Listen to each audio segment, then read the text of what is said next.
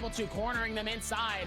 As it looks like they will be able to pick up. Hello everyone, my in-game name is Poobie from Team Conquerors. Hi, my name is Jared, better known as Tryhard, and I'm from the Team Conquerors. Hi, my name is Jacob, also known as King in Naraka, and I'm from Team Conquerors. Beautiful timing though, dangerously low, ends up getting the grab. Can he grab the second? Looks like he might try to see if he can throw it down. And yes, he does. He's able to get the elimination off of Abe. Gets the second grab. Can he get the third? No! Qualifying for the Naraka Blade Point World Championships feels great. My new team and I have put in a lot of work these past months to prepare for it. After qualifying, I feel great. I haven't really taken everything in yet, but I'm happy that all of my hard work and my practice has paid off. Imagine putting the 3 most individually talented players on NA on a team. You give that team good chemistry, good friendship, and good communication. And that's why we qualified. We didn't come this far to come this far. Even though our goal was making the World Championship, this is only half of the battle. So we didn't come this far to come this far. Our work is only going to get harder, and we're only going to put more time into it. I'm paying the most attention to China. I think that just overall, their players are very strong, they're very competitive, and they have a lot of tournament experience, and I think that's why they're the strongest. With the time left before NBWC, we will practice daily. We watch VODs and constantly paying attention to the Nbpl and the meta shift. We're just going to continue to practice and stay up to date with the current meta in order to be prepared for what's to come. By Poobie going off, ladies and gentlemen. Claim game number 5.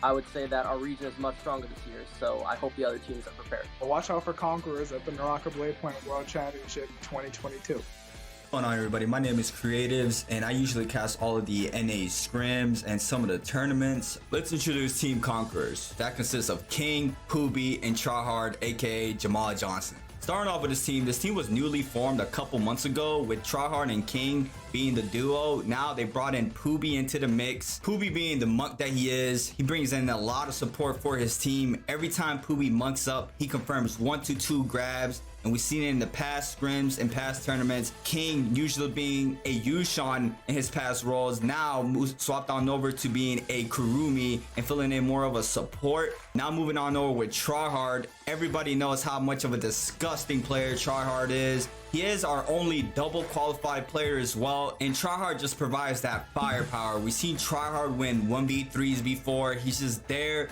to do his job, and it's just slay the enemies. With this team being as newly formed as they are, they have showed a lot of potential in the past scrims and tournaments, and this is definitely a team you want to keep an eye out for sure for winning worlds.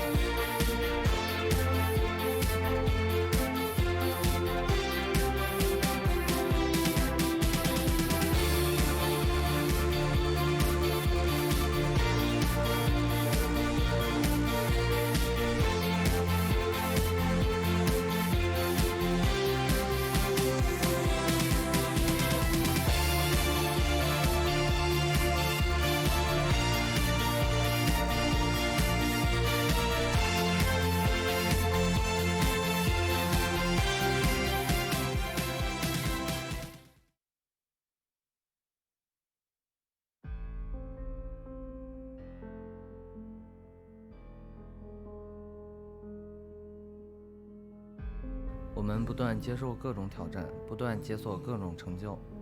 我相信我的队友们，他们也同样相信我。正是这种信任让 OC 变得无懈可击。周冠是一种荣耀，也是一种认可。我们无法预知未来，但我们必须相信，现在所做的点滴努力，一定会在不远的未来反馈给我们更大的荣誉。3、2、1，OC 破晓而生，大能扶摇。盖亚也是利用一个鸟笼收掉了孤瓜，把秦九给击杀。而这边的话，OUG也是收掉 A 队的一个击败。YZG 前线这种位置，失恋我们看出顶不住这伤害，还在闪转腾挪晕住，又怎样呢？续不出来任何技能，只能拖时间。这一次我们要成为场上的主角。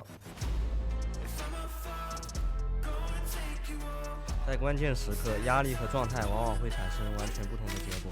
我们一同承担赛场上的一切，一起用行动反击那些质疑。当然，我们更希望可以一同享受荣耀的洗礼。基地加油！团结不信极限，坚定造就不凡。没接鬼反断，反手就为正了。哎呦，这个鬼反断真的是选手来了都能木压。卡卡西，我们打一打，细节处理掉头盘龙，但这边的话也是三连支出，捏了一个右键骗正抓升龙，我的天，打倒在地，再来一个沉默 ，BB 给到。雷龙天翔，顶峰相见，这一次我们将拼尽全力。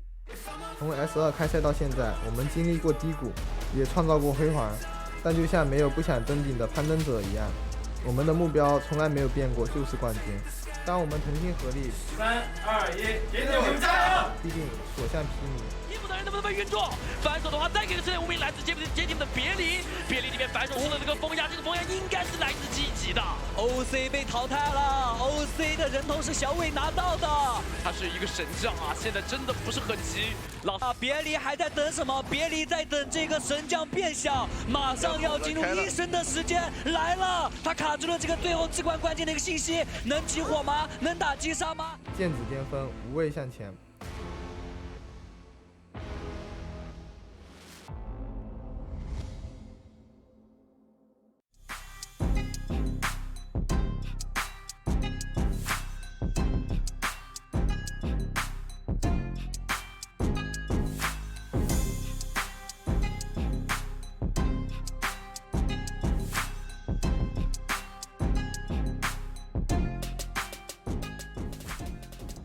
Hello everybody and welcome to the Nbpl. We're on to week 7, day number 2. My name is Hiprain and I am joined by Dabby. Dabby, how you doing? You alright? Has it already been 7 weeks? Are we really 7 in week weeks, 7? mate. One more. Oh my god. Feels like it's only week 3, maybe 4. How are we in week 7? We're on the final bi-weekly, mate, and then we're off to the playoffs. I can't believe how quick it's gone, because you're right, it's flown by. But we're on to that final bi-weekly, and it's really last chance saloon for some players and some teams to actually make it to that playoff spot.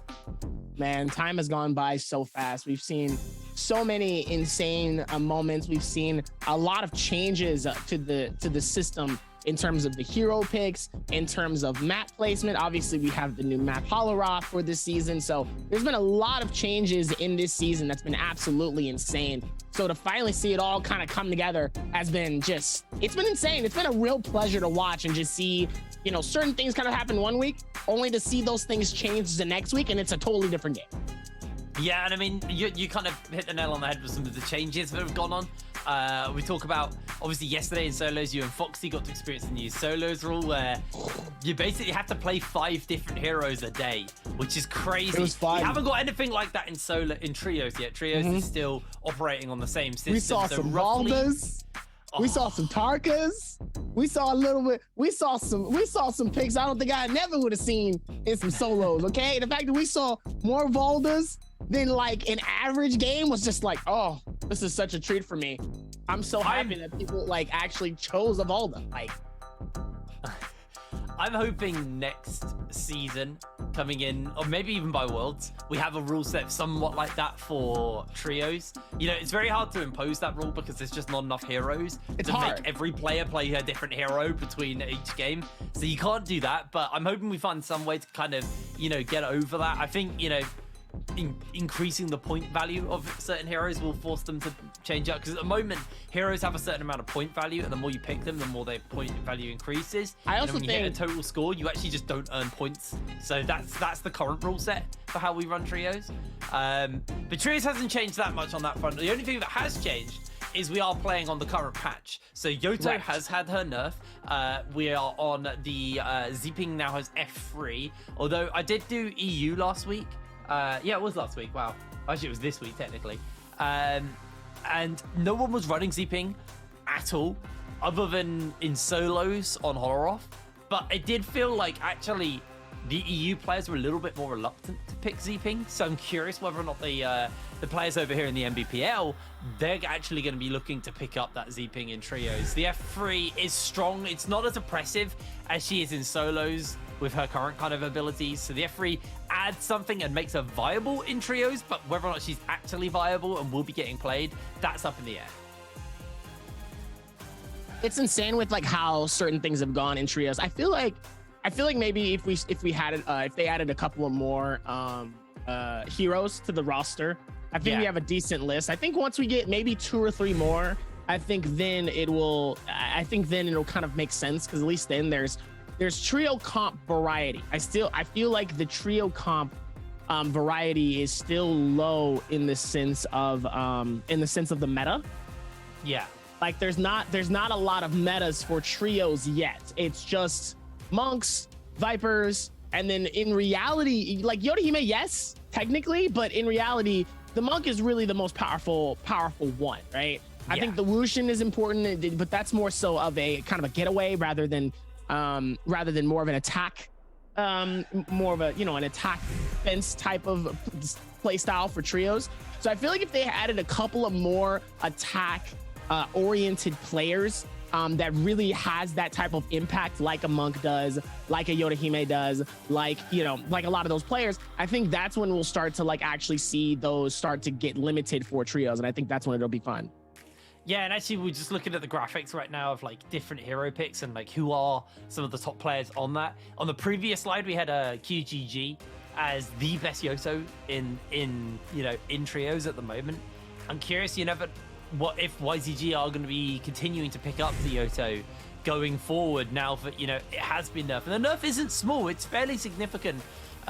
One of the changes is the F3 doesn't spin as long, so you basically get one shot to get your pot off, and you have to like pot immediately, and you get that one pot down. But if you're interrupted, you're not finishing that pot. It's not going to happen. It's not like the old Yoto where you still have, I can't remember how long it spanned for. I think it was like 4 to 5 seconds off the top of my head, and that gave you plenty of time to get like 2 pots off if you're uninterrupted. But if someone did find a way to interrupt you, you still were safe to just go for that one pot.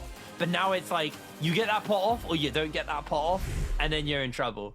I think they also decreased something to do with her ultimate. I was reading the patch notes just before we actually jumped in, and I believe it's like the fly time got changed on like how long she can stay up in the air as well. But here's the overall standings anyway. We'll go on about that. This is actually just from the bi-weeklies, so how many points people have been earning, and those placement points go towards your spot at the playoffs that will be coming up in the next couple of weeks' time. So we're on to obviously that 4th bi-weekly. We can kind of see who's kind of leading the charge right now. Remember, as far as the placement point stuff goes, you need to be in that top 16 if you want to make it to playoffs. Once you're in that top 16, you have a lot of work to do. But you do have the whole playoffs and then potentially the finals itself to pull yourself into a top spot. XCG had an amazing bi-weekly too, where they actually won the trios overall, but they haven't been to a bi-weekly since bi-weekly 2. They missed the first, they missed the third. Can they make it again? They're going to need to, because if some of these teams like AOW, MPG, NAD all start to score, they could actually overtake them and catch them up. But here we see at the top of the table, GD with 20 placement points are leading the charge. Then it's OC and YZG. So these are the guys who are currently the top players or the top teams in the trios right now. And I think the one for me that I am very excited about is J-Team. I mean, you got OUG who have been, they had a great start to the season, fell apart. You have FPX. We expected FPX to be up here. Wolves are an exciting kind of new addition. But for me, J-Team are the one that jump out, because we sang their praises for the entirety of the beginning of season 1. Then season 2 came around and we give up on them. We tried to make these guys look good, and they fell short. They did just fall incredibly short during the first season. But they have started to look like a competitive team again. And I'm excited to see, as we get towards Worlds, are they going to get one of those spots at Worlds, and are they actually going to be able to defend their title? I think it'll be interesting. I think they will be able to defend it. I would like to think like the way they've been playing, they really kind of like put a lot of that time and effort into really being able to capture those kills early hand and then being able to just kind of hold off until the very end. Because like I said, the consistency is like really important in this game. And obviously getting those early limbs are very, very important.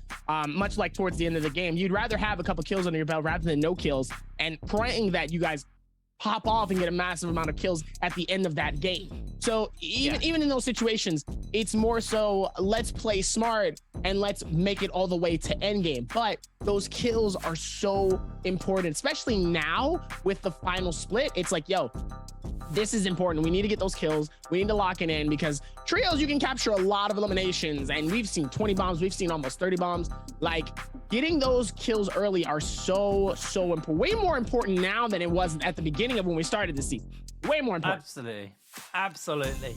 You know, actually just kind of taking it back a second as well and talking about the overall standings and like just based off the placement points. A team that surprises me is FEX.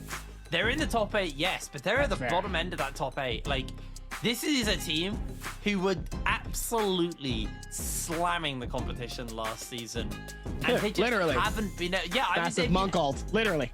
Exactly. They've been so good during the first season, and they've not been bad, but they've not anywhere as good previously. So, you know, it's interesting to see if they've fallen a little bit short. Anyway, before we get going with all of the action today, we actually have a video to play. I think I heard TJ, so let's play that video.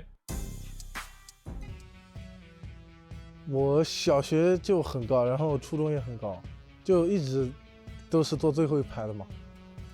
只要就哪怕是在家的时候碰到邻居啊什么，他们也会问我：“哎呦，长这么高，打不打篮球？”然后我说不打，就是一句不打篮球可惜了。我这个身高到现在，我已经这种话我听了不知道多少遍，就是这么高不去打篮球啊，哇，那太可惜了。我无数次吧，就真的是无数次，我从小听到大了都看。因为毕竟现在电子竞技也算一项运动嘛，所以我阴差阳错的走上了一项运动，也不算辜负我这个身高。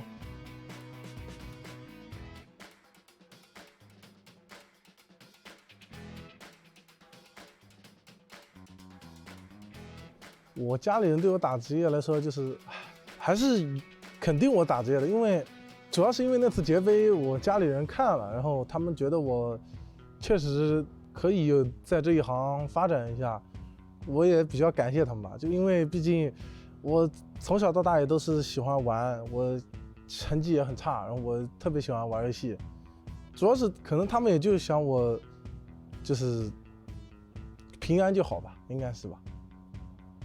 妖刀姬这个英雄，其实我那时候不觉得我的妖刀姬是厉害的，然后大家说的什么国一刀是一刀，我觉得只是因为捷杯就我一个人玩妖刀姬，所以运气好，然后还有就是那时候确实老戴和打爆都帮了我很多，然后也教了我很多东西。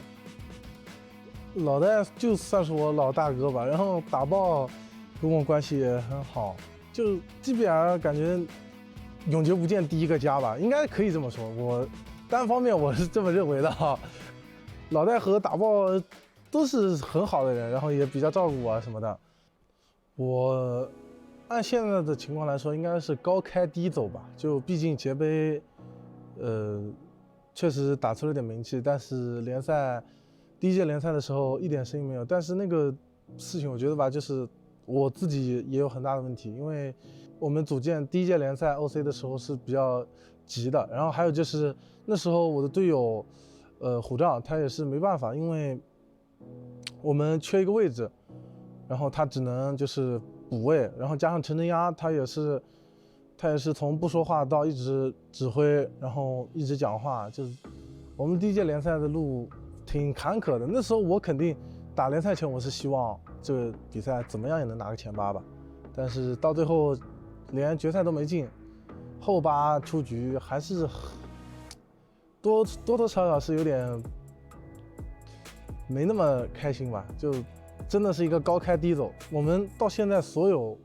我感觉我的队友都人不错，因为我可能有一点会压力我队友，然后我情绪有点没那么把控的好，因为大家也都知道我在台上喊得很响，可能有的时候我喊得响也是会对我队友喊的，但是就是我队友都也没有说怎么怪我吧，就是我也挺感谢到现在为止这么多队友的。这次周冠对我们来说挺艰苦的吧，我觉得，因为我们3个有2个不同位置的人，还有2个成绩第1赛季倒数的，能拿到周冠真的是在我意料之外吧。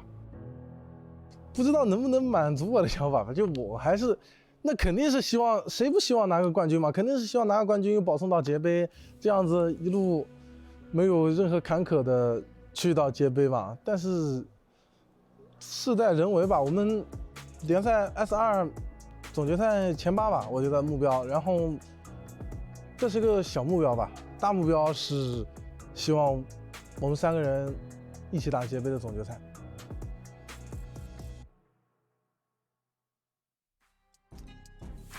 Very long video, going into a whole lot of stuff there. Starting with Tool to a bit more emotional, a bit more serious stuff. Nice to hear though, to kind of get like a proper deep dive from 28HH, and here's the rest of his team, OC, getting ready on stage. Seems like spirits are high right now, and I mean, why wouldn't they be? They are currently 2nd overall. They are pretty much guaranteed. I think it's impossible for them not to make it to the playoffs after this. Even with that though, I love how deep they really went into that though. I was almost crying there for a second. I wasn't ready, man. Bit for Naraka. This is Naraka, not Sweet Family Home Edition. What is happening?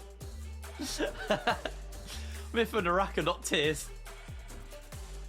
I love what's going on? Oh, they're doing the little heart thing here. Nowhere else in esports do you get cameramen with this much personality. I don't know who these people are, but I love them. Bless them. This is GD getting ready. By the way, Kakaxi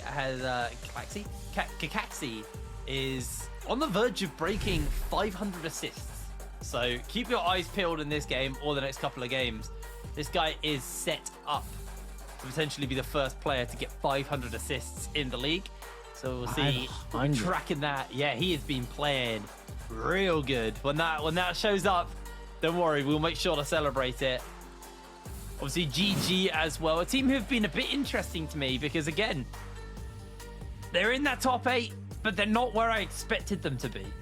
Last season, they were consistently in that 3rd and 2nd spot. And, you know, right now, I think they're 5th or 6th. Not quite as high as I thought. It's been very interesting to me to see how many teams who I had high expectations of haven't been doing that great, or haven't been doing as great as the expectations may have been. GG are probably happy with their position overall, but I still expected a little bit more from them. But here we go. We're getting ready to go into our first game here of trios today. Let's see what they've got lined up for us. It should be an absolutely explosive first game 1. I'm excited with how things have been going so far. So let's see how the trio games goes as we're immediately going to lock in for our game number 1 of trios, seeing where people are going to lock their players in. And this is where things get good. Alrighty, well, just taking a quick overall look at the lineups. We're seeing we're seeing a Takeda potentially by GD. In there, everything else is pretty standard. Actually, AOW also running this Takeda, so a couple of different picks showing up, but for the most part, it's the Yotos, it's the Monks.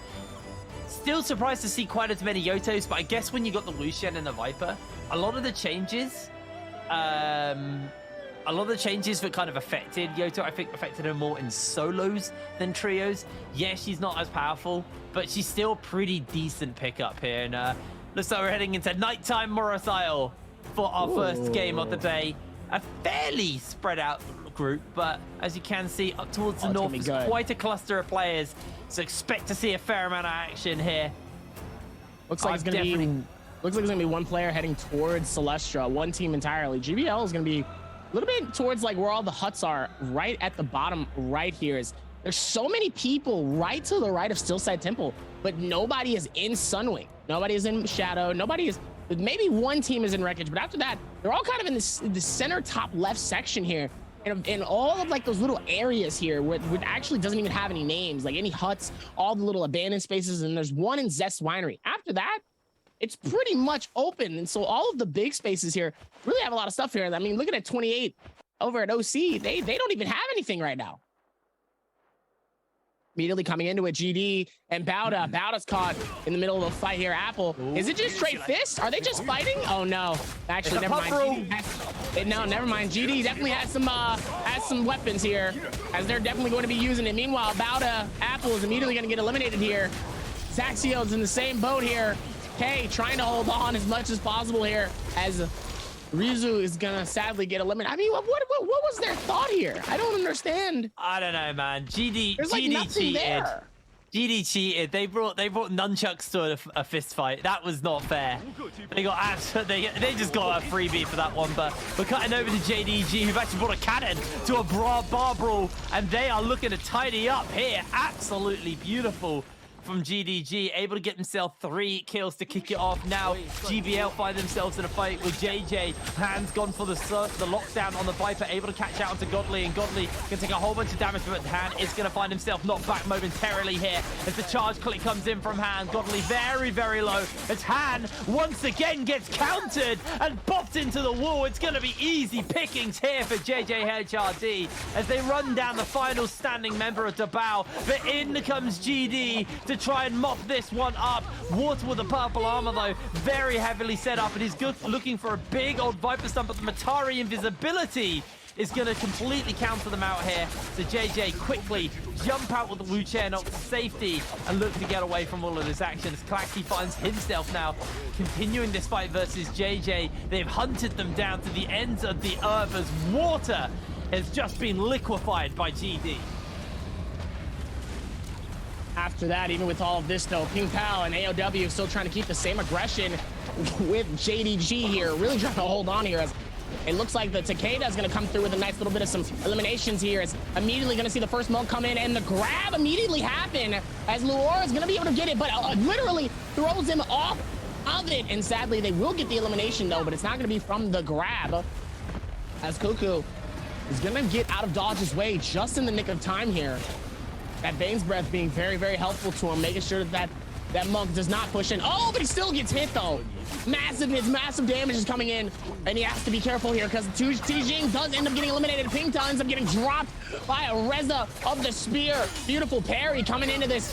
And it looks like it's a double parry immediately as JDG sadly does get eliminated here, and AOW is going to pick up their teammates and keep it going for the next ones. Meanwhile, GG gonna be able to keep this going as well here as Wolves 14 is gonna be able to handle it as best as possible here. Meanwhile, GG's Miskia is gonna be able to get that elimination on the Wolves 14 here as the back-to-back Yodahime ult comes in. He says, I got 1-2 for you, buddy. As immediately he's gonna hit Miskia on the back. Immediately he's gonna push in and keep that same momentum. It looks like he got stuck on something though. Couldn't tell if it's a wall or something like that, but One Fang is still gonna keep that same momentum, pushing in on. Oh, he's gonna end up getting a double parry.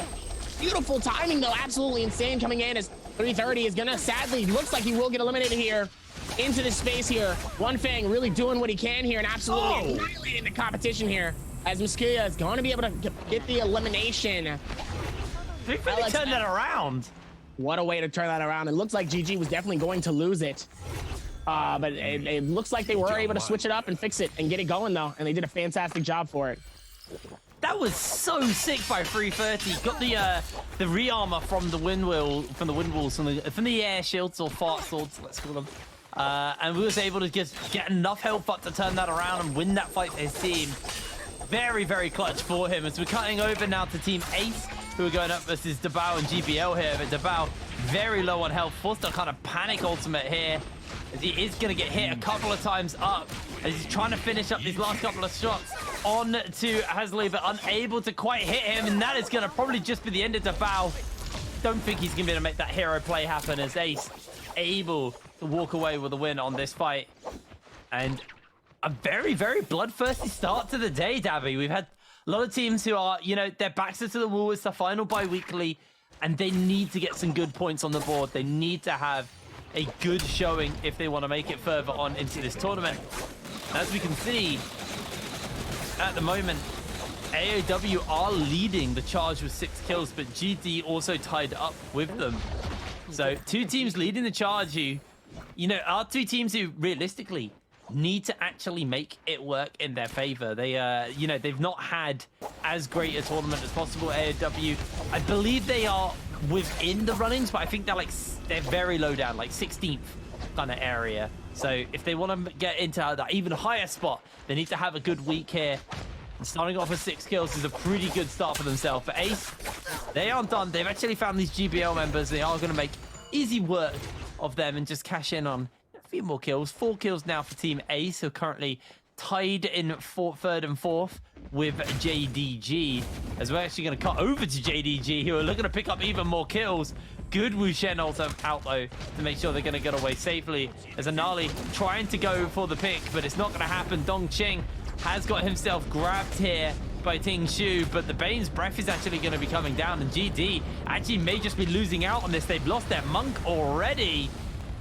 Absolutely phenomenal from GD, able to turn that fight around after so many grabs are coming down onto them. And JDG now on the run there. Wu Shen trying to get away in this Terracotta Warrior form, but not going to be happening.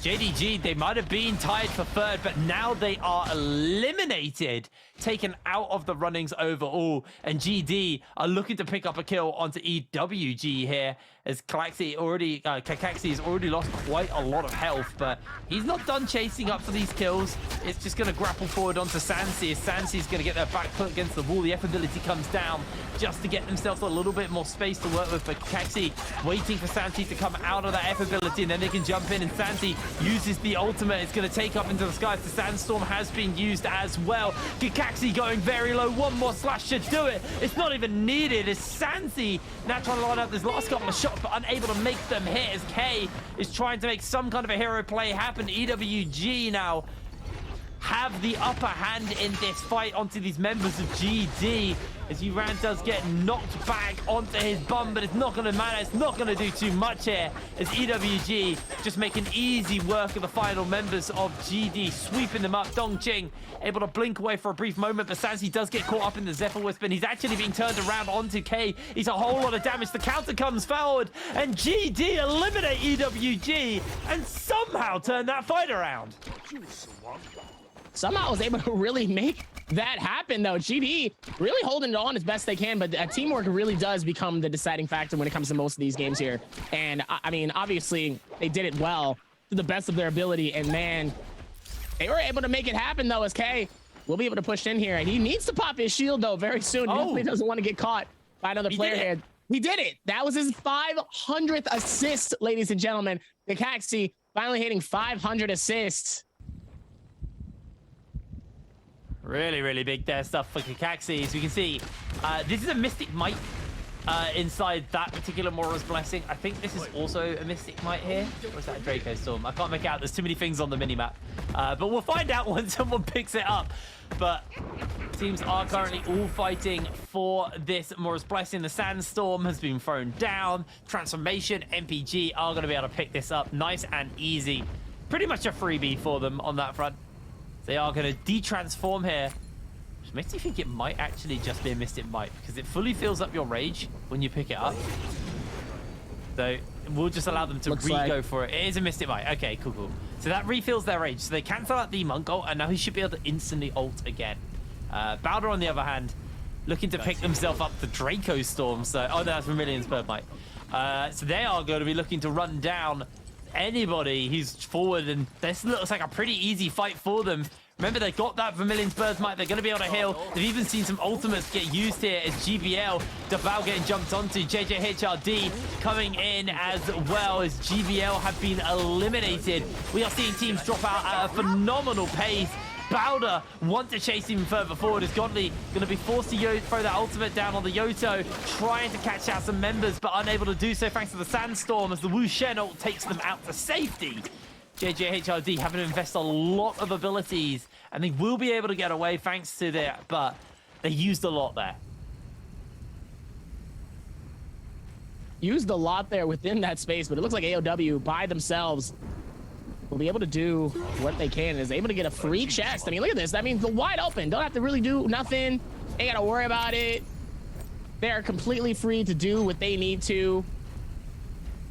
They have this whole space. Meanwhile, AOW has that Vermilion's Bird Might, Bauda also as well, and the Mystic Might coming in from NPG here, as they will be able to get through with that recovery here. But GD starting off real strong here with 10 eliminations off the rip, 6 coming in from AOW, JJ coming in with 4, and so is ASE with 4 eliminations. So clearly the aggression, GD definitely holding strong with it, really making it happen here with all of this madness happening.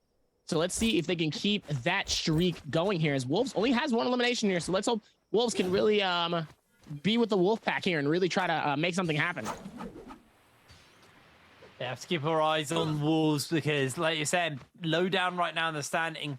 They are fairly high up in the overall standing. So definitely a team who need to kind of get themselves together. But they are a team who I think less so than last season, but still the case. A little bit plagued by inconsistency. I think Wolves are, you know, when they look good, they look way better than they did last season. But the other hand, they do still have these games where they don't seem to achieve much. But then again, would I rather a Wolves that waits until the end game to actually do something than the Wolves that basically would just take themselves out in the first 15 minutes? Yeah, I think I'd rather wait for that. So, you know, we'll see what they do. For now, though, I think this is a bit of a waiting game for the lobby because Bauda, AOW all have that Vermilion's Bird Might, and you just don't want to be taking that fight because you don't gain anything for even if you win it. You end up losing a lot of resources, and you're not able to restock and replenish after the fight because AOW just run off and grab their and get all their stuff back. So it's almost a pointless fight to be taken if you're going up against them. So I think what you're going to see is most players are just going to wait out this next 128 seconds until AOW do lose that Bird's Might, and then maybe look to pull the trigger. Also, with the break that we've already seen 3 teams get eliminated quite early on in this game, I think a bunch of players maybe a little bit spooked by how quick this game is actually moving. GD, on the other hand, probably sitting quite happy. They've got those 10 kills under their belt. They are very, very collected for this game, and all they really need to do is just make it into that end stages. They've got the Takeda as well. We've not seen a Takeda win in trios. We have seen it win in solos now, but I've not seen a Takeda win in trios, so he's very much on that as well.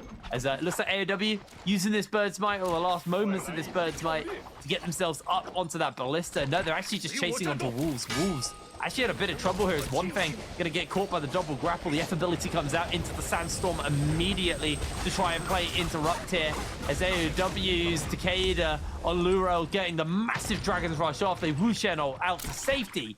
Wolves do not want anything to do with AOW, but AOW reading where Wolves went, and they are keeping the hunt up for the Wolfpack, as Wolves don't even get the opportunity to replenish and heal up after getting completely opened up onto, as in they go into the middle of the action. We're going to see a Yoto ultimate come out from One Fang, again to buy a bit more space for his team. Ping Tao's going to eat a couple of shots from the sword. Slash coming forward, but unable to kind of connect the next one, as Cuckoo's going to take a couple of slashes as well. The ult goes down by One Fang, and he is done so on that front, but the Flamer is there, as Ping Tao able to get himself the first kill onto a Wolves member, as Wolves 14 is going to be cooked alive here as he goes down as well. Wolves losing 2 to AOW. Even with all of that as well here, AOW still holding strong here, is able to get another elimination here, making it 8 eliminations, slowly but surely catching up to GD with those 10 eliminations here. Wolves also 1 elimination still, so they're going to need to make something happen, but sadly it looks like ZU and 14 are eliminated, as One Fang is going to have to be able to fend this out on their own here. Try to see if they can work towards placement. Kind of a struggle here within this space, though. WBG doesn't maybe able to rotate this in. Meanwhile, it looks like NPG and Vent is in the middle of fighting currently as well here, even within this map. And it looks like Bauda and GD could be close to it, but it looks like there's a whole brawl happening on the other side of the map here. Meanwhile, Absolutely. GD up top. 10 eliminations still. 5 eliminations coming in from K, as Bauda's going to push in on this, and doesn't already look good though, as one of them immediately ends up getting a destroyed Axial off the rip here, as the Monk immediately starts to come in. Apple's gonna start chasing, trying to see, oh, so close to grabbing Kakaxi here. Oh, that would have been such an insane, impressive clutch here. he was able to get it, but looks like they were able to get out of there just quick and fast enough where they didn't get caught, because that could have been really, really bad. Woo!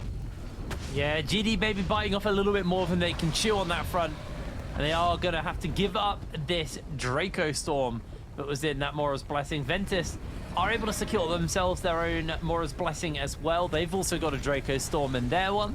So pretty good pickings for everybody here, to be completely fair. Actually seeing a Bane's Breath off in the distance as well. But Pixel just waiting out for a bit before he decides to pick up that Draco Storm. Wants to have it going as late into the game as possible.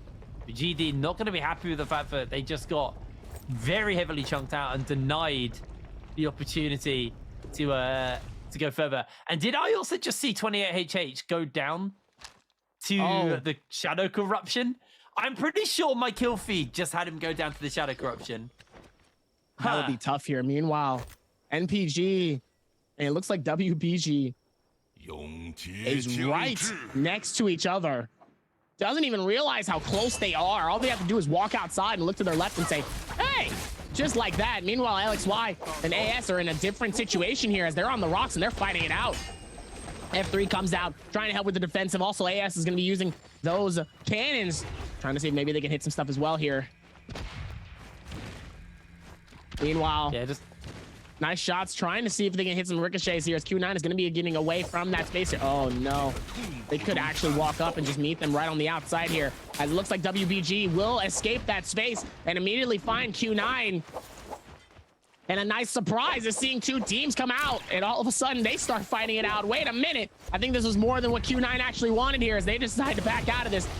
GD is in the middle of their fight. Kakaxi sadly gets eliminated here, as Apple will be the one that claims the elimination. Apple is going to push in outside of the circle here. It looks like they have that Draco Storm. Draco Storm is being very helpful in these situations here, as Apple looks like they kind of want to be a little bit more aggressive, but they do as they find Benchu, immediately grapple him, but instead they push onward forward, not really trying to fight this out. I'm very surprised that he didn't commit to that. Benchu was pretty much by himself in that section. Meanwhile, TU is going to be able to catch somebody with a Viper. Not good, though, as one will sadly get eliminated. That is MPG Sorrow. Sorrow gets claimed by the Viper strike and ends up getting finished. Yeah, the Sleepwalker has come in with the side of WBG, has got the transformation available to him, but I think with the amount of players nearby, it's a little bit risky for anybody to overstay right now. We're seeing MPG, their final member Jen there, just trying to avoid a bunch of these other players, but the Draco Storm still on Bowder. They are willing to push up, but they are about to lose it, so they may have to give up on this aggression for now. The bouncing shells from those cannons, doing a fair amount of damage, zoning them out, as GD now just down to the single player. They did get the rebirth charm, but I don't know who had it, and they might not be able to use that, unfortunately.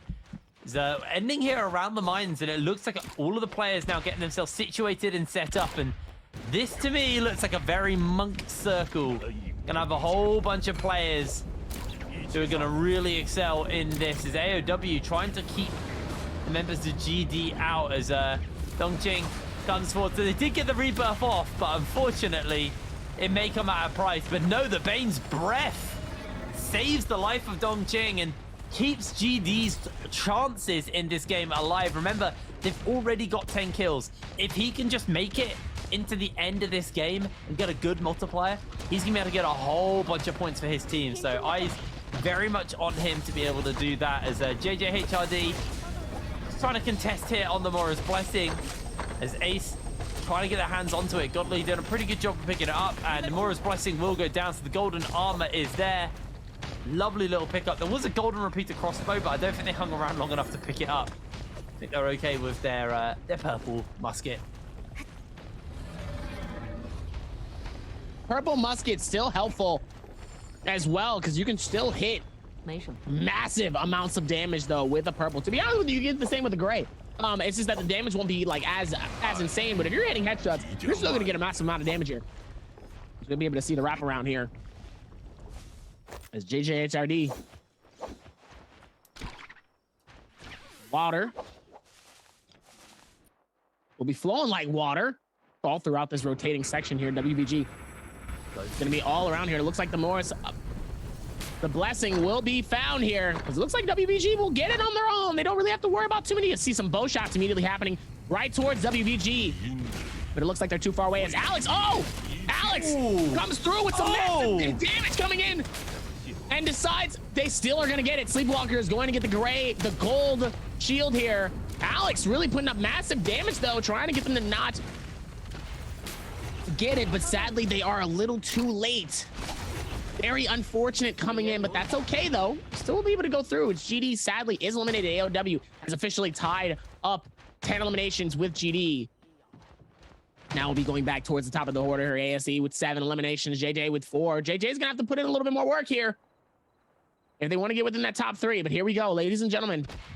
Outside, way on the far outside here, but they do have all this extra space here. I'm just curious where Q9 and OC is. Q9 actually is in the front here. I don't actually know where OC is. I have no idea where they are, unfortunately. Yeah. They have 0 eliminations. They're gonna have to catch up. When they went to that Morris Blessing, they were able to take everything from it as well. Even with the cannon fire, they got both the legendary soul jades, the armor, and the longsword that was in that. So that was a really, really big pickup for them. Even with the damage they took, they can just go off and heal. They're gonna be okay on that front.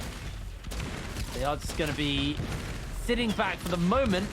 Leng Jing has taken part in this cannoneer phase of the game, and with that ridge, everyone is just hurling cannon shots and musket shots, or the buccaneer phase, as I like to call it, where everybody is just using those cannons as much as possible. Apple has actually gone for a transformation here. Valdo, you're going to use that kind of to zone out all of the other players and make sure they get the revive off onto one of their teammates who, Ryuzu, actually very, very low, does need to get a bit of a heal, and AOW do not want to even give this a slight opportunity to give it up. The flame is coming down onto them, and already that is going to be another player going down. Bowder going to try and pick up the revive, but Apple has been toasted. He has gone down, and Bowder only standing with 1 single player now after this. AOW will win the fight for the high ground as well. Crucially, that cannon, they're going to be able to put in some serious work as Yizu, unfortunately, can't 1v3 JJ. Even with all of it too, JJ still holding on as best they can. Meanwhile, 17JL wants to be able to ruin some moments here for AOW here as they're immediately throwing up the shield here, trying to keep the team alive here as AS is so dangerously low. Ends up actually getting eliminated by the Flamebringer though. But it looks like 17JL will be able to back out, pick up their teammate, and keep the game alive, but immediately pops out, starts throwing out the bows. Godly sadly gets eliminated here as ASE. Alex is going to be able to claim that elimination. ASE with 8 eliminations. Finally, ASE really cooking the way that they want to. And I know the excitement is absolutely brewing when it comes to this. They've been doing it some more, even with more time frame within this. Let's see if they can keep that same momentum happening, though, as they will be able to lock this in and keep the rotations. As Water is going to be able to come out with the Viper. It looks like he might be able to claim 2. I thought he was only going to be able to claim 1. But being dangerously low like this, he doesn't necessarily have enough heals to fight, so he's going to have to play this and back off as best as possible. Meanwhile, Jin trying to do very much the same thing here. Almost stuns the Terracotta Warrior, but it's not enough. As Jen will be able to try to see what they can do here, trying to throw out some arms, seeing maybe they can get a grab here. A massive grab could be so big for NPG. They only have 2, as they do get 1. Can he get the 2-fer, though? And sadly, he does get the throw, but does not get the elimination. What he needs in these situations, though, even with all of this momentum happening here.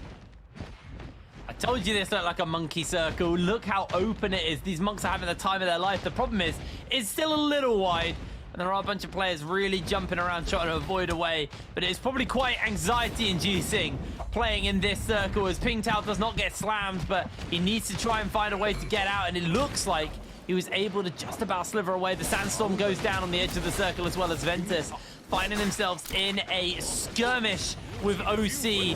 Genling trying to get away. He has not got his transformation, and it's a long ways away. So OC trying to buy some space, but Ventus also popping their own transformation. 28HH on the Yuashen, doing his best to zone away for his teammate, who's building up that rage bar, but unable to make it work as WBG Sleepwalker on the Monkeys have had to de-transform himself, and WBG actually already losing a player. It could just continue to get even worse for them as Sleepwalker has been sent packing, but he is able to survive it just a little bit longer. But already, we're actually down a significant amount of players. There's only 19 players left in these last 3 minutes of the game, as the Flamers are going to be very, very powerful. Alex actually cancels out his ultimate, wants to try and make sure he gets it back for that later stage of the circle. Just bought himself some space, got a little bit of zoning done for his team. That is all he's going to be able to achieve for that one. Pixel now, the only monked up at the moment, looking to try and find the grab, but unable to actually get a single grab onto anybody. Is going to look onto that high grab, can't quite make the fist land.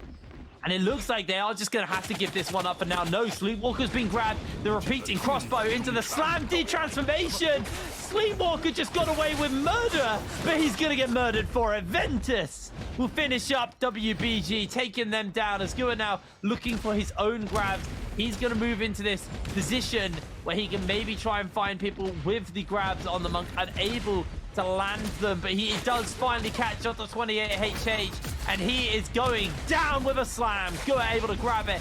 Next grab coming in. Can he find any more? A big stun from Jin will lock most of the lobby down, and the Wimbles won't really do too much as Pixel are just being swept up by Ace. OC have been eliminated from the lobby as well, as we are now down to 12 players. Gua's been chased up by 17 JL. Alex has gone for a panic ultimate here on the Yoto. He's heavily chunked out, and he's desperately trying to find these grabs, but AS is able to finish him up with his own Yoto ultimate as well. The Flamer's down, and AS is in the zone. Has to head back out as the Sandstorm comes down. A massive stun from the Viper onto most of the lobby, but it's able to get broken off and avoided for the moment. A DAY2 coming in with a Dragon Rush onto Benchu. Benchu is heavily chunked out, but he will be able to survive just a little bit longer. Sorrow is next up into the zone. He's being bopped back. He's being cooked. He's going down.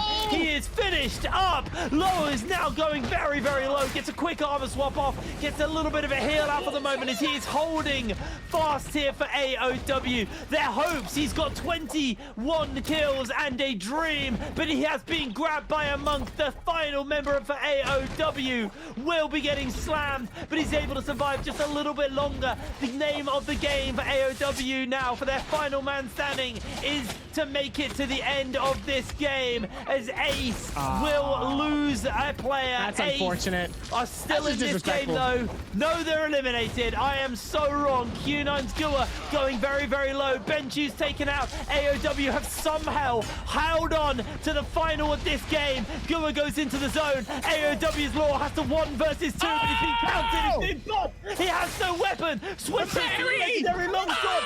Second counter to close it out. Q9. What a shutdown. That was disrespectful. They ain't had to do that. That was so disrespectful. Carried him twice and sent him out of circle like he was dirty laundry. See you later. And just watch his body fly outside of circle. That was just disrespectful. They ain't had to do that. All that time and effort. I thought AOW was really about to pop off and do something crazy, and then they were just like, nope, that's not what the plan was today. You thought that was the story? Sorry, we're here to make our own story, and clearly AOD just took over the story time. That was unbelievably clutch though, for the fact that they made it with 1 player to top 2. And then actually, because they had 21 kills and they made it, they got that 1.6 multiplier. He had one low. He had one dangerously low. It really could have been a 1v1 situation. He almost had him. He got countered and lost his purple weapon, and then just pulled out a golden longsword. And it was like, lost that too. This is my real weapon. And then immediately gets countered again. He's like, oh, I'm out of weapons now. That was a little tragic. That was so close to a moment of glory, but you got to give it to them.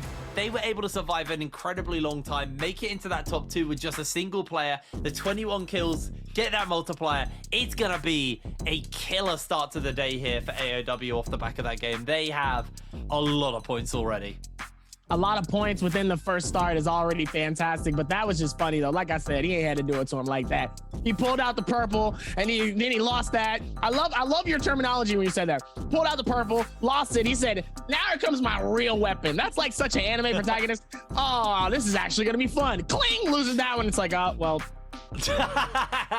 Okay, that's what we're doing. All right, like, so that was great. That was absolutely great to watch. The double, like I said before, AOW actually had him dangerously low though. Gua could have been eliminated, and that could have been a massive 1v1 between Luo and Gua. Did he parry his own teammate though? No. No. He parried one of Q9's players, but the other Q9 player parried him. So it was almost like a double. Would that be a triple? No, it's a double. Yeah. That would be a double. No, because he parried him and then he parried him. But there were two parries. That's a double parry. Yeah. So a double parry happened at the very same time, where he parried his teammate and then his other teammate backed him up with a parry to send him back. That's crazy. The timing of that couldn't have been any better. I wish I could hear the comms during that final fight. I wish I could hear them. I'm gonna be real with you. Unless you can speak Chinese, I don't think you're gonna know what's gonna be said. No, but I know there's a lot of screaming. Hype transcends language. It transcends language, man. So I know that there would be a lot of screaming. I don't know. I mean, it's just like we've already been blessed with an incredibly crazy final circle. Very monkey, lots of open space. They're able to kind of find those grabs. You know, if you were playing Monk there, you were very happy because you were going, oh, look how open this is. But look at that start for AOW. 36.6 points puts them in first. Ace come in with 21.5 and then Q9 with 16.2. Very, very high scoring start to the day. Nobody scored 0, by the way. GBL got 1.1. Not a single donut on the board.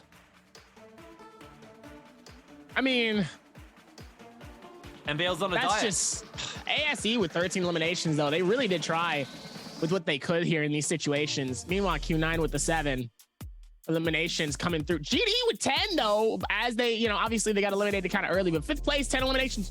Good start. Very, very good start. But AOW, 21 of kills, 36.6 eliminations. Man, they did a lot, and obviously it shows. It does. It really, really does. A massive start there for the top end. But like I said, the Nbpl is on a diet. No donuts for anybody. Everybody is earning some points. Everybody is getting those healthy points under their belt. But let's have a look at our MVP for that first night game. It's Ping Tao coming in on the Matari there, actually. Really, really big game. 23,000 damage. Woo! 23,000 with Aerial Rena, Trigger, Katana Sap, Infernal Slash, Target Lock, and Flame Breath coming in. 13K coming in from the Greatsword. That's pretty insane. You don't usually see Greatsword damage that high. Most of the time, most people like really do do other things, and they really do switch them up. So to see that is wildly impressive. 11K in healing, 8 eliminations. This is his second MVP. Ping Tao really trying to make something happen here, and clearly he did it tonight. I mean, 8 kills, 2 of which were before the rebirth, is huge. That shows that they didn't actually do as much at the beginning of the game. They just popped off at the end of that game. Like, he was getting all his points at the end of their game. Really, really big stuff coming in, and absolutely phenomenal stuff. 23K damage. But if that's 8 from him, that means that some of the other players are kind of close to him in kills if they got a 21 kill. Yeah, true. No, you are right, actually. It was. That means somebody else has more kills. That means somebody else has more kills on the team. But somebody else didn't do the damage. Somebody else didn't, you know, put the work in with the Greatsword. Ping Tao definitely earned that one. And you definitely could have like 10. Yeah, easily. Yeah, you know, that's what happens. Someone comes in, they take your kills, deny you of your stats. But overall, I think, you know, Ping Tao's going to be very happy with that one. You know, all purple Soul Jades, no legendary Soul Jades, but all purple Soul Jades and all interesting ones as well. You know, you haven't got any of those kind of blue melee resist Soul Jades and stuff like that. It's all stuff that does stuff. So I'm sure, you know, gonna be happy with that one, but a really, really big win at the start of the day there for AOW. And, you know, with the fact that nobody scored all that bad, not too bad at all, to be completely honest. Even with all of that too, I mean, it's still, like I said, it was highly impressive how they were able to actually put that down and really put in a lot of that effort. Like I said, AOW really coming through here with a lot of eliminations prior and really just holding on throughout that entire time. Q9 doing what they can here to really lock it in. But to lock it in, we're headed over to Leah, who has somebody they need to talk to here. So we'll see you guys real soon for game number 2. Hi everyone, welcome to the post-game interview. I'm Leah. So congratulations to AOW to be the winner of this game. We invite 落叶 to our interview. Let him say hello to us first. 也是恭喜 AOW 拿下本场比赛胜利。我们先请落叶跟我们大家打个招呼吧。Hello， 大家好，我是 AOW 的落叶。Okay, welcome. And I saw your team use Takeda, Tamush, and Matari combinations this game.But I remember we usually use these combinations in our new Mac Holo roles, so I really want to know why your team used these combinations in the first game. 那其实我看到你们这把是拿了这个武田、沙男和迦南阵容嘛，但是我记得好像这个阵容在火萝卜用的比较多。那为什么你们队伍就是第一把就拿这个阵容出来呢？因为我其实上来就是打武田的嘛，因为武田打得比较好，就第一把让我们热手嘛，就拿这套阵容热手。Okay, so for me, I'm a totally Takeda player. So for the first game, I really want to use this combination to get our body hot in the first game. Okay, so and we usually to divide like 3 heroes into 3 positions, like attack position, control position, and support position. So maybe you can tell us what about these combinations. 那其实我们都知道，我们会把阵容里面的英雄分1、2、3号位嘛。那可以给我们讲一下，就是这个阵容里面你们是怎么去就是区分这个3个位置的吗？这套阵容其实1、2号位区分不是很明显，就武田也可以1号位，沙男也可以1号位，一般取决于看我们谁有大嘛，就我们谁有大谁先开谁就去顶前面。然后迦南就是3号位嘛，但是他跟传统3号位不一样，他也可以上来打，因为迦南保魂能力比较强嘛，所以这阵容大概就这样。Okay, so for these combinations, for the attack position is not really clear. So both Takeda and Tamush can be the attack position in this combo, and Matari is the third position, and we call it like support position in this combo. But for this hero, she also have attack ability in the game, so sometimes she can attack at first in the game too. So for this position, it's really a powerful combo we can see. Okay, so I know you're like Takeda player, so maybe you can share us about your F and V in our interview. 那其实我知道这一把你是用的武田嘛，那跟我们分享一下你的 F 和 V 分别是怎么带的吧。我带的是 F3 跟 V3，然后因为3排里面就 F3 它等于说你多一个技能嘛，就多一个尾受击技能嘛，它一些尾连它都是可以顶的。然后包括他如果说夺到，然后配合 V 的话，能打出一套爆发非常高的连招，基本上是能秒人的。然后 V 的话就是 V3，因为它能多一次次数，而且距离比 V1 要远很多，所以 V3 会比 V1 好一点。Okay, so I use F3 and V3 in the game because I think F3 is just like you like have a skill more than before, and so. I use V3 because I think V3 is have a longer distance than V1 in the game, so it's more useful, and you can like to have a high damage combo in the game to use F3 and V3. Okay, so I see that AOW in today's have a really good shape. So how do you think about your team shape today? 那其实今天第一把也是拿下了这么多的击败分，那可以跟我们讲一下，就是你自己觉得队伍今天状态怎么样？我觉得我们今天很无敌啊，后面5把全吃鸡。真的吗？ Okay, so I think we have a really excellent shape today. So maybe we can get 5 first place in the following games. Really? Okay, so maybe we can see you 5 times in our interview. 或者我们可以看到你就是5次来到我们的英彩吗？有可能，我只能说有可能哈，有机会。Okay, it's really possible. Okay, so you know we are going to our World Championship in the December. Oh, sorry. So do you have like know a little bit about our foreign team before? 那其实我们12月份也是会去举办我们的节杯这个比赛。那你之前有没有就是说去了解一些海外的队伍呢？没有，没怎么看过国外的比赛。Okay, so actually not. I didn't see the foreign competitions in Naraka with Point, but you know, last week, like October 18 and 19 will be our I remember Yunnan competitions. 那其实下周的话是我们越南赛区的这个晋级赛，在10月18号和19号的时候。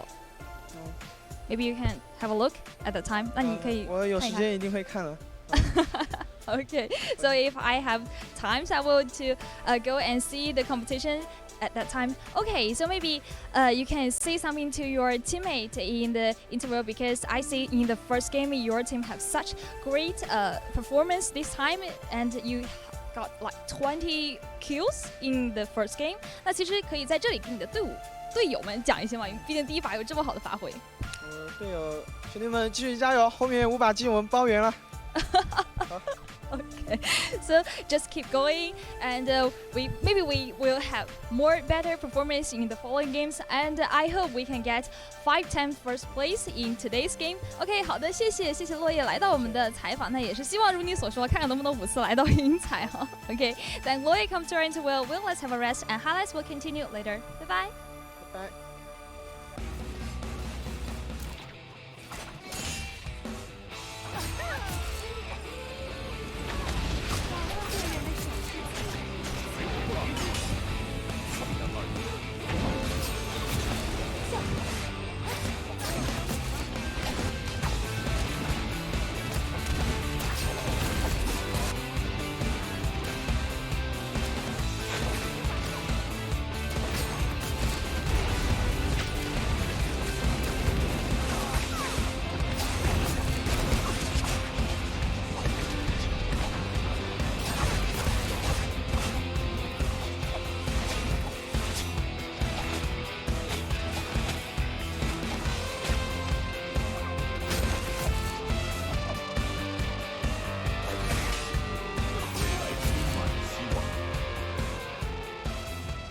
To describe my team, it's a tough one. I'm gonna say trust.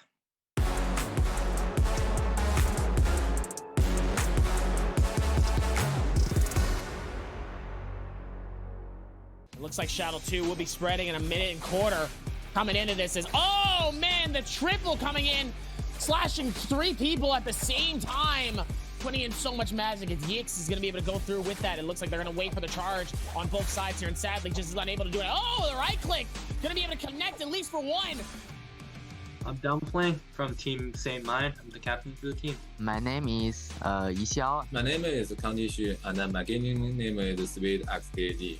I'm definitely gonna say for XKD, it's gonna be passive. Meanwhile, Sweet and the rest of their team of JYX is going to be able to push in on this 1v3 here. Kun. And for Isha, it's execution. Down a couple of their team members here and trying to potentially buy one of them back, but it doesn't matter. The Viper ult comes out. It's a 3v1 situation. Because we're pretty much a new team. I think we started this August to form this team.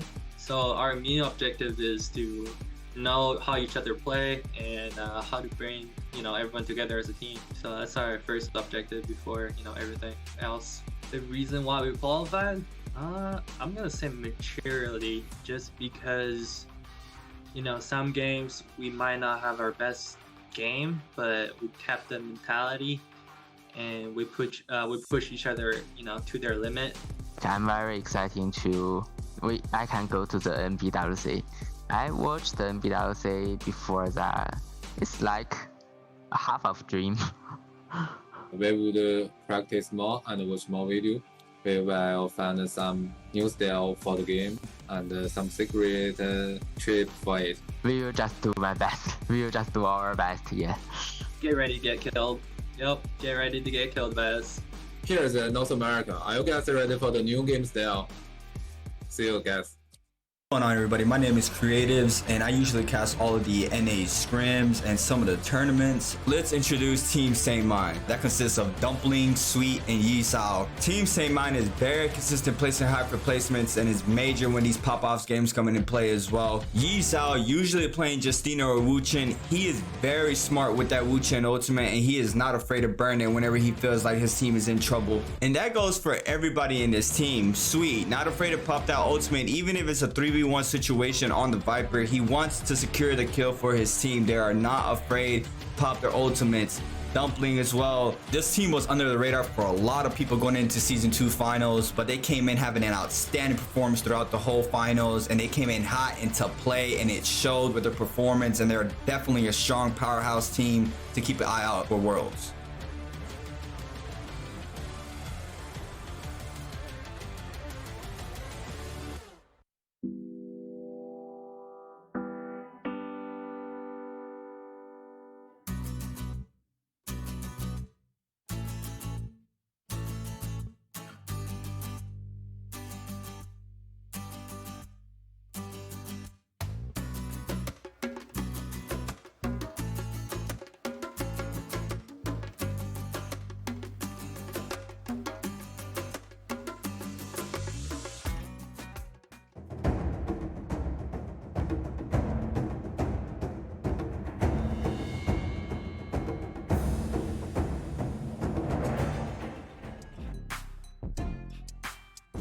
Ladies and gentlemen, welcome back to Naraka Blade Point Pro League, where now the stories are getting more in depth with these players and the vibes are only getting higher as every game gets closer to the finals here for our bi-weeklies. What's going on? I am your host and caster, Dabier, and I'm accompanied by Hip Rain in the building as we just saw an insane first trio game happen here. And man, they put it down for our first game here. 21 eliminations off of the rip here. Let's hope that maybe that first game curse doesn't happen again, because let's hope not. Let's hope where not. People get that first pop-off game, they absolutely do amazing, and then we don't see them in top 3 for the rest of the game. Yeah, that is a very consistent curse. We also have a similar one. At this point, it's scary. It's actually scary. I don't want to win if it's the first game. I don't want to win. The worst one is actually the players who enter the bi-weekly with the most points never make it into top 3. Like, I think terrifying. Every time we've seen a different 3 teams jump in. Normally, like, second might hold, but like for the most part, first and third never stay in top 3. They immediately get eliminated. That's scary. That's scary. They get eliminated quick. It's a weird coincidence that we do get, but yeah, I think obviously remember, these teams only get 2 days per bi-weekly to play. So they've got today, and then they have one more day either coming up on Sunday or Friday next week, and then they're into bi-weeklies. So you need to make, well, you might not be into bi-weeklies, is where my point is going, is you need to make today count. You need to make sure you get enough points on the board. AEW kicking it off of a 36.6 day? Not bad. Hopefully the curse doesn't strike them, and they can hold and keep their points going. All I'm saying is, if it was me, I would hope that I end up in second place. I think second place is a great place for you to be. And after that, like, yeah, you definitely want to make sure, like, you're in a better space. Yeah. Like, because, 100%. Woo, yeah, I wouldn't, like, first place is great. That 36 points is amazing. I wouldn't want to be first place on the first one. You do kind of get a bit of a target on your back as well, I think, is the big thing, is, you know, you get to that phase where, like, you get that first win and you get it in style, and then the players will know where you like to drop. They'll know where you like to play. They know your play styles. You know, there's a lot of research that goes on behind the scenes, and everybody is prepared for that. So there's always that element of, okay, you guys are starting to dominate. Let's steal you before it becomes a real problem. Let's make sure that you don't get another 36-point game, because suddenly you're then at 70 points and catching up becomes very hard, because getting 70 points in 2 games it's hard to beat a team that do that. So they will get a target painted on their back. But, you know, for those teams who came in second and third, I can't even remember anymore. I've forgotten. Because they're not the one we're talking about. We're talking about the top teams. So yeah, there is that element of, like, yeah, nameplates are off and the teams can't see who's playing when they're in the game. I mean, they know who's playing, but they can't see who they're fighting and stuff. But they'll have a good idea of who. They'll know from the movements, they'll know from the drop spots, they'll know from the heroes who's on what team, and they'll figure out and laser focus in on who to focus down. And it'll be typically these teams, you know, kind of 5th upwards, who will be looking to try and take down these top teams, because as soon as they go down, then they get free to start farming themselves up some kills and catch up in that points. But, you know, that's all speculation.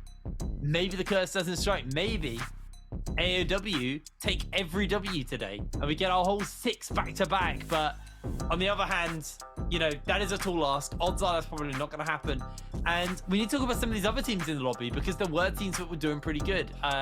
GD got taken out quite early, but they still had 10 kills at the beginning of that game. Like, phenomenal start for them. There are teams that you still need to keep your eyes on. I mean, even in that space too, like, you're not wrong, but you also have to remember that this is still only game 1. Yes. There's still a lot of momentum coming into these next couple of games. Obviously, we're headed to Hollow Rock, right? I got my hoodie. I'm already prepared.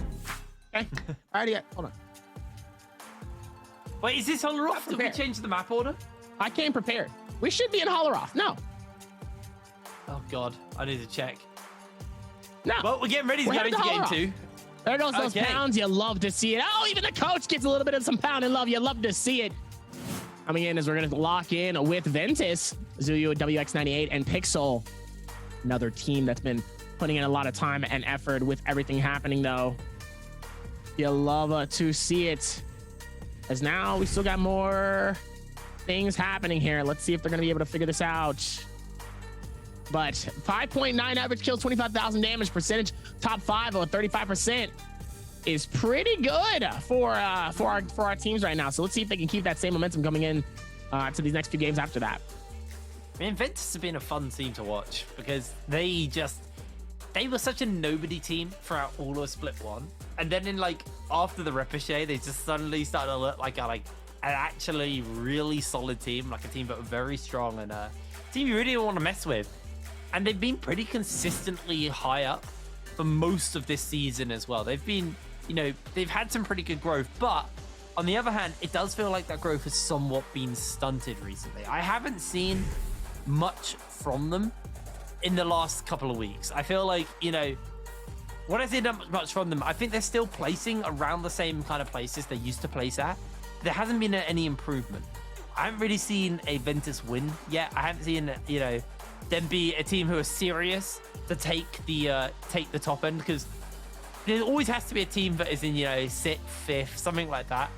And that tends to be where Ventus kind of linger. They linger between that kind of anywhere from like 9th to 5th place. They're a very middle of the pack team, and I want to see them take that step forward and make their way out of that middle of the pack team, because they just so far are literally only middle and exist so the higher teams have someone to sit above. In a really sad way to kind of word it, that is what we're seeing out of them. It's you know, you compare them to the likes of Wolves, who have been typically fairly high up, have had wins under their belts, but also have had middling games. So, you know, we see mistakes, we see growth, we see heroic plays coming out from Wolves, and I think that's what kind of separates them from the likes of Ventus. But we'll have to see how that goes. And here we are, the Wolves from Wolverhampton, UK, by the way. I will never let anybody forget. These are an English. This is an English organization here at the Nbpl. You will never let them go. You will never let that go. No, I won't. Oh, I'm well happy, but we've got one of the most exciting teams in the league. Is an English football team. How can I not? I'm wearing yellow. I'm here for the Wolves right now. I'm in yellow. He really is, though. Yellow for the Wolves. He really is, though. I'm not gonna howl. That is, I'm not going down that road. But you know, I'm here. I have faith in these guys. 36% of the time they are in that top 5. I think they're 3rd in damage as well, which is very telling of the team. You know, under the guidance of Big P, their coach. Over to AOW though, these guys look phenomenal. I need to see their stats. I know their stats has to be high, especially after that game. I gotta see their stats. Their stats has to be good. Like, knowing what we were just experiencing real quick for that first game. I mean, look at this. 6.3 average kills, 28,000 average damage, 33% of the top 5. That's still pretty good. That's almost, listen, Ventus had the same percentage for their top 5. Interesting. That's a cool haircut. That's a really cool haircut. I don't know his name because it's all in Chinese characters. There is no English characters. It's got an AOW necklace as well.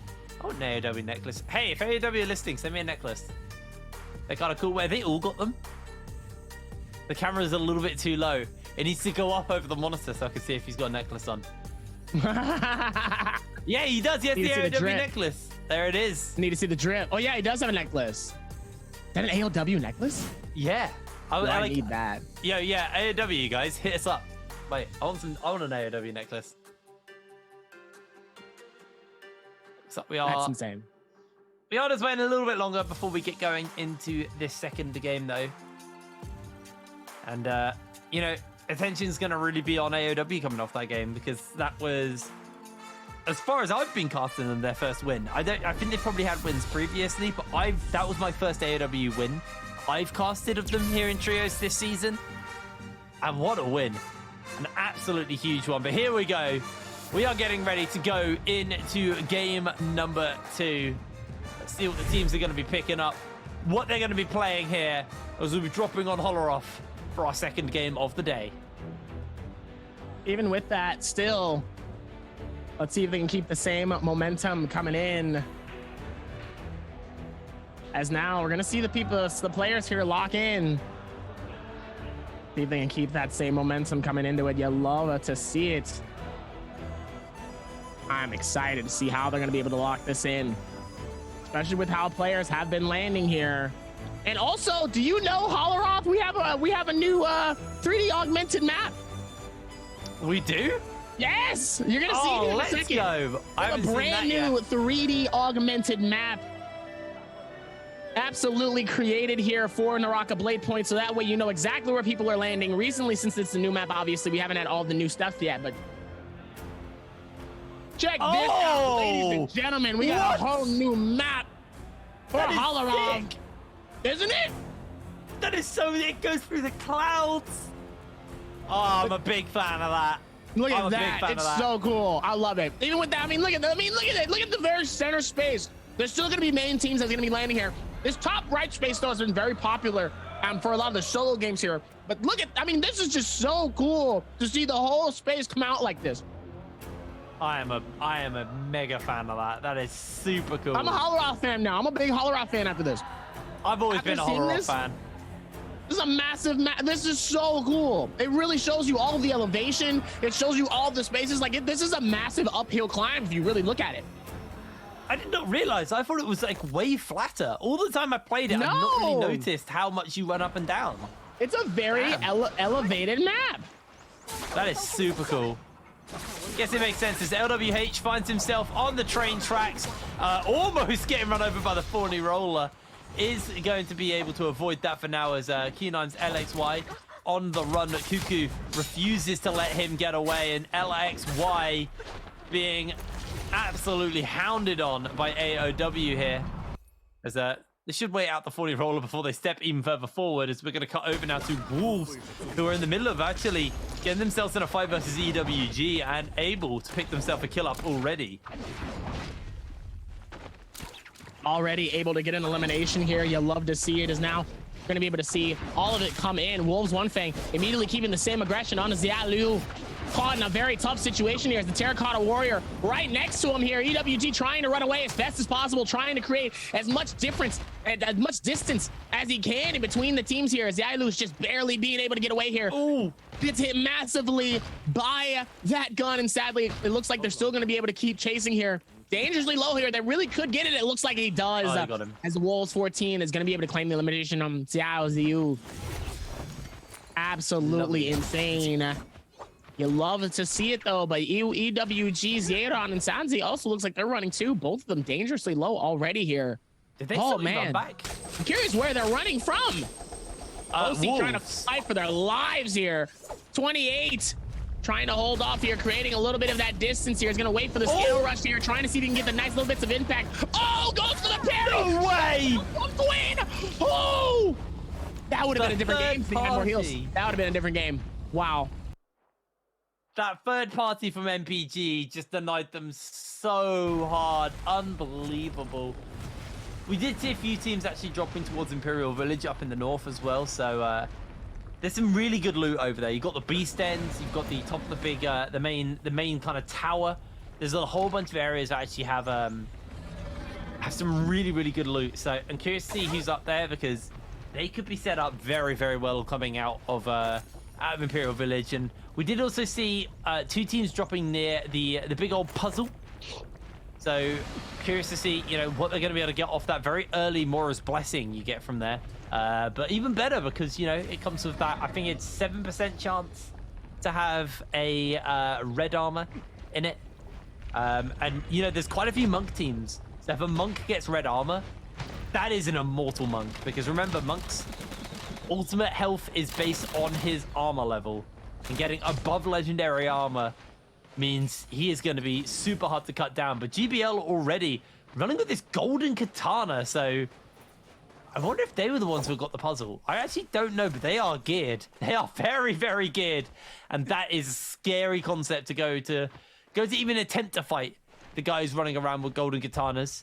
So everyone else is just going to back away for the moment as Q9 are chasing on to 17JL here, but 17JL are just going to be able to scatter away to safety. And it's not been as much carnage to start us off as we had in our previous games here, Dubby.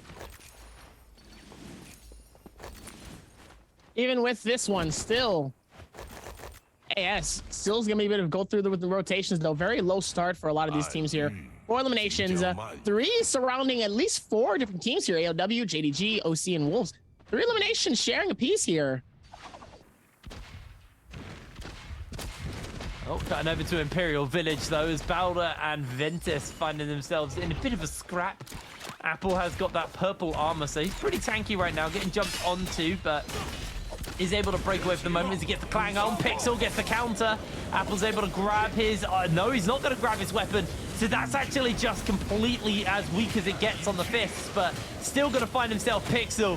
He just needs to get a bit of damage out from his teams. The slam comes down, but remember, he's not got any weapons he didn't pick up, so he is very, very weak. Finding a second grab into the double slam. These members of Ventus very, very low as they are looking to grab Zhu, able to find him. Another slam could come down, does come down, and it looks like Zhu is going very, very low. Should just be able to survive for the moment as Apple gets himself grabbed immediately by Pixel as Bowder trying to deal with Pixel as quick as possible, but Apple able to hold up for the moment. Is going to grab himself his weapon back. Nope. Still avoiding away, and now Pixel looking for this fight versus Apple. Gets immediately jumped onto, and Pixel pops the bell, but the bell's not going to do him too much because he jumps into the next member of Bowder, but no, finds himself a kill before himself getting taken down. Bowder will find the revive from the end of that fight. It's a lot of wildness coming in though, still keeping that aggression still strong. Even when it's still available, though, you love to see how they've been really able to shake things up, though, with everything coming down here. Let's see if they can keep that same momentum as they are going to be able to push in here. And let's see how far these things go. Even within these spaces, you love to see it. Gonna be curious to see where all of these go.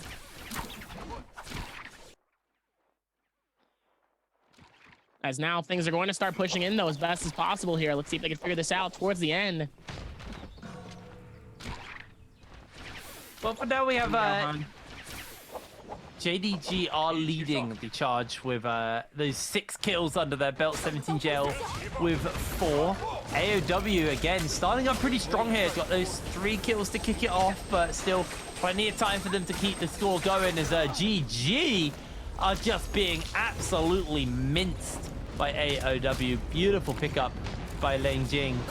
Able to deal with that one as in comes GBL, actually looking to try and see if they can find themselves a couple of additional kills to pad their pockets with. And OC's 28HH isn't even getting the opportunity to play. Luckily for him, though, he has the Wu Shen to make sure that he is going to be able to dash away to safety with that. But GBL not giving up on the chase.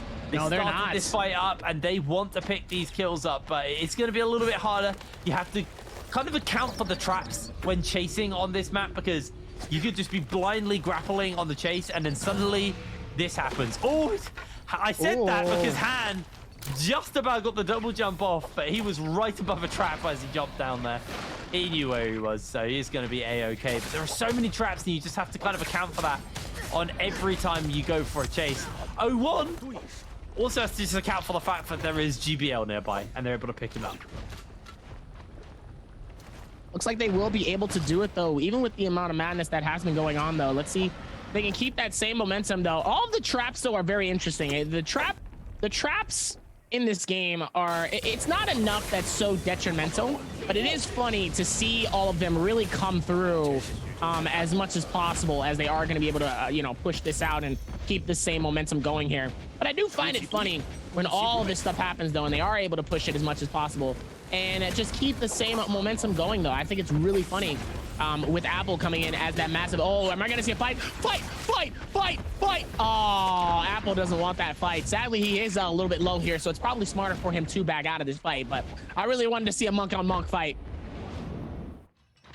Unfortunately, we're not going to see the it's that shove, isn't it? It's that pre-fight shove where people are shoving each other. That's what monk fights look like. They don't really do anything to each other. They just push each other backwards until one of them backs off or their mates come and separate the fight. For now, though, Bowder actually going to be able to get their hands onto this Mora's Blessing uncontested. NPG are right nearby, but Bowder actually just getting away with that. They even separated as well. One of their players is a bit of a distance away. They've got the Vermilion's Birdmite, which they can pick up when they want. Well, they've got a little bit of time, but they are going to wait down the time and make sure they get it as quick as possible. As Q9 interrupted in. AS goes for the transformation. LXY gets himself grabbed up here by AS, and Slam can come down. No, it's not going to come down. The 17JL are going to be able to secure themselves the Mora's Blessing off the back of that. I thought they were about to get away with murder there, and it is going to be the Mystic Might, so, you know, not the greatest one for them. So they're going to be a little bit upset with the fact they got a Mystic Might over, you know, a Draco Stormer or a Vermilion's Birdmite, but Bowder now with that Birdmite going toe-to-toe with Wolves here. But Wolves 14 doing a good job of just unloading damage into him, but Apple with that purple greatsword just bops him back and secures the kill. Really nice pickup as Wolves One Fang just have to sit in the bush invisible now, as he is down 2 teammates already. I didn't see the actually had the revives. I should have taken note of that, but even so, not a great start for Wolves here coming into this game number 2.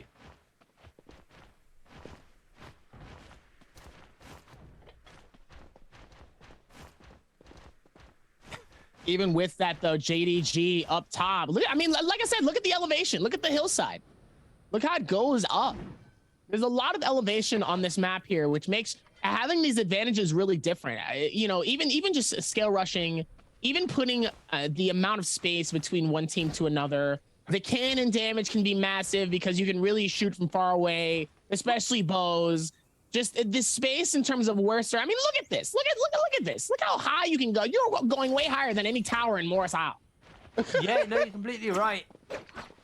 Which in a way, because it's a weird map, because on one side there's the argument, but it's not particularly great for monks because of the verticality, because of there's so many places to hide and avoid getting grabbed. But on the other hand, there's places like this, and you can just get some really sick grabs off. You have really good vantage points to work with. I can't remember the full range on the monk grab, but it's pretty long. It's pretty long. But even so, we are seeing a fair few teams also just not opting into the monk. But there's still, I think, there's more monks in this lobby than there were in the previous game, which is interesting to me.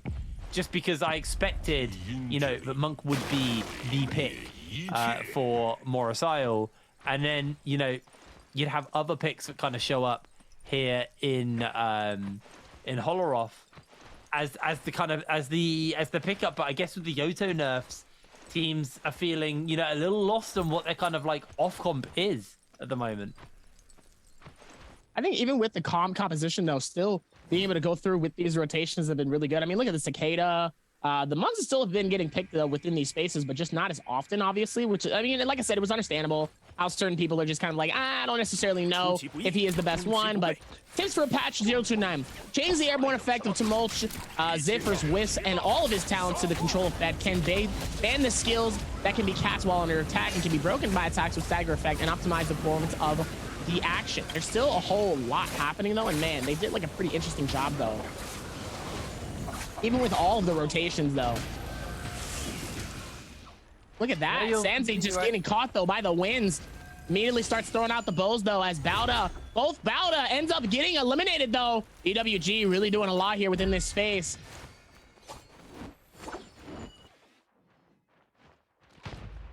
Yeah, they're able to take that fight. Not really stick too much more with it, but I'm actually going over to AOW, who have only got themselves 3 kills at the moment, so not quite as explosive of a start as previously, as LXY desperately trying to get away from this Viper stun, but that is going to connect, and LXY is going to be finished up. No, the Wu Shen out. Just about able to get away from that one. AOW, unfortunately, not quick enough on the trigger. Weren't able to actually follow up and find themselves the kills there. Get themselves those extra points that they need to get, because right now AOW are currently sitting in 6th. Now obviously they had that very killer game to start it off with, and from this point consistency is probably the biggest thing for them. As long as they do play consistently, they should be okay for the rest of the standing. But Cuckoo finding themselves caught out within the zone. Now LXY looking to chase him up. The Wu Shen ult out. And Q9 jumping in and committing a couple of resources will obviously have to trade out on that front, as now Q9, who chased into the circle, are being zoned away by GG. Meaning they are going to take a bit of additional tick damage, but it is still a fairly early circle, so not going to take too much damage, but still pretty heavily chunked out. And GG, the team who so confidently tanked a circle previously, are now looking to try and finish up these members of Q9. Q are going to be going down as Q9 trying to jump in and save the day, but GG doing a great job of actually buying themselves the space here onto Q9. Q9, LXY losing way too much health here. He's in the zone. And Q9 are eliminated by GG. GG is really getting that payback the way that they've been wanting to, because remember, Q9 actually eliminated GG earlier in the first game, so this is a nice little bit of payback for them coming into this. You know, they wanted to get a little bit of that action, and looks like they were able to get it exactly the way they wanted to. As we lock in for our next stuff here, as JDG will be able to get the Morris blessing here. Go forth towards the rotations. Let's see if they can keep that same momentum happening, though. As we will be able to go through with those rotations. Let's see if they can keep that same momentum, as they are going to be able to push in on it. See if they can go for the rotation. Meanwhile, MPG still able to claim some eliminations here. Let's see if they can keep that same momentum going here. MPG able to open up their Morris blessing as well here. Draco Storm, JDG's got it. Let's see if they're able to get something out of their chest as well here, as JDG is going to push in on this team here. But they're caught inside the Bane's Breath, though. This could be really, I mean, they're in the dead center. Oh, yeah. As Lloyd instantly gets hit by a Bane's Breath. Could be really bad. It's got to be careful. Oh, unbelievable. Boy. Able to survive, though. Don't worry. Got a little hairy there. It's got a little hairy, but he is going to be able to get away. As, GG right now are just being chased into the circle. What is it with GG and being in the zone? I don't... Was it, you know, I was with Moxie. There was a game where GG just kept reviving each other in the zone, and they out-survived 6 teams. They got caught in the zone, and they couldn't make it back in, and they revived each other, I think it was 25 times, until eventually when... Actually, it was 30. It was 30 times, I remember. I can't believe how... Like, this team just... They just... magnetically attracted to the zone. They just constantly are getting run down in it. They love being in the zone. What can I say? They're in their element there. As MPG right now on the chase versus OC. OC getting pinned up, waiting, has nowhere to go. He has no teammates nearby. And MPG able to find the swarm. They've got the Draco Storm as well, so it is very hard to go toe-to-toe with them.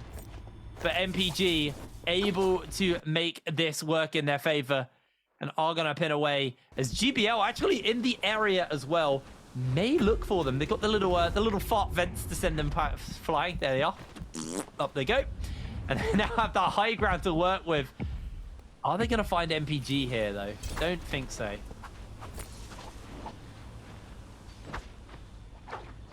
Even with this one though, MPG is still able to go with that towards the rotations. Let's see if they can figure this out.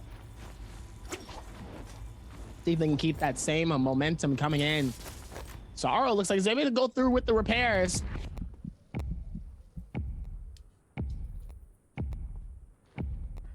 Wolves tanking. Oh, is this their last member? No, they've still got 2. What are they doing? Still have 2.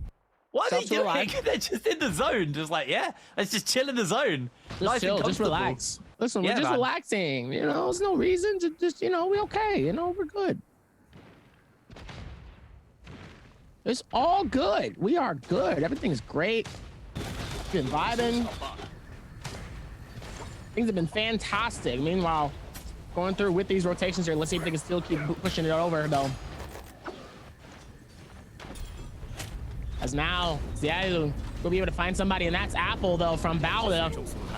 Looks like they're both going to back out of this. Meanwhile, looks like EWG is going to claim the Morris blessing, though. Surprise, because Bowda was right there, and it looks like Bowda's just going to let him have it. Yeah, they're going to be able to pick that one up. Wow. They really are just going to let him have it. I thought they were going to come in and fight for it. Unbelievable. Unbelievable. I can't believe they got away with that. They're just, like, this is one of the weird things I've started. They're in a base breath. What are these teams doing? This is just carnage. They're like, let's just take a Mora's Blessing for free next to the bloody Bane's Breath. Then run into the Bane's Breath and go down to it. Like the Bane's Breath, just like, you know, it's not a big deal. It's not gonna hurt us that badly. It's okay. I'm so confused by these teams. They are playing their own version. I don't know whose Bane's Breath it is, because there's like 4 teams standing in it, and nobody seems to care. I genuinely don't know who put that Bane's Breath down, but it's fading away now, so it's done. But these guys are unhinged right now. The changes, the current meta on Holoroth is just go crazy and see what happens. You know, it's none of this solos. Everyone plays Z-ping and lives until the end. It's everybody just plays a very aggressive style. You know, GG likes standing in the zone apparently, and they're doing okay for it. They got 5 kills. Everybody is up. They are in tied 3rd through to 5th right now. GG are very comfortably set up, and here we go. The Mora's Blessing getting picked up by GG, and I would say more conventional style. They use abilities to zone the teams away and make sure that they do get their hands on that. They will be able to pick up that Mora's Blessing, and 3-3-0 now with the golden cannon and golden armor. He'll switch out to that cannon before transforming, and he is going to be hurting. That monk got hands. That's all I'm going to say. That monk got hands. Monk hands coming in absolutely massive, though, within this space, though. Let's see where else they will go, as it looks like they already did their teleportation, as GD is going to be able to get up top here. Nice, beautiful view of everybody, though. Looks like they have the high ground. That's a great place. I've never really seen anybody get up top there with that. Nice little look, though. You love to see it. I think my favorite takeaway right now, Dabby, is it feels like these players are finally comfortable on Holoroth. Like, I think we're finally starting to see it. Yeah, this is the most comfortable I think I've seen these players on this map. They are playing, you know, it feels like they have a good understanding of everything. Also, my favorite, we're in the snow zone for the ending. You know, we're getting towards your favorite Christmas. spot.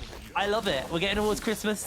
Even you know, Holoroth's getting a bit Christmassy with all the snow. I better get a present this year. Yeah, what do you want? I don't know. I'd have to get back to you on that. One thing you can always give me is sneakers. I love sneakers. Yeah, no, that's expensive. Unless you want like some cheap ones, in which case I can sort you that out. But then again, like importing to America, mate, it ain't cheap. Sending stuff over there. That is true. That is true. I'll get you some socks. How about that? I like socks. If you can give me socks with like different colors, I love those. My uncle owns a sock factory. I can probably sort some socks out. I'm not even joking. Say less. Send me like a bunch of like just black socks. I'll be happy, honestly. Yeah, that's basically what he does. Just black socks. They're actually very good. If you send me any other colors of socks, I will be just as stoked. Okay, I'll see what I like black socks. I'll take black socks. I haven't worn white socks in so long. It has been forever. They get dirty. Ever since I wore like different types of socks, I ain't never wore a pair of white socks ever again. I don't wear white socks because even when they get dirty, even when they get clean, they still look dirty after a couple of washes. They don't hold that cleanliness. Cleanliness is the word I'm looking for. Anyway, let's focus on the game because we got 5 minutes left and all of our monks are transforming right now, or a couple of them. GG actually holding off in the corner. They're waiting for things to get a little bit tighter. Ting Shu actually has lost quite a lot of HP here. Just by the beast pits, is going to go for the slam down. The circle will be forcing him in, and that is the end of him as Ping Tao now coming in with the stun on the Viper. Able to just about connect it. It's going to get broken away. Sandstorm doing a really good job of actually zoning AOW off here for the moment. The 17JL have jumped in forwards as Ping Tao going to take a couple of cannon shots to the head. As Apple looking for the grabs on the monk. He's got this lovely high ground just looking down on all of these players, but is now going to be losing his transformation state and will be sent off for the moment as JJ HRD are down 2 players right now. Throw the hero player here for AOW coming out of that previous game, is looking to try and find himself a kill, but unable to do so. The Flamer coming down onto AOW. It's going to be zoning them very, very effectively here, as everything is getting incredibly heated, Dabby. Incredibly heated within these final circles here as Bauda, Rizu, and the rest of their team is getting pelted with cannons on each side here. Is going to have to rush rotate in. Meanwhile, the Swarm is right in front of them as well. Not a good space to be in, knowing you can get pelted by so much damage. Absolutely pelted. You definitely don't want to. As GG's 330 is going to try to see if maybe he can get the grabs. I feel it confidently. I think he's going to get his grabs the way that he wants to. I've said it before. He gets the first grab. 330 is one of the best monks in this game, and I'm still claiming it. Oh, he ends up missing the throw grab. Axial's going to be able to get away. He's so low, but he's able to heal up. 330. Again, remember how geared he is. Golden cannon, golden armor. His monk form will hurt. Wolves one thing here on that transformation, just finds some space for his team. He's still got 25 players, and this is a very clustered circle.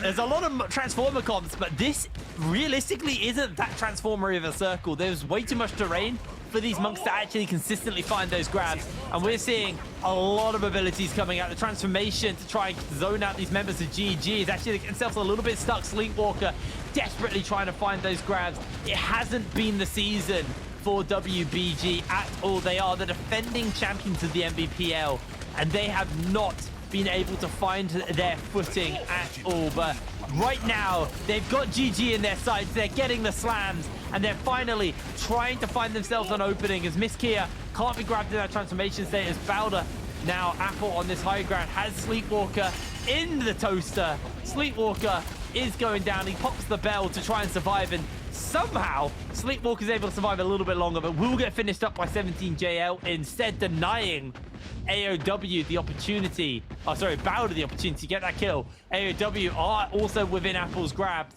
as Apple doesn't go for the slam. D-transforms here. It's 3-3-0.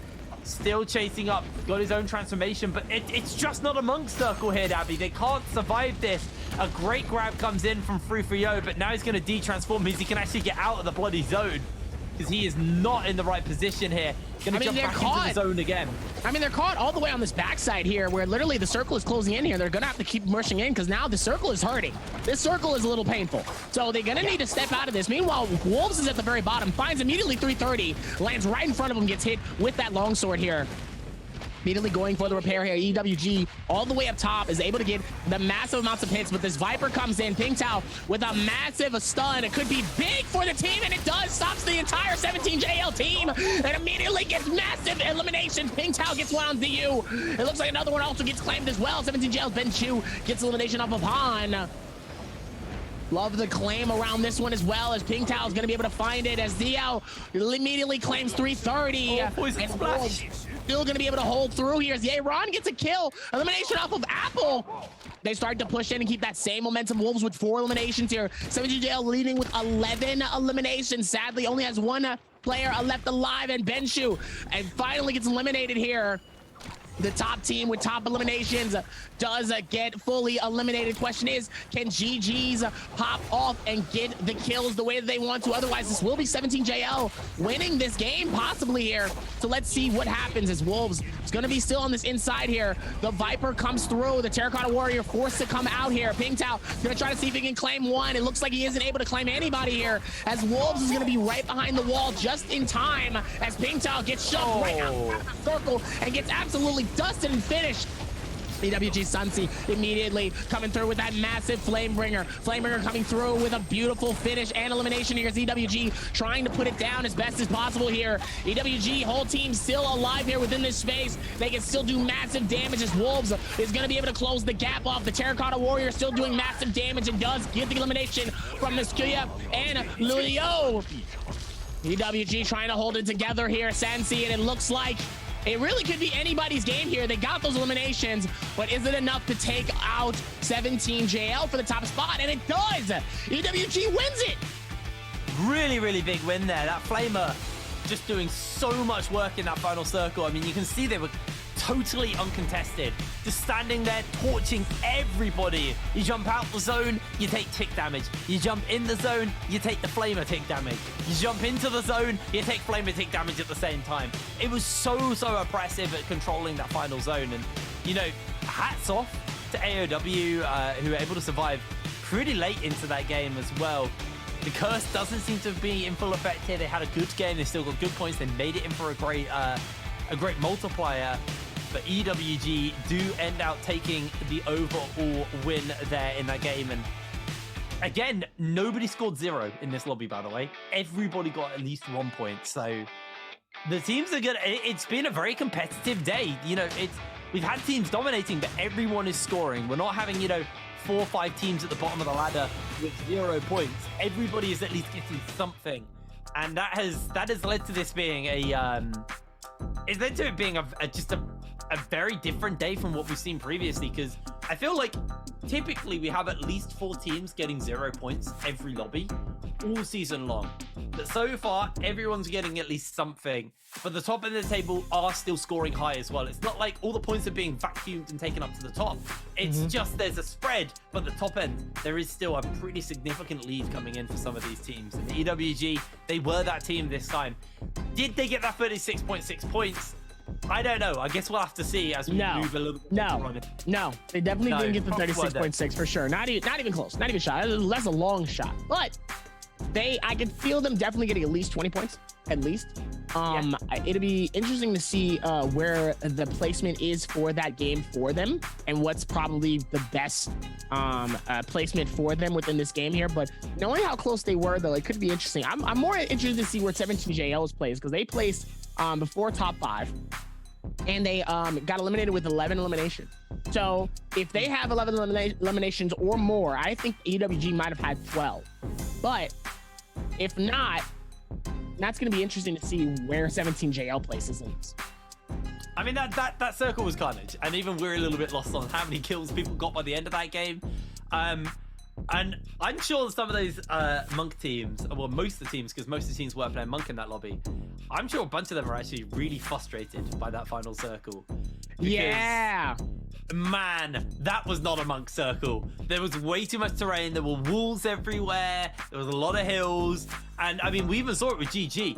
3-3-0, the reason they got taken out was 3-3-0 got stuck on the doorway getting into the circle, had to de-transform. He took so much damage in Monk form, then walked, and then his team walked around the back of a building, got their backs stuck against the building, had to climb over, and immediately got jumped on, forced back into the circle, and finished up. You know, GG died how they lived that game, in the circle, and it cost them heavily, and I think that's the problem. Monk on Honora, it's such a coin flip, because if you look at Morris Isle, 60% of the time you're gonna get a good Monk circle, maybe even 70% of the time you're gonna get a good Monk circle, and that 30% of the time it's not great, but you know it's still doable. There's only a few places where Monk doesn't really work. On Holoroth, you're looking 60-70% of the time the circle just doesn't suit Monk, because we, as you saw in that 3D map at the beginning of the day, there's just no good places for a Monk to work with. It's too terrainy. There's too many hills. There's too many things, and Monk can't. Too terrainy. Too terrainy. Yeah, I mean that's not a word, but it's a word. It's a little cheeky. It's a little cheeky, mate. It's a little speaking cheeky. of cheeky things, Oi Governor, EWG 13! coming up with 25 points. They got 13 kills at the end of that game. GG still take third. GG still gets that third. 17JL with 11 eliminations. I knew they would probably end up taking second place.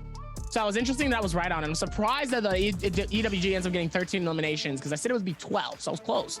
Close. With that, though, still very, very surprising to see where that space was and how they were able to do it. But who won our first game?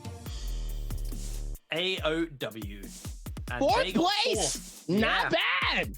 Not bad. They're not at the bottom of the leaderboard right now for our game number 2. Not bad. 7 eliminations, 13.5. That's pretty good coming in from AOW. So let's hope they keep that consistency. 13.5 points. That's still good. That's still really good. I had a rant about how Ventus were a team who are always consistently a middle team. They're never any better than just middling. And out of pure spite, they went, no, we can also be at the bottom. They are 14th after coming out of this game. And it hasn't been a particularly great day for Ventus so far. I mean, we're only two games in, but we're about to hit that halfway mark coming out of this, and there is going to have to be some serious work picked up by Ventus coming into today. But overall, you know, looking at the scores, everybody scored, everybody can be happy, but still a very high scoring game for EWG. And here we go, our MVP on the UA Shen for this next game, or for game number 2, is Yi Ran. 16k damage, not the 23 we saw previously. 7 kills. All of his kills were, he didn't rebirth. That's why, I think, I'm going to assume. 7 kills, 0 before rebirth. Absolutely phenomenal game coming in from him. Bissell, Aura, Alchemy, Wave Roll, Never Step, and a melee and attack Soul Jade as well. Yi Ran is the MVP. This is 7th MVP? What is this guy made of? 7 MVPs for Yi Ran. Absolutely unbelievable stuff coming in from this guy. And just really, really solid performances from EWG all split long. Because, you know, if one of your players has 7 MVPs, that means you're winning a lot. That means you're winning a lot, because there's no way Yi Ran gets only MVPs for his team. There's got to be the chance of the other guys. So these guys are winning a lot. I mean, clearly they have been winning a lot, and clearly, I mean, the rest of it shows though, right? So they've been putting in that amount of time, they've been putting that amount of effort in, and I mean, look what happens though. Even with all the momentum they have been doing so far, they still have made all of it look good. But I got to give it up though, AOW still keeping that consistency alive though. I'm very happy to know that. But Leah, take it away. We got another interview for you guys, and we'll get ready and get set here for game number 3. Back to Morisao. Let's get it. Hi everyone, welcome to the post-game interview. I'm Leah. Congratulations to EWG to be the winner of this game. We invite 小鲤鱼 to our interview. Let him say hello to us first. 先请小鲤鱼跟我们大家打个招呼吧。我是 EWG 的小鲤鱼。Okay, welcome. And so for this game, I see your team use Takeda, Temuch, and Yueshan. This combination is really a new combination in our Nbpl. So maybe you can give us explanations for this combo.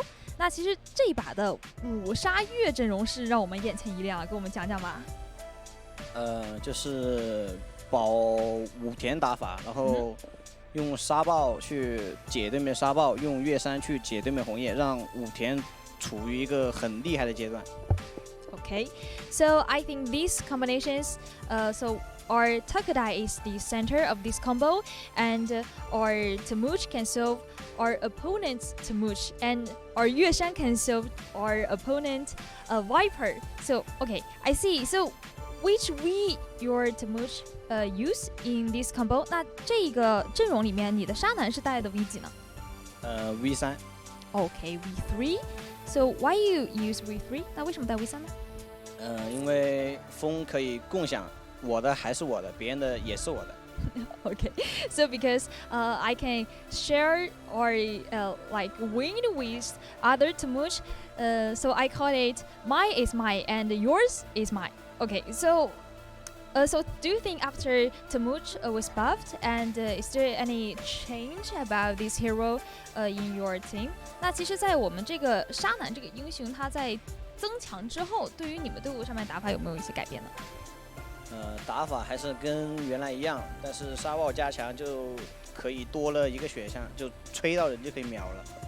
Okay, so for the style of our team, it's just like before, but for the like ultimate for Temuch, it can like have a buff, and when I was like control an opponent, and I can kill him more quickly. Okay, so so during the game we see there is a board, and it said for the double transformers combinations with Temuch carry V1 in the combo. So how do you think about that? 那其实，在我们游戏过程中呢，是有一个板子上面是在写双变的这个沙男，是推荐带 V1 的。那你怎么看这个 V1 沙男呢？V1 的话就多3秒钟，就是为了去保大佛，然后或者去捡空投。但是你如果就是比较强硬一点的沙男，就是 V3 去蹭别人的风去打架。Okay, so for the We1 Tamuch, and you have 3 seconds more for you to protect your monk or to get the blessing, but I advise We3 more because like we say it's more powerful in the game. So we mentioned about the blessing. So how do you think about the mystic mat in the game？ 那其实我们提到这个飓风鹤，那你觉得玄武之力在游戏当中会给到就是对我们怎样的帮助？玄武的话就基本是冲那个指甲去了，然后拿个指甲，然后还能保证一下自己大招的刷新，然后去外面碰碰运气，看能不能找到那种单人。就基本是这样的。Okay, so at first we must to make sure that we can get purple armor in the blessing, and then we can like to have our ultimate use, and we can find maybe there will have some lone wolf around us to like with the mystic mic. So when you get the blessing, which like so will you like to find the every blessing to in the game about？ 就是在游戏过程中，你们会不会就是去选择那些对于飓风课里面战术道具的选择是怎样考量的呢？看阵容吧，然后再看离的是否是近是远，然后朱雀大于青龙大于玄武。Okay, so I asked him, how do you like think about the might in the blessing might in the game? So Xiao Li told us about we will depends on the distance, and we will choose like 可以再说一遍吗？朱雀大于青龙大于玄武。Okay, so our first choice is Vermilion Bird's Might, and the second choice is Dragon Storm, and the third choice is Mystic Might. Okay, so how do you think today's shape about your team? 那其实这一把比赛也是打得非常不错，那觉得今天状态怎么样呢？今天状态不怎么好，因为第一把出现了2波大失误，导致了整体的崩盘，然后就有点自责，然后第2把就想着再打好一点。Okay, so I think our team today's shape was not really well because in the first game we have 2 big mistakes in the game, so we want to like try hard in the second game. So how do you think about last biweekly final? 那你觉得对于上一个上周的比赛，自己还满意吗？你们对我的成绩？挺满意的，但是有点危险。现在的分的话，还得再努力一点。Okay, so I think our grade is not really safe for the competition, so maybe we have to try more hard in the following games. Okay, 好的，谢谢小李来到我们的采访，也希望之后你们可以有更加精彩的表现。Okay, thanks, 小李 you come to and Will. Well, let's have a rest and highlights will continue later. Bye.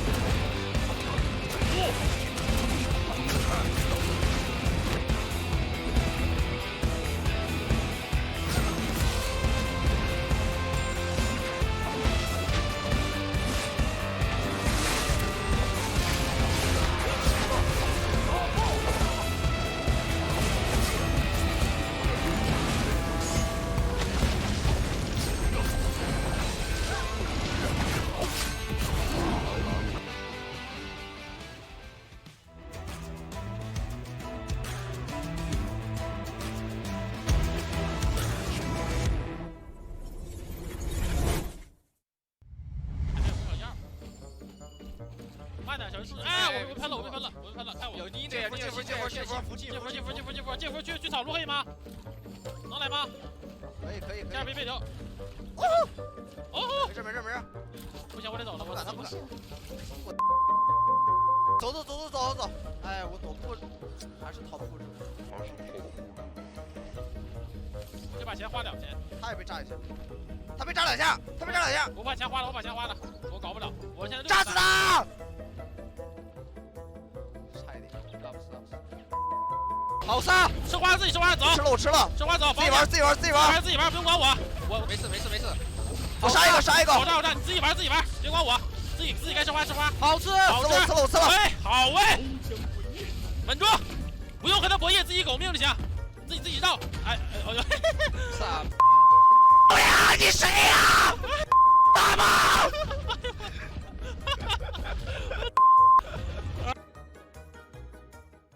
好枪！都将毁灭，敢屠魔！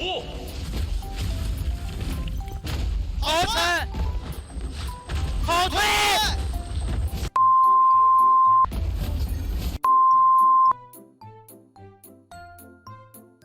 我炸了4100。对啊，像这种我们直接就看摁一下勾就知道我们炸没炸。裁判，还有水没的，给我拿一瓶没？好，谢谢。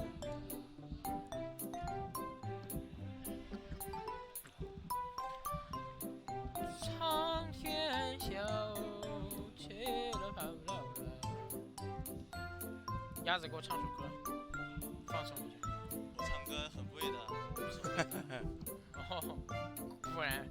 门前大小巷，游过一群鸭。1、2、3、4、5、6、7。死了，刚说完死了。刚说完啊。兄弟，刚说完。啊，老八，对呀。哎，老八啊！哦，吓我一跳。他们玩常规双变了。他们一把杀佛，一把常规佛。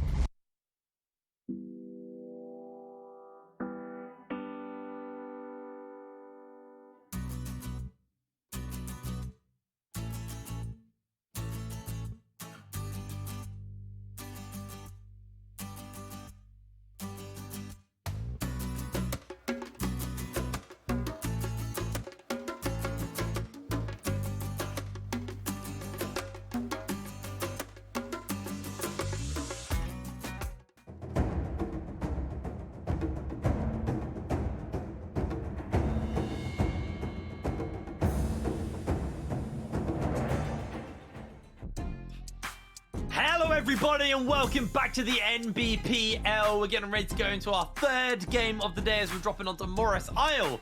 Once again, we're coming off two pretty crazy games, Darby. We've had, you know, game one, nobody didn't score anything. Everybody scored at least a point. And AOW, 21 kills, absolutely phenomenal game for them. And then game number two, again, no 0 pointers. Everyone gets at least 1 point. And then EWG show up in a pretty rough circle for Monks, but they still managed to make it work and take that win, mostly thanks to the Flamer. I mean, the Flamer still works. The Flamer still works here, like barbecue. You know what I'm saying? Listen, I talk about them all before. My number two with a drink always is very vital but yeah, for the Flamer. You forgot what drink you get. I need one always. It's usually a Sprite. Always a Sprite as a backup. But at the end of the day, you know, the teams have been making it look real good towards these extra moments here, and they've done a fantastic job of it so far. So let's hope that they keep the same momentum. I got to give it up though. AOW, massive win in game one, keeps the same momentum and energy into game two, taking fourth place with about 13 plus points. So hopefully, it looks like they might have possibly broken the curse. Let's see how far they get in these next couple of games here. But so far, it's still been pretty good for each of these teams right now. Yeah, absolutely. I mean, we've still got more games to go. We've still got 4 games left to go. We do only at the halfway mark right now. So about to, you know, we're approaching the halfway mark at the moment. I mean, when you got a 6-game day, is it the end of game 3 that's halfway mark? Yeah, I guess it is. So we still got a long way to go. Either way, you know, there's a bunch of teams who kind of struck back a little bit in that game. We saw a bit of life out of WBG, who then whimpered out towards, you know, kind of 6th, 7th. But even so, it's nice to see some life out of WBG, a team who, you know, are the defending champions of Season 1, and they just haven't been able to hit that mark at all during Season 2. And my expectations aren't on them, but we saw Wolves actually strike back in that game and actually have a pretty decent showing. AOW didn't let the Game 1 curse affect them. Sure, they didn't win, but like they still scored well. They still made a pretty good standing overall, and if they have a good game here as well, I'm pretty confident in saying that they'll still be in first after the start of the day they've had and just how well they've been playing. So, you know, it's very much on how do EWG perform here, how do, you know, some of these other teams perform. OC is struggling, who, you know, when we looked at the overall standings at the beginning of the day and just the points they have going towards playoffs, overall, with all the bi-weekly points they've been able to earn for themselves, they are actually in a position where they are second overall right now. So to see OC, you know, not having as good a performance, it's interesting, to be honest. With all of this too, as we look at Q9, LWH, LXY, and Gua, Q9 has really been making some magic happen here with these first 2 games here. They've really been keeping that aggression high between all of these teams here and not really letting up here as we're looking at their stats with 4.5 average kills, 21,000 average damage, and a 16% in the top 5 here. They've been steadily making it work here and doing what they can to really knock it out as best as possible here. See if they can keep that same momentum going into these next 4 games. We've still got a lot of games left. Yeah, no, we still have plenty of games left. There's plenty of chances to get those points on the board. But we'll have to see how this game number 3 goes. Obviously, returning to Morosile. I'm curious what the hero point situation looks like as well. The one thing I would like in future seasons is an ability to track the team's hero points and see, you know, what they can and can't pick, so we can get a good idea of when what the players are going to be looking to pick up. Because a lot of teams have already played 2 games a monk. Typically, I think you get about 3 to 4 under the current rule set, depending on, you know, how you spread those points out on how many games you can play a Transformers comp, or at least the monk. So it's going to be interesting going into that. But here we go, WBG, 18% of the time they make top 5. That is incredibly low. Incredibly low for a team who are the defending champions. Incredibly low for a team who, you know, we had expectations coming into this season were going to be the kind of the top dogs of Season 2, but they just didn't really hit the mark. 17JL though, these guys have kind of caught me out of left field. These guys are playing really, really well. They've been consistently good all season long. They weren't bad last season by any means, but 34% of the time in that top 5, they averaged 6.1 kills. They're averaging 23k damage. Like, these guys are putting some really serious numbers on the board, and I am thoroughly impressed by 17JL coming out from Season 1 into the team they've become for Season 2. Even with that though, I've been impressed as well here, but mainly been impressed with some of the other players too. I think GG also still trying to see if they can get some momentum the way that they want to. Let's see if they can keep that same energy, I think, as they're going to be able to rotate this in here. Look at some of the, look at that keyboard. That is a cool keyboard. MPG, Gen, Waiting, Sorrow. Another team that's been putting in a lot of momentum here, but they're going to need to put something together if they're going to be able to pop off. Yeah, no, you're completely right. MPG, it's again 24% of the time in that top 5. Damage, not bad, to be honest. They're averaging, you know, damage up there with some of the top teams. They're just not translating it into kills. They're obviously fighting a lot, either getting taken out, getting third-partied, or, you know, they're just falling short. Their damage is good. It's every other statistic is unfortunately not quite what they need. But, you know, maybe they can make this game work for them. Obviously, this is the final bi-weekly. They only have, you know, for every player right now in this lobby, every team in this lobby, they have 10 games left until the bi-weekly. That is it. 10 games in Naraka, 4 to go here, and then 6 to go in the whatever day they play before the next bi-weekly, whether that be Sunday or Friday next week. And then you're in bi-weeklies, and it's your final chance to get some points on the board. It's your final chance to, you know, get yourself in a comfortable position going forward. Eyes very much on a whole bunch of these teams, a whole bunch of these players. You mentioned GG, and I do kind of want to go back to GG because I feel like they're not a bad team by any means, but they're not on the same form they were on last season. They were always top 3. They were always top 3 last season. It was an oddity. It was a rarity to see GG not in top 3. And even in those cases, most of the time they'd still be in top 5. So to see GG in their current form, it is interesting because they're pretty much the same team. Not much has changed coming out from Season 1 into Season 2, but they are finding themselves somewhat struggled. But here we go. Getting into Hero Select for game number 3. Translating it into from Season 1 to Season 2 is a lot harder, I think mainly because of the new map.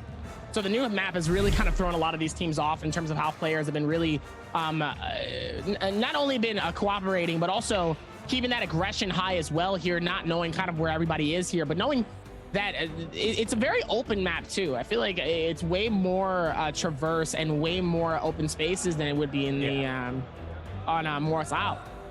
I feel like even with some of the locks here, I feel like people are starting to look through what's probably more important here. And as it turns, looks like the Vipers and it looks like the Monk comps are still very, very popular and still important. But very surprised though. A couple of Wushins here and there. Wushins have been really putting in work with their team, really helping them to be able to get out of certain situations and giving them that opportunity to run it back. There's a lot of shiny domes. Shiny domes. Interestingly, JJHRD and GDG, this is the first time they've played these comps ever. So that's going to be an interesting one to see how they kind of manage that. Various different comps, like these kind of these sandstorm comps, as I like to call them, the Darude comps, let's call them. We need to start coming up with good names. We've got Transformers because that makes sense, right? So I want the Darude sandstorm comp where you're running the Tammy. But anyway, here we go. Morris Isle for our next game. Game number 3. So far, AOW and EWG have dominated the day, but not a single team has had a donut today. Everyone has at least been scoring. Let's see if we can keep that going as we head on to Morris Isle for game number 3. Absolute madness though, as it looks like a lot of teams will be headed towards Celestia in the very center here, and it looks like Soulside Temple will see at least 2 or 3 teams also within that surrounding section there. So this is going to be a fun game here, as they're going to be able to get all of these rotations in and there, and let's see if they can keep focusing on all of this time and all of that momentum into the next phases here. As now it's only going to be more and more interesting and also good too. See if they can put this down and tick together. Like I said before, you love to see it. I think things are going to be a little bit more interesting as immediately starting to see our first Yorihime ult immediately. Already a Yorihime ult and an elimination as Sleepwalker ends up getting claimed by Chun-Li. AS is going to be able to back this out, play this better, see if they can keep that same energy going into it. But man, they're already pushing in, keeping that same aggression. As the Terracotta Warrior comes in, ZU is going to have to do... Oh, and immediately just gets slapped right then as Wolves sadly gets taken by 17JL. And we just sang their praises in the pre-game, and they are already starting it up. JJHRD using this new comp to them to the best of their ability as the Sandstorm goes down by Water, trying to keep himself going versus OC. Looks like it's a very scattered fight already, but Water with no armor needs to be very careful. He's only got that gray polearm as well, so he needs to be very, very careful. But he's keeping it going, gets himself countered, very, very low HP, repicks up a blue spear. And JJ are going to be able to walk away the victors of this fight. Very needed for them after the back of that game, after the start there with a very low Tammy. But we're now going to go over to GD as Klaxi has gone for the evolution, but he's got himself in a punching fight with Gua into the Bane's Breath. The slam comes down, and I think it's actually Q9's Bane's Breath, because they're doing a great job just standing on it as the Bane's Breath will be timing out or moving away from them. Klaxi, very, very low HP. He's going to have to pop that bell in a moment as he is being run down. No, he doesn't even get the opportunity as Gua gets the slam down, and he himself will be taken out as well. Both of the monks are down, and GD are the losers of that fight. But they are desperately trying to get away It looks like Ace have made their way in and actually coming in with a beautiful third party. The JDG also coming in with their own third party. This fight is ongoing. The Yoto ults into the Viper ults are huge. Everybody in place. Lion TT being chased down by Alex here with the sword. A couple more slashes should just about do it up as Lion TT going very, very low. Alex doesn't really have the armor to work with, and the Sandstorm comes down from the Tammy as Bowder trying to get the ult off and the Wu Chen ults out. Nobody wants to hang around anymore. That was way too messy, way too scrappy. But JDG's Ting Shu will find himself caught out before it gets a little bit too hairy as they find themselves in the middle of this Bane's Breath. Bowder are the owners of it. And oh, Ace are on top of the tower with the Ballista as well.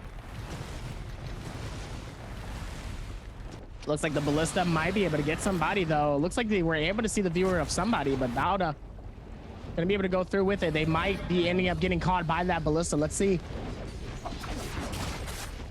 As we push in, Miskia is gonna be able to find this elimination. Looks like they will be pushing in on Pixel. Pixel is gonna be able to get out of here as fast as possible, trying not to get claimed, though. By the Terracotta Warrior is gonna drop all the way down as he will be faking him into the air here.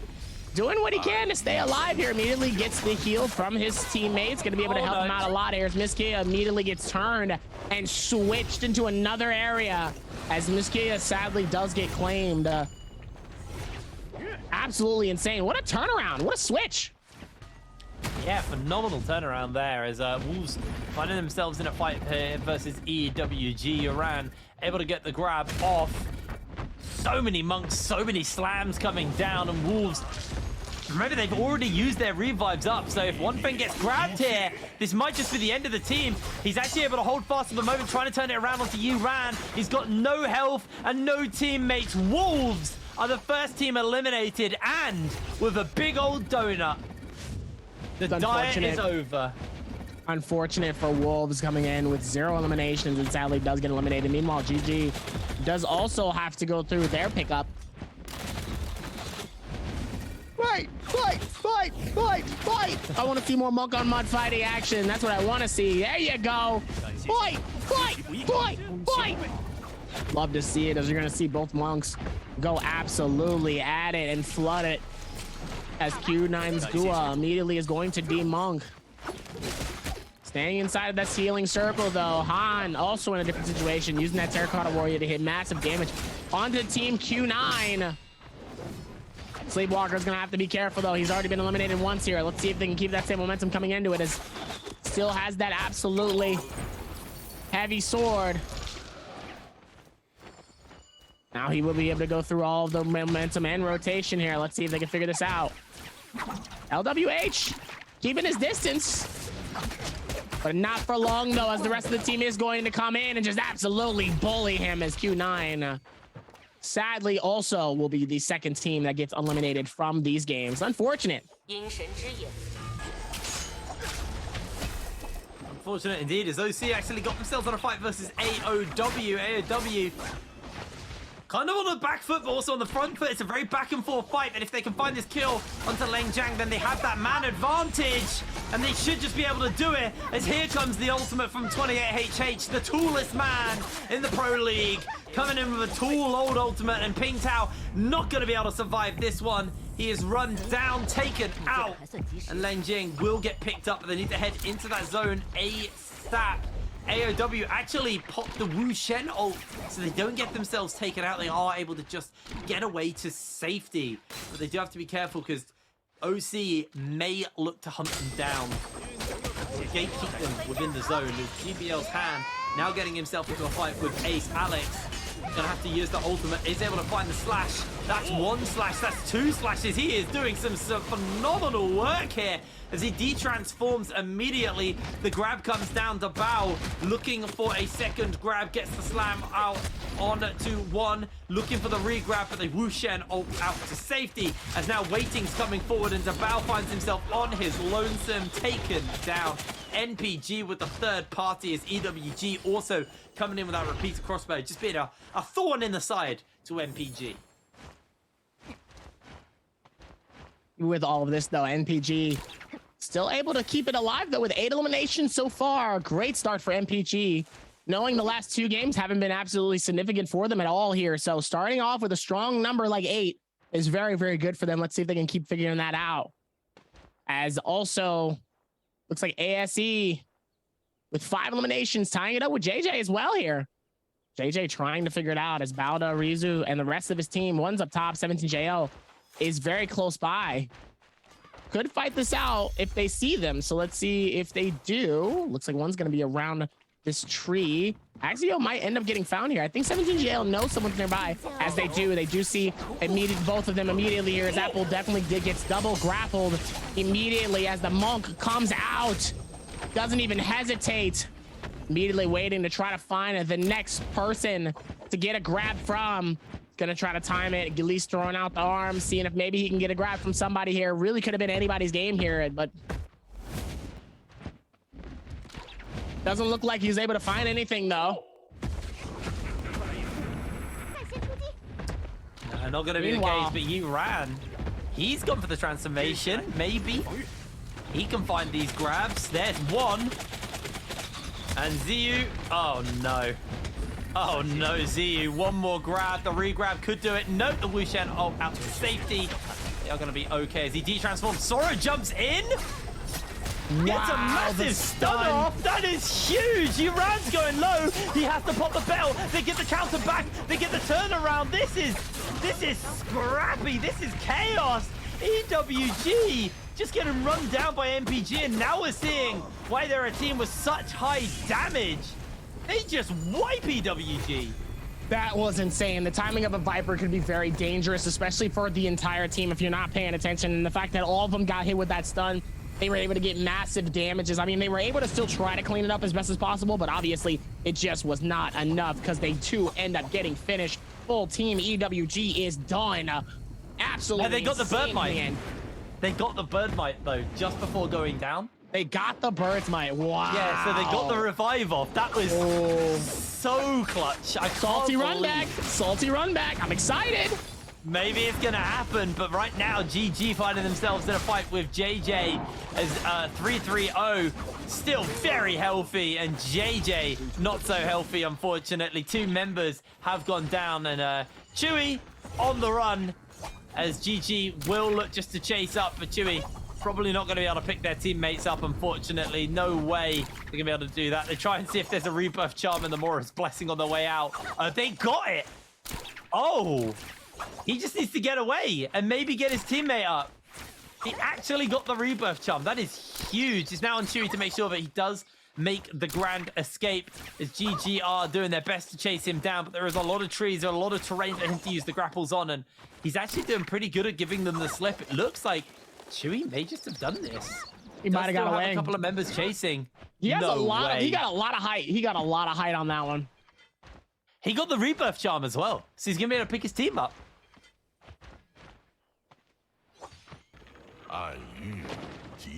That's absolutely insane, though. He was able to get a massive amount of height, being able to get away here. Meanwhile, Don Queen, GD, and the rest of the team here really trying to make some magic and momentum happen, and catching ALW's Cuckoo in a decent situation here, just absolutely decimating the man with so many hits. Cuckoo doesn't even have a chance to try to get away or lead, as Liu sadly also gets claimed as well. Ping Tao trying to dip out as best as possible, waiting for the parry and anything to happen here, but sadly Ping Tao gets claimed by that parry.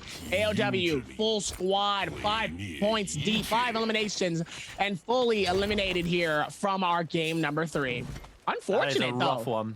That is a rough one for AOW to get taken out there. That was 2 times in a row they just got mega run down and denied as GG. That was a 1v3. That basically that whole fight was a 1v3.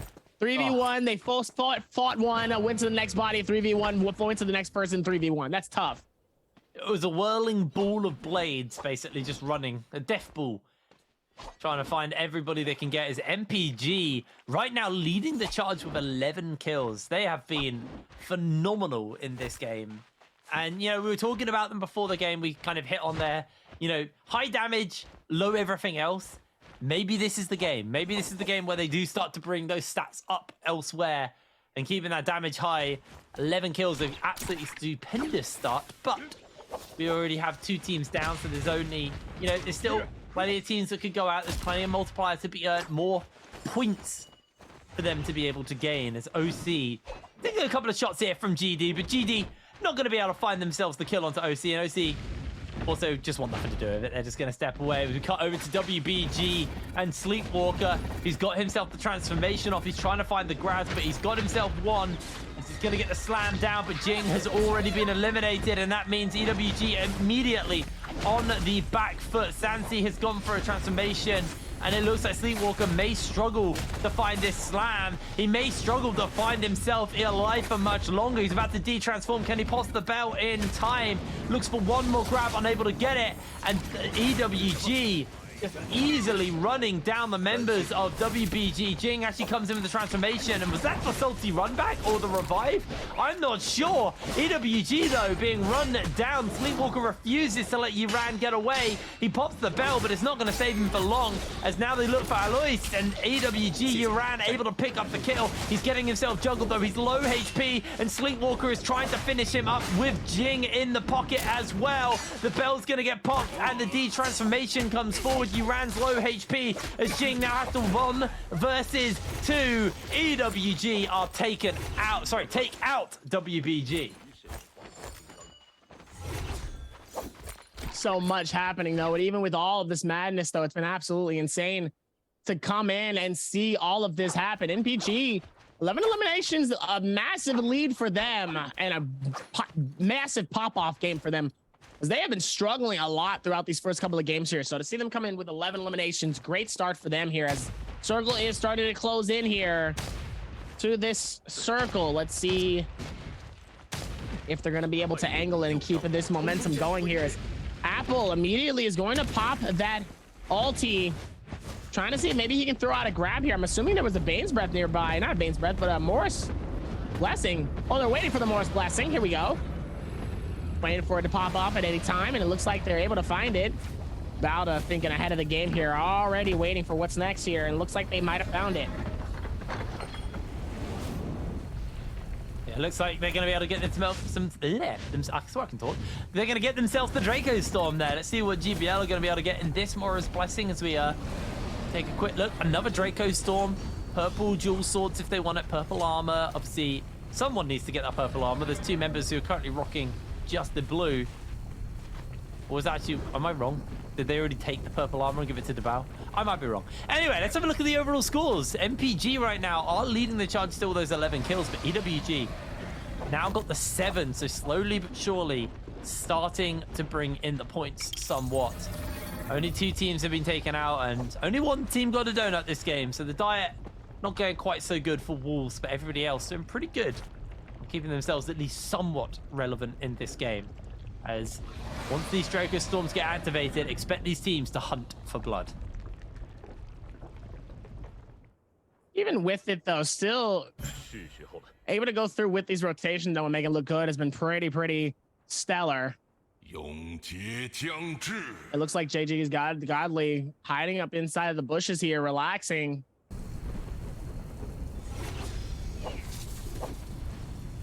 Looks like there's only going to be more stuff happening though. Let's see if they can keep that same momentum as they're going to be able to rotate into it. See if they can rock this out here, as they will be able to go through. Massive Monk ult comes out at a beautiful time here. Hopefully enough to help them put it down. Trying to get the grabs going, but the Draco Storm is going to help them, as Godly is going to be dangerously low. Oh! And he immediately gets grabbed and finished. Oh, that was just disgusting. That's just dirty. Don't fight a team with Draco Storm. It's never going to end well, even if you've got the transform. It's just not going to happen. And that is a very, very rough loss there for them to go down. But let's keep our eyes on, you know, what more can be done by both Bowder and GBL with these Draco Storms. Is JJ's Chewy from earlier. He still has that rebirth charm, doesn't he? But he hasn't had the opportunity to use it, I don't think, unfortunately. There's EWG just avoiding GBL. They can see them right in front of them and would rather tank the zone than tank the Draco Storm. And she's using that meditate to keep himself healed up quite comfortably on that front. Meanwhile, JDG is going to be on the side of this wall, but 17JL is going to be in the bush that's right next to them. I think they already know as well, though. 17JL is going to be real chill about it as JDG is going to be on this rotation, waiting for their team. I don't think they know, but that would be insane if one of them ended up going right in front of that bush and just the rest of the team was like, hello there. Hello. Oh, no, it's happening. Oh, no, it's happening. Wait. No way, Lion. No way, Lion. They didn't go for it. Because GBL spooked them. GBL spooked them, but they throw the sandstorm down. Did they just force them out? Oh, it's the Mora's Blessing. Okay. Wait, GBL, they didn't just go Mora's Blessing to Mora's Blessing, did they? I don't know. I don't think so. They just got a... Wait, their Draco Storm just got used up. Okay, there's no Draco Storm in this one. Imagine they got two. They had Draco Storm, so no one wanted to mess with them. The double advantage would have been crazy. Grab more gear and then just move on. GBL, you don't mess with these guys. Even though they've got 2 kills, you don't mess with them right now. They are a scary, scary looking team.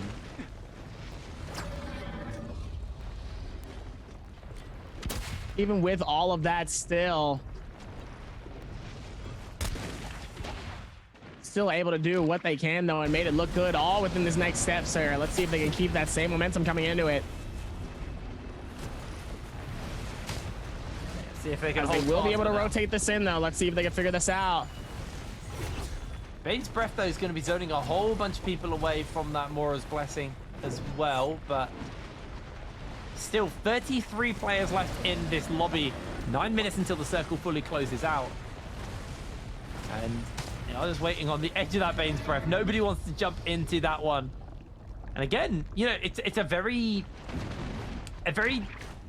vertical circle. Again, all these Monk comps, the 2 games in a row where they've kind of struggled with the circles. This one's not as bad as what we had over on Horroroth, but even so, there's plenty of like nooks and crannies, plenty of places where you can just avoid the Monk's gaze entirely. And I think that's going to be a real problem for these Monk teams who are, you know, kind of picking up this comp and then feeling the wrath of the circle as we're going to see Lion TT actually look to try and find some damage here onto the members of OC already. JDG have lost a single player, and it feels like King Shu may just be next up on the menu. The swords are landing, and he is taking a phenomenal amount of damage. 2 members go down. JDG are able to at least pick up 1, but Lion TT is being juggled in the zone. Leng Jing, low HP. They need to get this kill quick before the revive wears off for them. They want to finish up Lion TT, but he is doing a great job of stalling them out. As Lion TT goes down, they will get the revive off just in the nick of time. That was tight. That was very, very tight. Even with all of this, though, Kakaxi and GD is going to be very close by as Valda is going to be on the rotation side. Let's see if they can figure this out here. Curious as to if they're going to keep that same aggressive momentum. GD is just deciding to back off of this. MPG close by as well. Sorrow to be found. Draco Storm's going to be nearby with them as well. See if they can go forth with this and if they're going to push out on this one. Wow. That's kind of a stacked team. They've got 7 legendary Soul Jades on them. They've got golden armor, golden weapons. Like these guys are stacked. The Flamer as well. We know how powerful Flamers become in these final circles as everyone gets tighter and tighter. The amount of AoE damage, it just becomes so hard to contest the Flamer guy if there's no monks, because a monk can just grab the Flamer guy and then that's your answer. But if there's no one in monk transformation and you're just flaming, it's so hard to walk up to him because you're guaranteed to take a whole load of damage. And oh no, Leng Jing will be taken out. We did see a Wu Shen actually get used there as 17JL's Ziu on the run away from all this cannon shot fire coming down.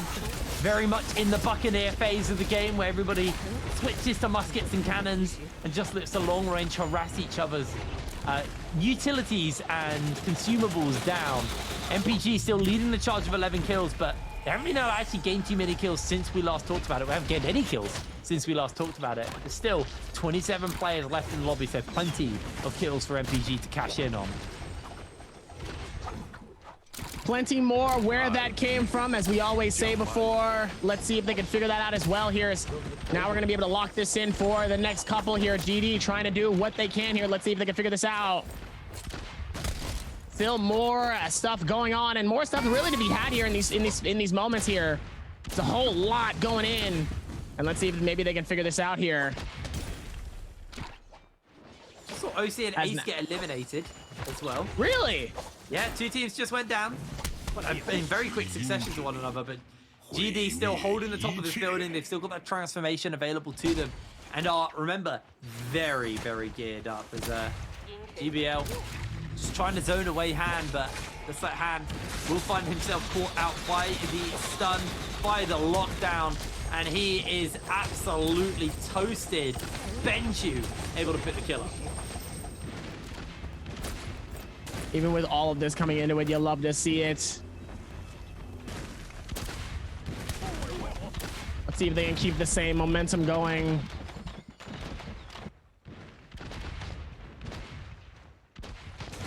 It looks like they're still going to be able to go through with this rotation, though. MPG really able to find it here. Let's see if they can keep that going, though, as looks like GD struggling here. But they have 5 eliminations on the board here. NPG with 11, 8 eliminations on EWG here. 17JL with 6 and Bauda with 6 as well. EWG spraying with the cannon, seeing if maybe they can get some connectivity. It looks like they almost pushed on GG. Miss Kia also nearby here. Oh, wow. Massive hits coming in from the longsword here. It's got to be careful. Definitely does not want to get absolutely blasted by that. And it looks like we're going to see 2 massive Monk ults coming in from Pixel and Apple. Fight, fight, fight, fight. I'm trying to see Monk on Monk fighting action. As ladies and gentlemen, we're seeing the fist fly. I love it. I love when I see both Monks just fighting it out. You love to see it, as they're both going to try to see if maybe they can get the grabs going. Did a good job with it so far here. Let's see if they can keep that going. Oh, and then we get snagged all the way to the back. See you later. Get away from me. Stop touching me. There's so many monks. So many monks, as Dabao is also going to be at the very bottom by himself, sadly. Going forward with that rotation, though. Let's see if maybe they can figure this out here. Only more of it's going to happen. It is the utter carnage right now of a lot of players still left in a very tight circle. All the monks are almost free fire as well, because there's plenty of places to avoid the Muran with the tether from the Kurumi. Doing a pretty good job of keeping him alive, but he's still losing a lot of HP. He managed to get the grab onto 3-3-0 and finish him up along with Kakashi. 2 members of GG go down to that grab from Uran. Absolutely enormous, but immediately, as soon as he de-transforms, everybody swarms him. AS sliding in, looking to finish up Pixel here. Pixel goes down. Ventus are knocked out of the running and knocked out of the game. With 2 minutes left, we've still got 17 players left alive in this game. And we can see Exao on the high ground with that swarm unloading damage onto everybody nearby, as Miss Kia here on the high ground using this kind of position, this terrain to hide behind in case a transformation comes out and looks to grab onto him. But Ziyu now looking for a fairly large Viper stun, will be able to catch it out. Actually, no, everybody's able to break line. It's like the last possible moment.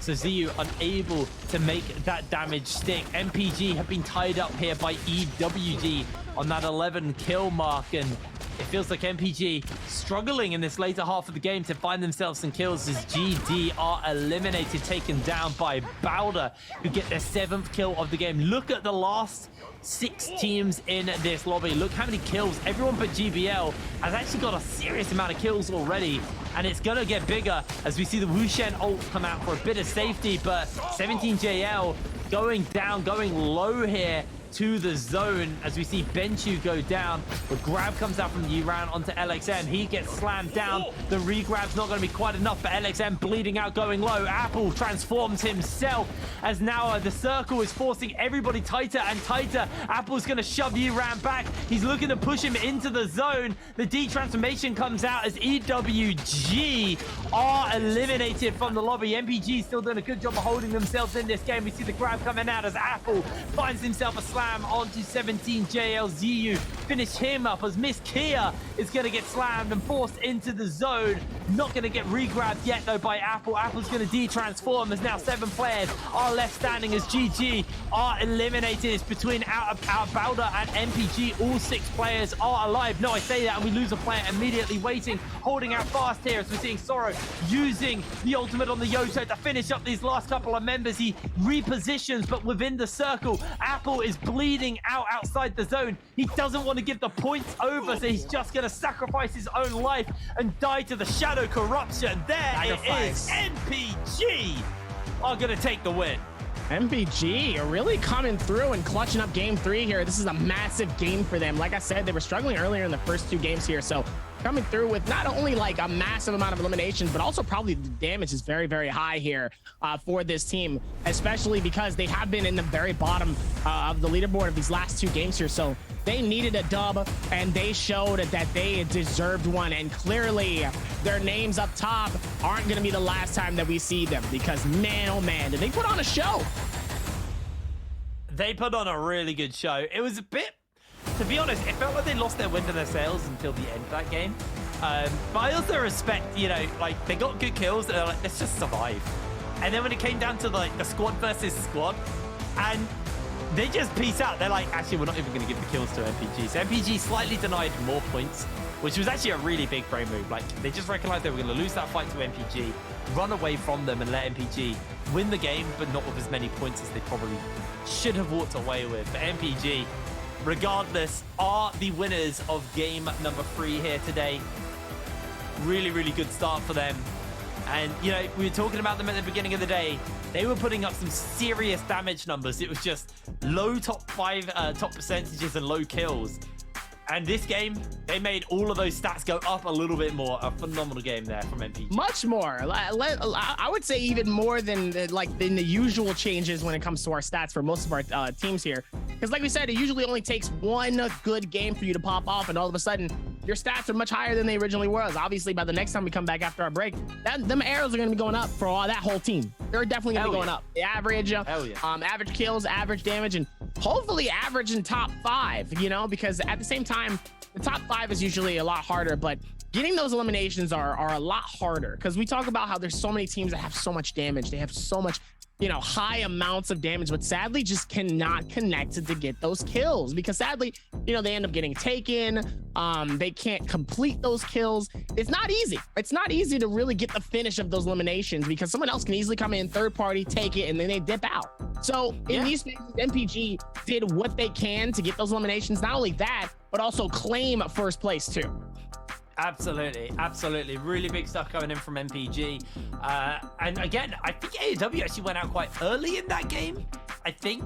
I actually really didn't pay too much attention on that front. We saw quite a few teams actually getting knocked out very early in this game, and unfortunately Wolves, the only team today now who have earned themselves a donut as well. They've got to be a little bit upset with that one. They really want to stay relevant with the rest of the teams in the lobby, but when we get the overall points, we'll get a good read of exactly how well MPG did there, but also how well the rest of the lobby did there as well, because that was still a pretty bloodthirsty game. I'm liking these trios. This is my kind of trios. Like, we come out of what we see in solos where it can be like carnage, and then we get very chill trios sometimes, but actually getting these trios where like they are bloodbaths pretty much the entire way through. It feels like we haven't had as much downtime. There's still definitely downtime, because there always will be, but there hasn't been as much downtime in the day's games. And there we go. Out. 13 eliminations, but 12 eliminations tied between Bowda and EWG, making the kill points the deciding factor with a 19.2 and a 16.8. So those ranking points helping, adding to the score, making it a 22.2 and an 18.8. 18 points, though, for GG. Really keeping this game alive here. And sadly, AOW with 5 eliminations, 5.5 game score, sadly, was not enough to really get any extra points on the board for them. Let's hope that AOW really decide to pop off in the next couple of games after this, because, man, they definitely need it. But tied a game between Bowda and EWG. Bowda's been pretty quiet too. So to see them in second place here with a 22, massive. They've been pretty quiet. Absolutely phenomenal stuff. 17 JL just, well, I said it, man. They've been really, really good this season, and they're keeping that consistency going. I think AEW should be okay though. Like they had such a good start today. They had a good second game. This game wasn't like strictly bad. It still scored some points. So I think they're still going to be comfortably towards the top of the table. But let's celebrate MPG. Let's celebrate Waiting, the MVP. 13,000 damage coming out for him. His first time he's got MVP as well. 5 kills, 4 of which were before Rebirth. So you can see these guys very front-loaded in their kill score at the beginning of this game. Hence why the damage is quite low, because they didn't really do anything until the end of that game. So low damage, high kills. Good game here for the side of NPG. You can see Soul Slash is that legendary Soul Jade there, target lock and soft step as well. And then just your regular melee and health Soul Jades coming out. Overall though, Waiting and MPG. Weird playstyle. A lot of kills early, then just chill. Chill to the end game. Even with all of this too here, let's see if they can put more of these games on the line here. But Waiting with his first MVP. Good job, Waiting. First MVP. We'd love to see it though. 2,500 damage on the spear, 22,000 on the cannon, 1,900 on the katana. Target lock, soft step, soul slash, 2 health and 1 melee resist soul Jade. 13k damage though. Pretty good though, but seeing that Waiting, this is his first MVP. Let's hope that there's many more like this to come. I hope so. Hopefully ones with more damage as well. 13,600. Yes. Not so much, but again, like I said, it's because they got a lot of kills at the beginning of the game and then didn't really do anything until the final circle.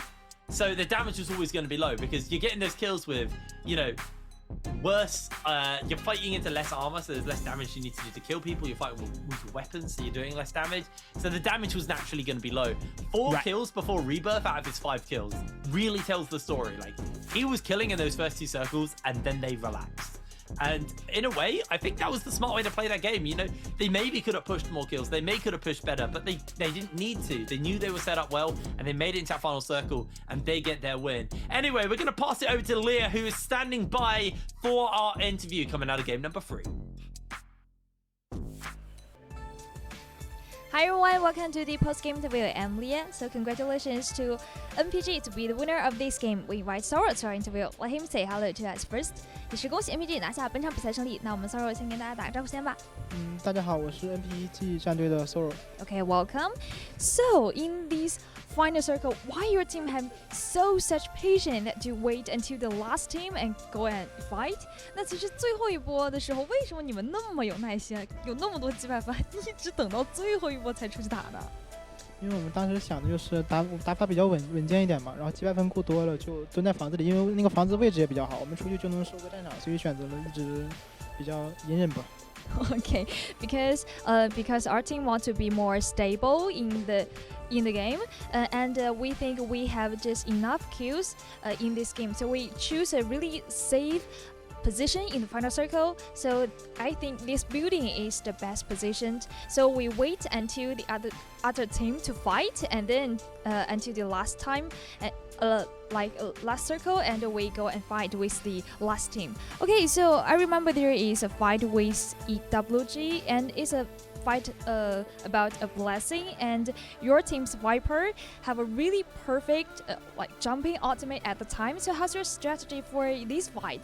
那其实还有一波就是打得非常漂亮，也就是跟 EWG 在抢夺一波飓风客的时候，有一个非常完美的天降。那一波的策略是什么样的呢？因为那波我们本来就是准备去看一眼空投嘛，觉得那些空投能打架就可以去劝一下，然后到位置正好发现他们2队在打，然后再打我们就慢慢就拉近，然后找到机会就天降一下，看他们3个都没有注意到头顶，我往下勾吸引他们火力，然后队友再天降。Okay, so for this fight, actually at first we are aimed to just get the blessing, but when we get there and we discover that there was 2 teams are fighting at the time, and we saw there nobody noticed about the up position, so we think maybe we can have a really nice jumping ultimate for the fight, and then actually it have a great result for this fight. And but I remember you didn't get the blessing, so are you aimed just to get the blessing or aim to fight? 那其实我记得那一波你们是没有拿到飓风客的，所以当时是为了去打架，还是去为了只是抢夺一个飓风客呢？因为当时我感觉他们就快解开了，然后过去就觉得能拦就拦一下，拦不了其实也问题不大。Okay, so at that time I was just thinking maybe they are just already get the blessing, but at the time when we was arrive and the blessing was be unlocked by the other team, and so we just fight with them and get their kills point at that time. Okay, so I have an extra question for you. If your team have 3 armor, like 1 blue armor, 1 purple armor, and 1 golden armor, how will you like for your combination like Yudo Viper and Wu Chen's combinations, how did you like give those armor to the hero? 那其实我想问一下 Sorrow， 如果说给你们这一个阵容3个甲，一个蓝，一个紫，一个金，你怎么去分配给你这个妖魂阵容呢？那肯定我要穿金甲呀，然后把紫甲给宁红叶，然后蓝甲给吴晨。OK，Why？愿意说一下为什么？因为就是决赛圈嘛，因为正常的时候不进决赛圈的话，甲最好的甲一般是给宁红叶的。进决赛圈一般是宁红叶的作用就是开个大招，然后给妖道机更好的就是输出空间，然后都是保着妖道机的，一般只能是妖道机一个人活到最后的圈。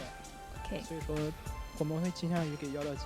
Okay, so for me, I maybe gave the golden armor to Yudo and the purple armor to Viper and the blue armor to Wu Chen because in the final circle, like Viper's is to be sure that Yudo can survive until the last person because we just all depends on the Yudo to get the points in the final circle. So Yudo is the most important hero in these combinations. OK， 好的，谢谢 Sorrow 来到我们的采访呢，也希望 NBG 之后可以有更加精彩的表现 ，OK 吗？好的 ，Thanks Sorrow. Come to our interval. Well, let's have a rest and highlights will continue later. Bye bye.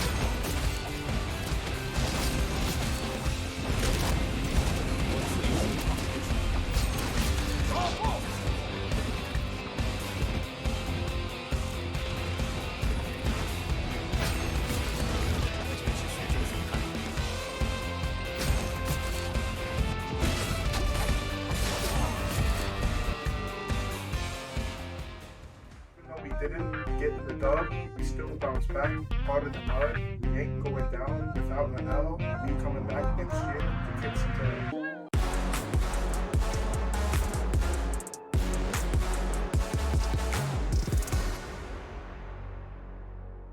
You love to see it, so let's see if maybe they're going to be able to claim this one as well within the space.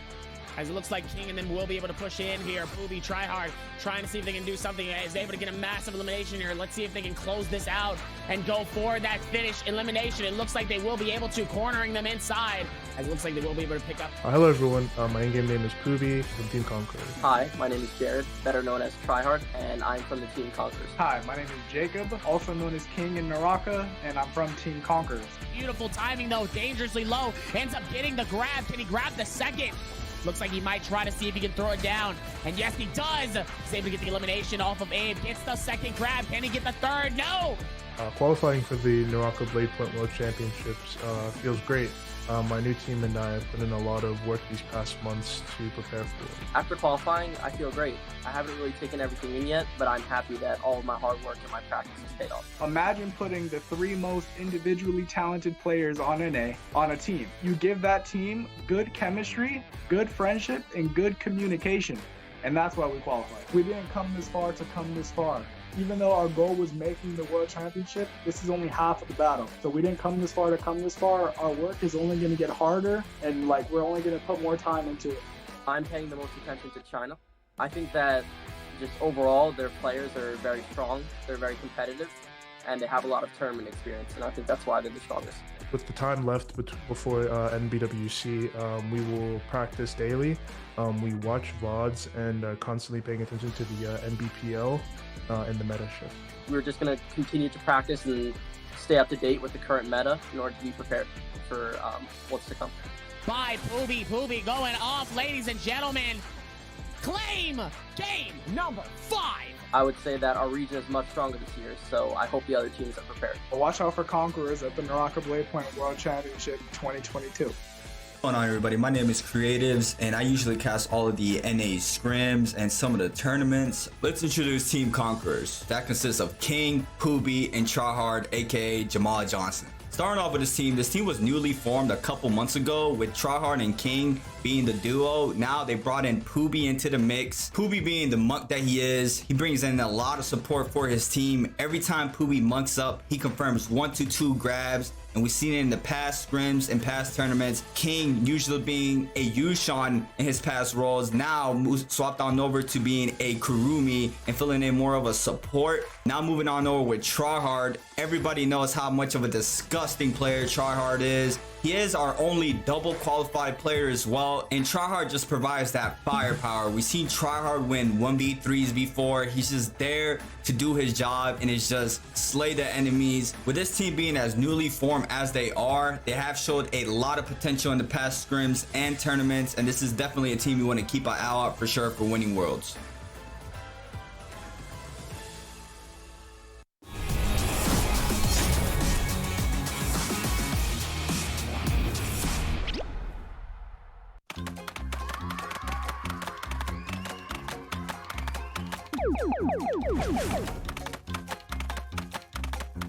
$2,000 years later. The Nbpl Professional League is held in the Ice Cube venue in Winterstar, located in Lingang's special area of China's pilot-free trade zone in Shanghai. The Ice Cube covers an area of more than 4,000 square meters with a peaceful white exterior wall and translucent blue glass, which makes it elegant and luxurious. It's located next to Shanghai Haichong Ocean Park and only a 10-minute drive from Dishui Lake, the largest artificial lake in Shanghai. There's also Shanghai Pudong International Airport and to the north, the famous Shanghai Disney Resort. Everyone entering the Ice Cube must have a PCR test and their body temperature checked to ensure that all players are safe for the games. After entering the venue, players proceed to their locker rooms. There are 16 bright and comfortable individual rooms on site, which provides players a space to relax while ensuring the privacy to discuss tactics. After being all rested up, the players then proceed to the stage.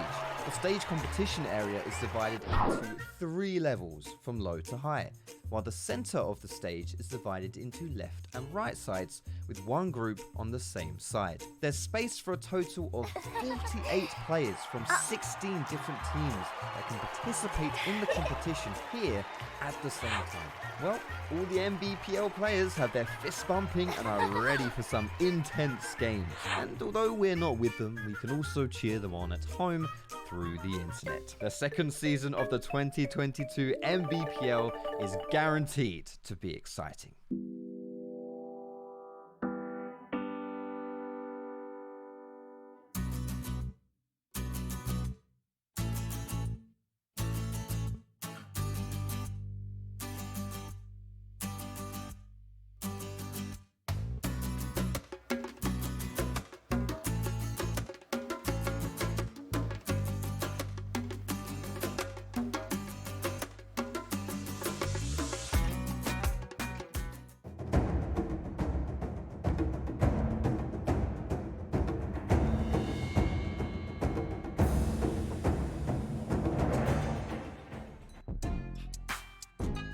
Ladies and gentlemen, welcome back to Naraka Blade Point Pro League Season 2.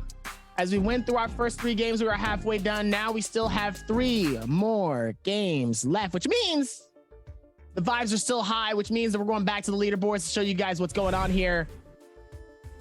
As we're still going to be able to figure this out here, looking at the top score. AOW still at the top, though. I told you. Wow. And by a pretty comfortable 55.6. amount as well, right? Like, this is not a bad score for AOW to have at all. Yeah. I wouldn't say comfortable. As long as they play the next couple of games, not like game 3. If they like have game 2s for the rest of the day, EWG have to have like phenomenal games to catch up. You know, they're in a comfortable position in the sense where like as long as they're scoring decently, as long as they're top 4ing, consistently, they should be able to hold on to that top spot. But the problem they have is EWG had one bad game and then have had 2 phenomenal games back to back. 17JL have just been consistently good all day. You know, you've got teams who are slowly but surely starting to catch them up, and it looks as well like GG are starting to find their footing, starting to get some momentum and pick up their pace a little bit. Does that continue going into the tail end of the day? I guess we'll have to find out, but there's still 3 games left to go. There's still a lot of work left to be done by these guys. But AOW, very comfortably, well, not very comfortably, but in that first spot, that first game did them some wonders, some absolute wonders. What a way to find out, though, knowing we still have 3 games left. I mean, we're gonna have to find out in 3 games how well this lead is going to hold up for AOW, and if whether or not is EWG going to take that top spot. I don't know. I feel like AOW, you know, we're still on that downcline for them, obviously, but you know, the only way to go from the bottom is up. Yeah, but 5.6 is the bottom. I mean, that's a pretty decent number for you to beat, I think. They just don't have to get caught up by these bad games, you know? I don't know. That first game was very weird. People were landing in places that, like, there was no loot around. People were fist fighting. It was just like, what are y'all doing? There's so many open spaces and other advantages that people, I mean, maybe they assume that other players would be landing in the hot spots, but still, it was it was still unexpected for me. I wasn't expecting for that to happen. No, neither was I. I didn't have the expectation what we were gonna have. You know, just like we're having like bar fights. You know, people just getting into buildings and just start smacking each other with fists. Like they usually never happens coming out. It's just absolute chaos at the beginning of each game. It's weird because you know I was covering EU last week, and I really bigged up EU as like a crazy region, like chaotic play style, people brawling in the zone, and actually in trios especially, it was actually very tempered. It was very controlled. The guys were playing, you know, pretty much the style you'd expect from the Nbpl. But as you come back over to the Nbpl, and these guys are playing somewhat, I mean, it's definitely diluted, not the carnage we saw in season 1, but somewhat similar to what EU played. Like, you know, you got GG just running off into the zone, like they're like, you know, the policeman from Cloudy the Chance of Meatballs, you know, like sprint. They're like doing that into the zone. They're just charging, looking them dead in the eye, running towards the zone. And then you got, like, you know, teams just dropping and fighting and just brawling immediately. It's carnage, and I love it. Like, this is the kind of Naraka I like. I'm still yet to experience this week's solos style, which I'm very excited to experience next week. You know, the style where the guys are just, I mean, they because they have to play so many different heroes, all the versatility of solos has. I'm hoping that we find some kind of solution to that in trios as well, because I know what I'm expecting when we open up this hero select. You want those solutions so bad when it comes to these trio changes. You want them so bad. I do. I mean, I've done lots of solos this season. It's probably that I've done more solos than I've done I've done more trios than I've done solos. And I love trios, I really do. But I am a little bit bored of seeing that shiny head every time we get into hero select. I'm gonna be real with you. It's been 2 seasons and a world championship of his bald head being the well, they need to bring out something that's more. Well, they need to bring out something that's either more or just as powerful as a you know, as a monk. A monk is a very powerful character. It's a very powerful switch of the fighting styles. So a monk there needs to be something just as powerful for that to happen. I mean, you can nerf it has to. You don't have to make something stronger to deal with a current problem, because then you just make a new problem. What you could do, and these are we had me and Moxie had these solutions on talking about Z-Ping, and I'm thinking about Monk. You could slow down the missile speed of his grab, so like it moves slower, so it's you know easier to dodge. But then again, it's not like hard to dodge is really the problem. What you could then do is actually just lower the range of it, because it goes a long way. So you can lower the fact that it can't just grab you from the other side of the circle. Because the reason people like Monk is because Monk is very effective in the final circle. He is. His ability to grab you from the other side, depending obviously terrain pending, but on Morrisile, there's a lot of open terrain areas, especially around like the Shadow J mine and areas like that. You know, where a monk can get those grabs from the other side of the circle, and suddenly a team that is as a full 3-man is now a 2-man, and there was no counterplay other than dodge one of the 5 monk grabs coming at you. But that's exactly why I say too, you know, if we're gonna do kind of limiting on what players should be using for players and powerful characters, there needs to be at least 2 or 3 more that can really benefit in those close ending circle fights. And I feel like there's not a lot of them that really are beneficial in those final fights in terms of meta is concerned. Absolutely. You know, Trios is an interesting one because I think when we look over at solos, we've seen quite a few meta changes. We obviously at the beginning of the season, we had Yoto being like the dominant pick and a whole bunch of that. And then, you know, Justina came out as an answer. Then we have Wu Chen. We've had so many different things. And now the new style, Carnage, and I love it. Anyway, before we get going with this 4th game, we actually have a video to play from one of our players. So see what they had to say before we get going. And it's done clean. Oh, there you go. 就前面最后一把的时候分差太大了嘛，而且他最后一把 OC， 我们当时在解空投嘛，然后他一下成为战神，就打开面板一看10个头，就意思就是除开这10个头，就一开始是28个头，28分差，然后那10个头加上去，我们一把要追40分，然后可能打到后面也决赛圈比较急，因为必须要拿尽可能多的头才有可能追上40分的，然后后面就为了1个头就大招叫完了，然后就记掉了。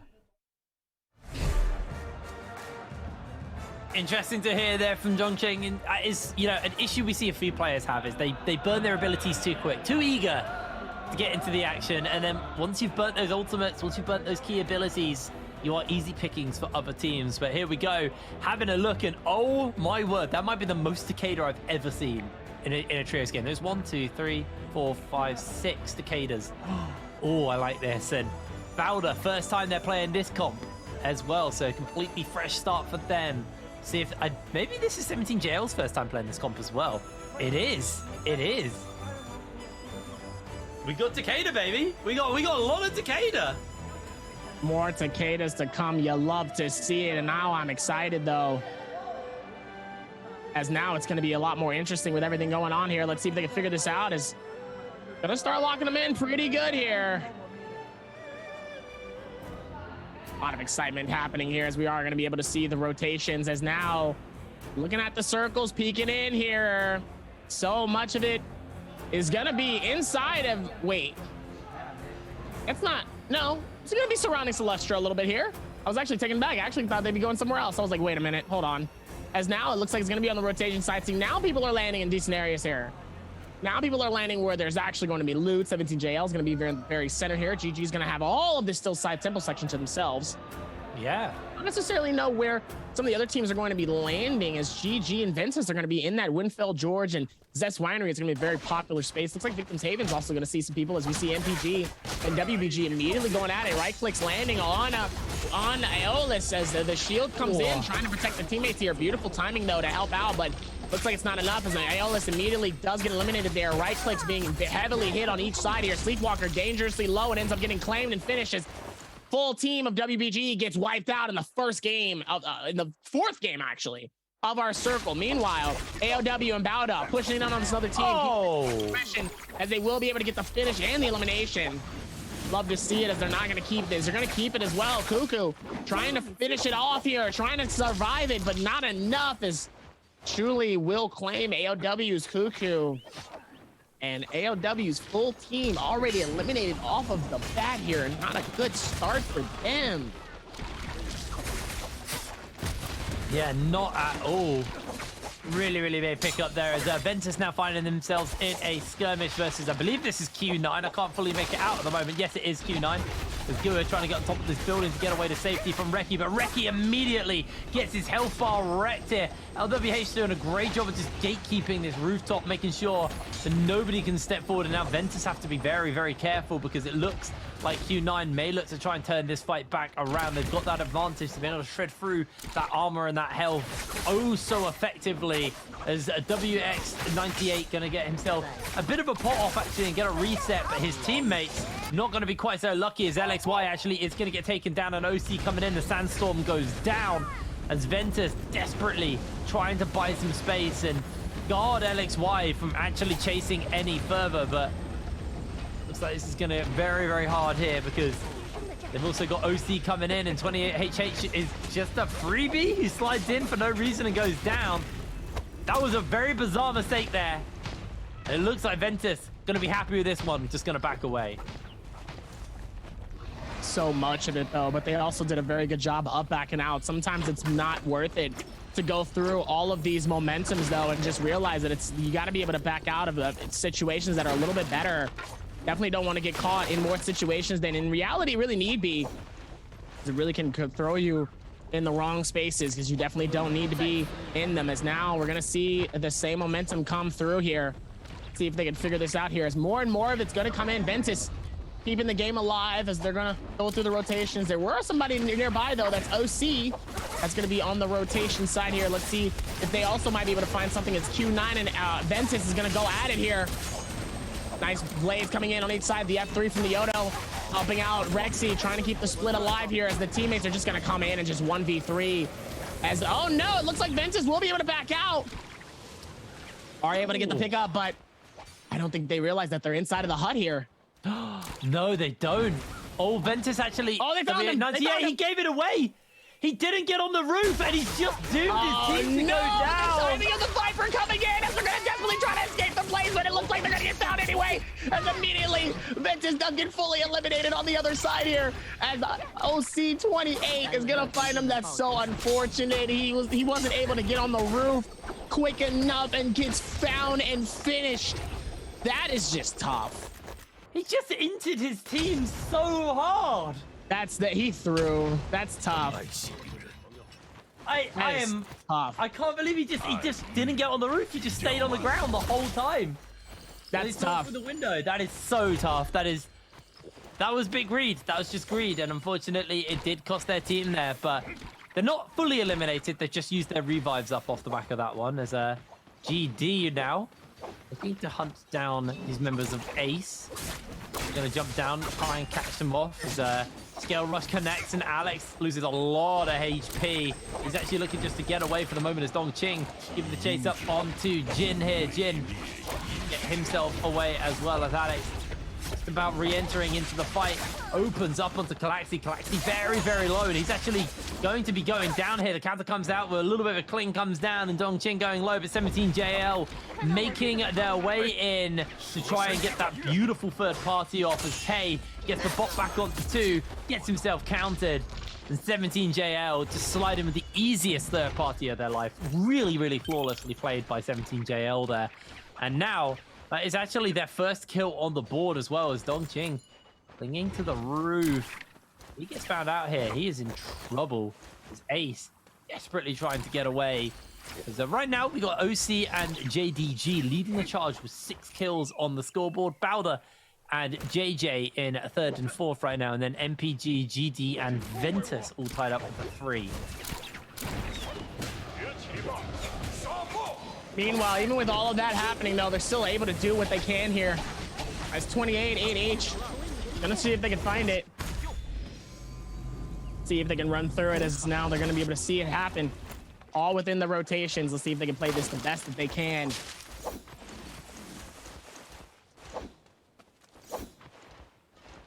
Wow, the Bow's actually, like, really good. He's got himself the Golden Spear and Purple Armor. Like, that is very good for a game, you know, still got so much time left. He is very, very set up. We'll see what he can do with that, and if he can set his team up for success with the amount of damage and kind of survivability he's going to have at this point in the game. There's a Nali jumping in forward here, trying to catch out onto Reki, is able to do so, and the stun from the Viper is going to connect. This could just be easy pickings right now, as Ventus actually end up going on the run. They decide to walk away, as Bowder actually used the Moonbane here, so that Dragon's Bane to create a zone control for themselves. He's gonna grab himself a bounty.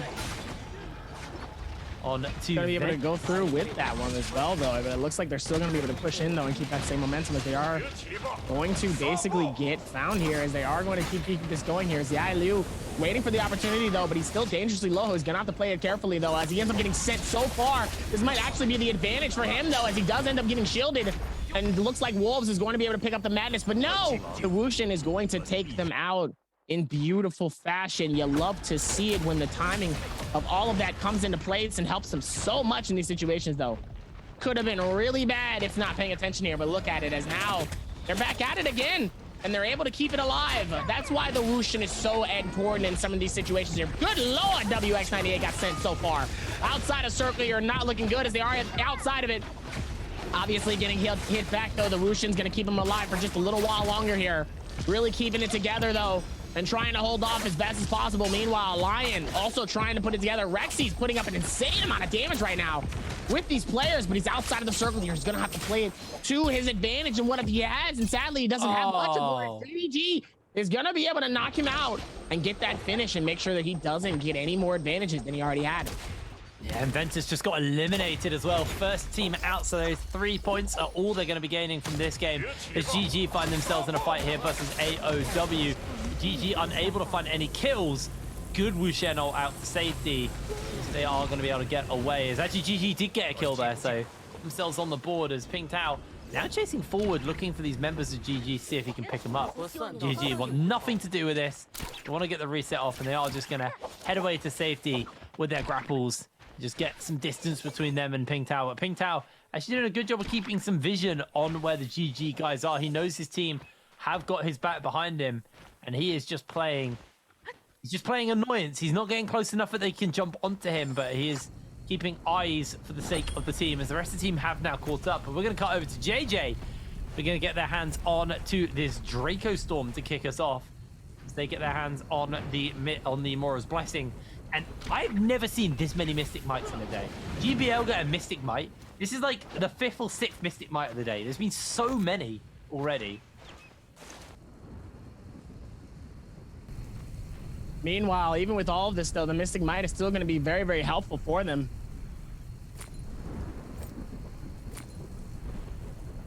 Let's see what they can do though. Q9 just holding on for the moment. They've got themselves the Draco Storm, but they're not going to actually pick it up until the last possible moment, as GG continue this ongoing fight with AOW, able to finish up one. GG actually dominating this fight pretty hard, as AOW struggling. LXM gonna pull the trigger on the ultimate, try and lock down one. Miss Kia very, very low, as down goes Miss Kia. GG. GG's AOW is really trying to hold on for as long as possible. GG's 330 does get claimed and eliminated, as Kakaxi is also going to be able to use the Viper. Sadly, is not able to find anybody within that space though, but they're still going to be able to work towards it still. Oh man! Even with that one though, they're still able to work around it and still push through with what they have. Let's see if they can figure it out towards the next, even the next spaces that they have though. It still could be more beneficial for them, as now things are just getting better and better for them, honestly. Yeah, they really are. As Miss Kia now running into Ping Tao, trying to avoid getting caught out. Throws down the F ability as Ping Tao tries to chase forward. Is in the invisibility, just through the hole in the floor.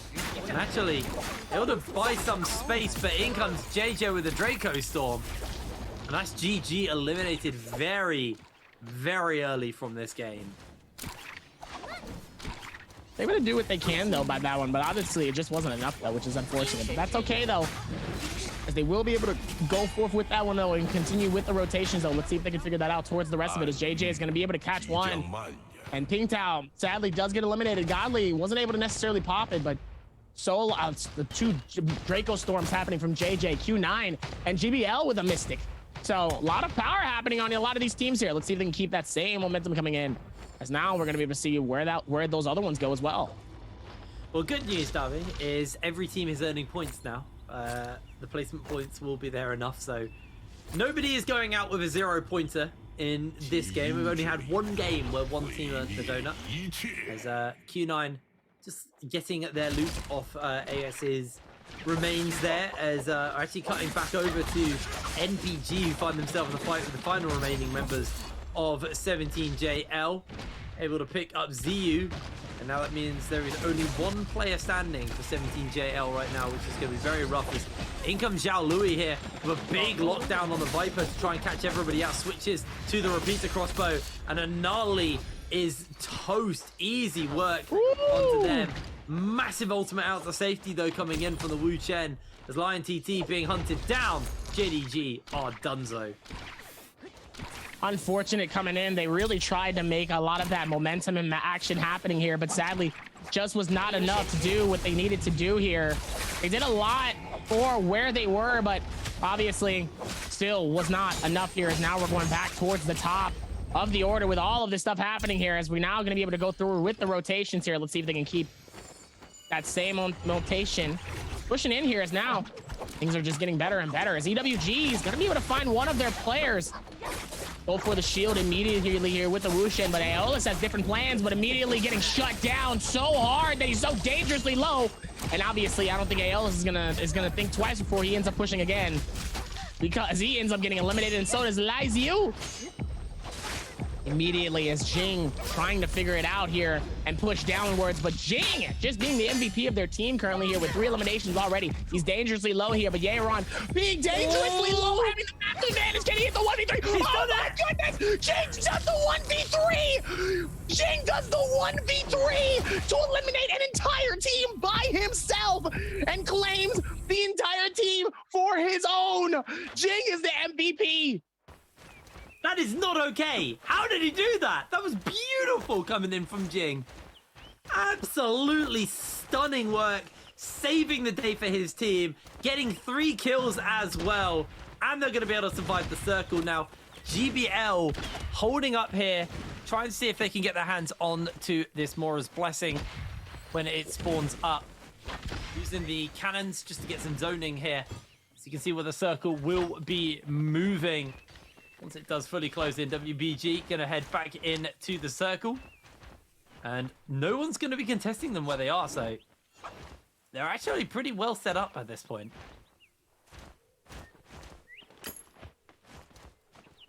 That was insane. We haven't seen a 1v3. I'm still reliving that. We haven't seen a 1v3 in a while. The last time we saw a 1v3 was in season 1. To see another one happen is insane. We haven't seen one in a while here. I am so happy. Like, my day is good. My day is great. I don't need to do anything else after what happened. That season 1v3 was one of the coolest things I've ever seen. It was in the final circle as well, and it won them the game. Like, that was so clutch. Anyway, there is a massive fight breaking out over this Mora's Blessing. The Sandstorm comes down, and MPG are just going to walk their way in, but not going to get the opportunity to stop them, as they will pick this one up. Going to grab themselves the Draco Storm, and everyone else went, uh-oh, run! But they're all very low HP, and this is an easy pickup for MPG if they can get even remotely close. Sorry, they're being interrupted by the Sandstorm, but that doesn't matter because he's jumping in with his Draco Storm. He has the ultimate ready to go, and he is sticking in some work. OC able to pick themselves up 1 kill already onto hand to GBL there to take them out of the lobby. OC chasing further forward with the Draco Storm. Sorrow and the repeating crossbow able to pick up another kill for his team. OC bleeding out, and now MPG looking to run down 28HH. He gets countered. He drops his golden weapon. He has to put the ability down, but it's not going to buy him much space because the Draco Storm and Dubai will chase in forwards and keep the pressure on to 28HH. He is slowed. He is down. His goodies are for MPG, and they are starting to climb up the ladder once again. Leng Jing with the Rebirth Charm will be able to pick his teammates up, as Wolves been a pretty quiet one for these guys, but they now have a Draco Storm. Let's see what they can do with it. I mean, clearly they've been able to do enough now, so let's hope that they can actually push forth and do even more than what they have been doing here, but unbelievable. I'm sorry, I'm still thinking about that 1v3. I'm still thinking about it. That 1v3 was absolutely insane, okay? To be able to see that, knowing that one of their teammates ends up getting clutched, he comes through with that. He was so low, he had the circle against him. And then that absolute heavy sword clutch, the hold right click and then spinning so many times to get that massive amount of damage. Then the parry at the very end was just so disrespectful. Rizu getting caught in another bad situation here, waiting for the Decada to come out here, but caught in the storm here, making it a lot harder for that Phantom to be able to form here. Oh. Massive damage coming in as Rizu will be able to pick up and clean up the rest of that as well here. As Ben Shu sadly gets eliminated though, as now we're going to be going forth with this fight. They're still figuring it out here as AS caught in a bad situation, ends up getting sliced and diced so hard as now the team is just going to push in, keep the same energy though as ZU is going to be able to push in, immediately gets body slammed by Rizu. No shield left on him now, and now it's really anybody's game here as they're born to keep this map momentum going as Rizu immediately catches and gets the elimination. ZU figuring this out, goes for it as double as Apple is going to try to fight this out. Oh no. Oh, the flaming arrow. No way. JJ with a flaming arrow, and now AS is going to get gatekeeps entering into the zone. In they jump. AS, can he escape this? He goes into the building, and he is juggled around. Easy pick up there for JJ. They just got 2 kills for free. Phenomenal stuff coming in. Freebies? 2 freebies, baby. Can't be giving out any freebies like that. Don't get a little cheeky. If you can see the eye roll, chat from Hipray, it's amazing. It's amazing. Such a bad British accent. It's such a bad British accent. It's like a pantomime Cockney accent, but it's just not even real Cockney. It's so bad. I'm gonna have to learn from you, so that way I can actually know how to do it correctly. Meanwhile, I mean, Foxy's literally a Cockney. Like, if you hear him, that's how. What you're attempting is how Foxtrot talks. Fox actually didn't think it was that bad. Yeah, of course he didn't. Meanwhile, back at it again with Wolves up top here. NPG also nearby here. They really could come through and start this strike and really make this momentum work here. But let's see where the rest of it goes, as now only going to get a little bit more hectic here. But you love it to see. I love when things get a little more hectic. Come on, give me some more insanity. That's what I want to see. I think these players need to take a break. There's 16 players left. This has been a very chaotic game. We actually could have, for the first time in a long time, either a very quiet final circle or a game. I've never seen a trios game end early. I've never seen that. And there is potential. There's only 6 teams alive? There's 6 teams alive. There's 16 players alive right now. You know, OC don't even have their Yoto. There's about to be a Mora's Blessing. They're gonna fight for that Mora's Blessing. You're gonna see some action here. They're fighting for that Mora's Blessing for sure. Oh, there shouldn't be no reason for somebody to just go ahead, walk down the line, and get a free Mora's Blessing with every choice of a burger. There's no way you should be able to have that early choice with everything happening around this bin here. Let's see if they're gonna keep that same momentum and the rotations coming in. But man, this is crazy. Wolves to get it for free. No one contested them. Ain't no way. Wolves really got a free, no contestation, free pickup. Gold arm for the one thing. What? It's kind of because there's just no one in the game. There's just not enough people in the lobby right now to like actually contest that. If you're not near where the Mora's Blessing was, by the time you get there, they've already got the Mora's Blessing and have moved away. So WBG were like, they were just too far away to actually even bother contesting. The sandstorm went down and they went, okay, we'll have to chill out.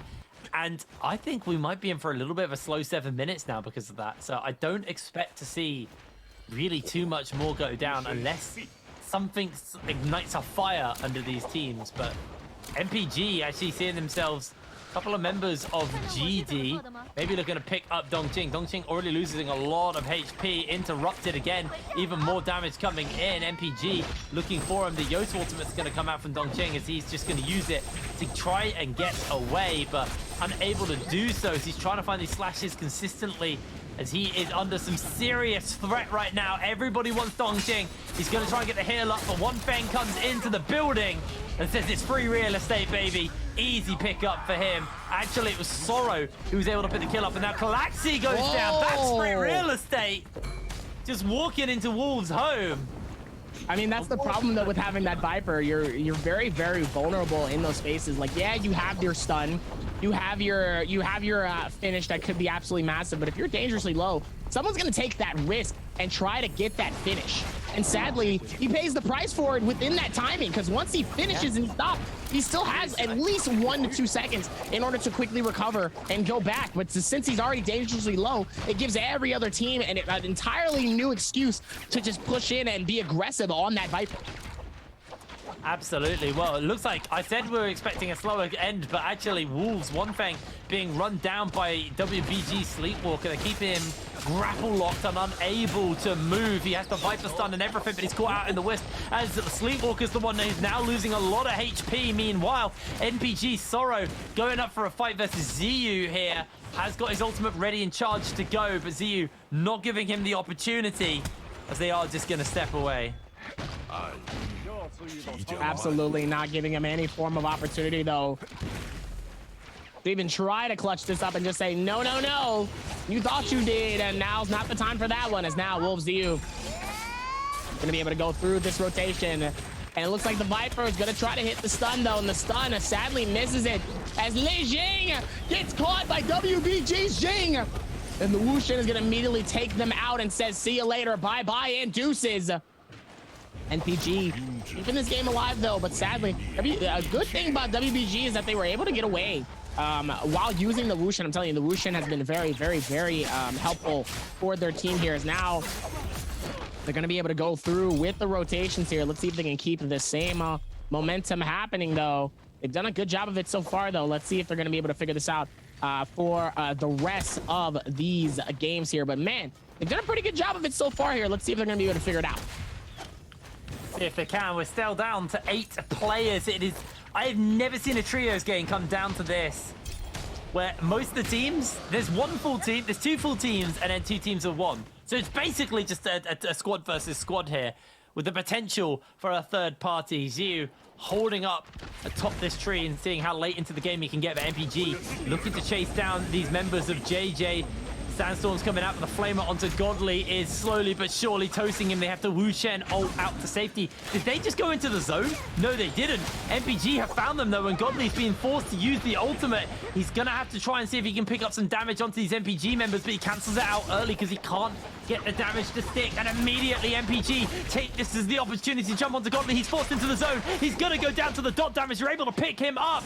Chewy bopped back and sent away. Packing right now as Water's next up on the menu. He's caught out by the ult. He takes a whole bunch of damage here from Sorrow. Water is down, and MPG are putting their stamp down on this lobby. The Sandstorm will buy a bit of space, but it's not going to do too much as MPG are chasing for more. They want more kills. They want to end this game early in style over the remaining 3 players in the lobby.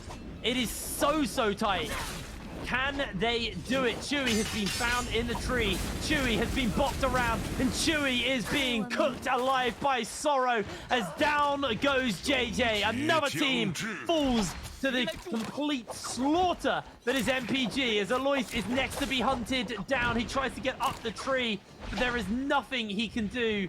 He is desperately trying to avoid them, and for now, he's bought himself some space, but it's not going to be enough space. The toaster comes back out, and Alois is being cooked alive. Nowhere for him to go. Sorry, jumps up the tree as Alois is trying to buy himself a little bit of space here for the moment. There goes Wolves, and Alois goes down as well. Our first time ever, but a trios game ends early. That's very rare. We usually never see endings like these for these games, and clearly enough, I mean, hey, it did what he had to do, though, as now we're going to be able to see all those spots come into place here as, man, like I said, we've never seen these before, especially in these games. What happened? I have no idea. That was a very fast-paced game. I'm shocked by how quick that game came to an end, but there we go. The win comes in. This never happens. This is the first time I've seen a trios game end early. I've seen solo games do it, but I've never seen a trios game do it. And MPG getting their 2nd win back-to-back. A absolutely amazing 2 games on Morris Isle for these guys. And what they accelerated the game so fast that game ended early. I can't actually get over how quick that game was. You don't see that in trios ever. Absolutely. No. Never see that in trios, and obviously, I mean, they still did what they needed to do, though, for these games and made it look good all within the same space here. So now, even with this recovery, though, let's see how they're going to be able to acknowledge this because, man, they did a fantastic job. So I'm excited to see how they clutch and do what they need to, but it's a back-to-back for MPG. Yeah, back-to-back win for MPG. High scoring games back-to-back for MPG as well, which is the key thing here. But I mean, back-to-back. I actually feel like this is what the meta could be like if Monk wasn't in the meta. I genuinely think we'd have games this quick. I think the reason so you don't like the Monk meta. I am on a crusade against Monk right now. You don't like Monk meta at all. There weren't any monks in that final circle. They all got taken out very early in this game. No. And because of that, it was a very bloodthirsty game. People don't stall till late game because you don't have the monks to be in the late game, so it doesn't matter as much. You know, you don't have that stall capability. This is exactly the... Monk does what I didn't like what Justina did to solos. Like, Justina slowed the game down massively. As soon as Justina started to get picked less and less, we felt that we saw the trios games, so the solos games pick up pace. A lot of action breaking out. That's what we just got in trios here. We got a taster of a no monk meta. I pray that we'll get some kind of change on that because that looked so much fun. That was a lot of Takeda. That was Takeda, not Monk. Could you imagine more Takeda meta? I want more Takeda. This guy's sick to watch.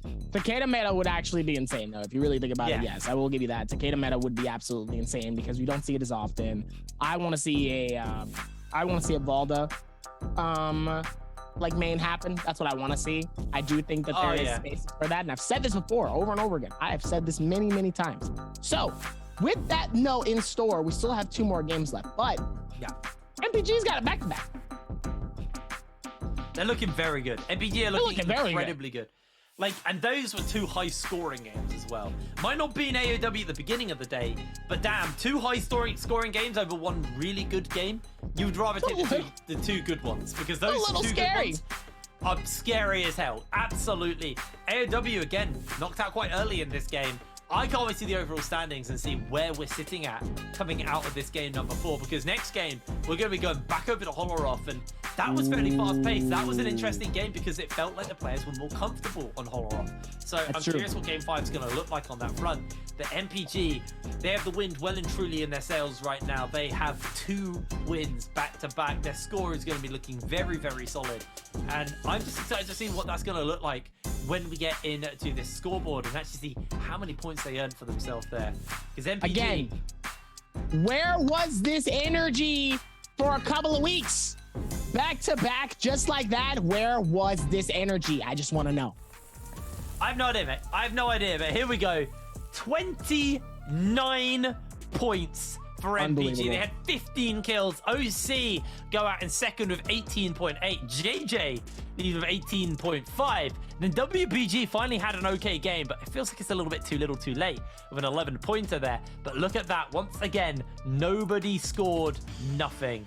We've only had 1 team take 0 points to them. That was Wolves in the previous game. But every game, there has been points for pretty much everybody. Actually insane coming in. Like I said before, like they really put in that amount of time and effort. But man, where did all this momentum go? Where did all this hype, man? I need to see more of this. This is I feel like this is the biggest tease ever because this is what I want trios to look like. I want everyone to be scoring. I want explosive points while, you know, teams aren't being denied. Because typically when you see a team with 29 points, you see 4 or 5 teams who have 0 points because there's just not enough points in the game. But there's such a good spread of points in this game. The game was fast-paced. There was a lot of action. There was a lot of kills. Everybody was using their revives up. I don't think a single team didn't use their revive this game. Like, it was a bloodbath. It was so much fun to watch. And we still got 2 more of these, Dubby. So I am praying this pace continues and we continue with these high energy games where, you know, the teams just run each other down. You know, like I was saying, the what do you call it? The Claudio Charles and Meatballs police officer charging like that, running towards the kill. As we'll have a look at the MVP here. It is going to be Jen from from NPG here. Got himself 1 kill before the rebirth, 5 kills, a 15k damage game. Actually fairly low damage coming out from NPG. Very low damage, but you know what? Sometimes it does come in different ways here, as we are able to see the amount of damage coming in though. Also, Gen's first MVP as well. Gotta give it up. NPG having 2 players that both have brand new players here. Very much #1. Haven't necessarily seen it so much here, so gotta say congratulations to them for not only getting their first MVP, but getting their second in total. But this will be Gen's first overall. Yeah, his first MVP, and he's going to be very happy with that one. The old Soul Jades rocking Switch Dazzle, Hot Stopper Kick, Wave Roll, Starfall, Slow Shot, and Cavalry Bloom.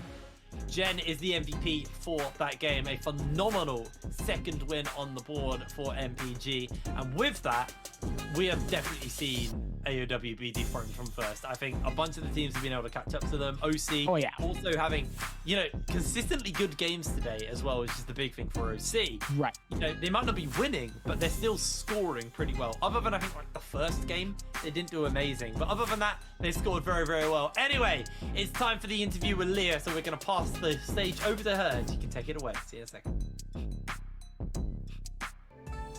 Hi everyone, welcome to the post-game interview. I'm Leah. So congratulations to MPG again to be the winner of this game. We invite Soro to our interview. Let him say hello to us first. 也是再次恭喜 MPG 拿下这把比赛胜利。那也是再请我们 Soro 跟大家打个招呼吧。大家好，我是 NPG 战队的 Soro。 Okay, welcome. So last game we saw that your team have a really stable strategy in the final circle, but this game is so different and you like fight so aggressive in this game. So why is that? 那其实上一把比赛决赛圈是那么隐忍啊，到最后一刻才出来打架。那这一把怎么这么不一样，打得这么激进呢？在决赛圈。这一把装备比较好嘛，加上决赛圈人数也不多，我们就找到机会了才打得比较凶，打得一般都没什么风险，就比较凶。Okay, so because this game our equipment was very low and in the final circle there was not so many people there, so we just find an opportunity and fight with them, and I think it's just low risk in this final circle. So you mentioned about like well equipment, so how did you get so well equipment in this game? 那其实刚刚你有提到你说你们装备特别的好，那这一把是从哪个地方装备就这么不错了呢？第2波的青龙之力吧，那波我们不仅拿到了青龙之力，还正好圈到了价，所有人都被我们收掉了。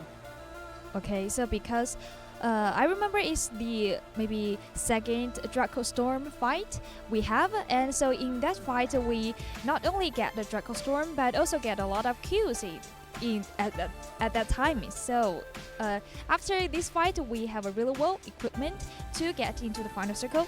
So in this game I saw your team use Takuda, Matari and Tamuch, these combinations. But you know there will be something maybe change Matari into Yueshan. So how do you think these two hero difference in this combo? 那其实这把你们用的是5加杀嘛，但当然也有一些队伍会把迦南换成月山。那你怎么看待就是说这2个英雄的区别？因为我们队伍的这个阵容是我冰河星期还有独白一起玩，独白他单排来的，他比较擅长于迦南这个英雄。我觉得这2个阵容就各有长处嘛。都挺厉害的，月山战场厉害，迦南是比较靠拉扯嘛，而且还能刷出赢的大招。我感觉看自己的对英雄的熟练度吧，我们队是比较偏向于迦南的。Okay. So you know our team Dubai, he is a solo player as well. So for him, he is really good at Matari. So we just use Matari in our combo. And for Yueshan, I think this hero is also very powerful, and he's like in the final circle the ability of keeping the position is really well. So I think both two hero is good, but just depends on which hero you are maybe more familiar with, and just choose the one. Okay, so I see that in the game our player always have a very cool operation, like you can walking in the sky. So can you like teach us how to walk in the sky。那其实我看到我们是有打出一些那种像在空中踱步那种操作，可以教我一下吗？教我们一下。具体大概就是先找到一个树一样的东西，然后 B 击上去 ，B 击上天之后平 A， 然后再等平 A 结束等平 A 动作结束完之后，用 Shift 去取消一下那个后摇，然后再2连跳，然后再平 A， 然后就重复这个操作吧。但是一定要等到平 A 动作完之后再 Shift。Okay, I get it. Okay, so first you have to find a tree and you have to use a wall attack, and to make sure make sure you can like get into the sky by the wall attack. Then you use a normal attack. After that, you use shift and then use a double jump and then use a normal attack. Just circulate these operations. Then you can like I call it skywalking. You can have a skywalking in the game, but you have to pay attention that you must wait the normal attack and then use the shift so that you can like complete these operations. Okay, so you know our last game was 3 weather was both have the fireflies, but in the following 3 games won't have the fireflies. Will this like affect your team's combination choosing in the game? 那其实前3把都是有萤火虫的嘛，那后3把是没有的。那其实对于你们来说，会影响到你们队伍上面阵容的选择吗？会有一点点吧，我们会就是根据不同的情况摆不同的阵容选。我们一般喜欢把妖王城放在这种，因为比较凶嘛，妖王城打架阵容。放在没有，放在有虫的地方。放在有虫的。Okay. 这样会找到更多的机会。Okay, of course it will affect our choice in like the combinations, and we usually put Yudo Library and Wuchen combinations in the fireflies in the weather which have the fireflies, because this combo is really strong and can get a lot of points in the game. OK， 好的，谢谢 Sorrow 这次来到我们的这个采访啊，那也是希望 NBJ 可以保持这样非常勇猛的状态，然后在之后的比赛可以有更高的成绩，好吧 ？Okay, thanks Sorrow coming to our interview. Well, let's have a rest and highlights will continue later. Bye bye.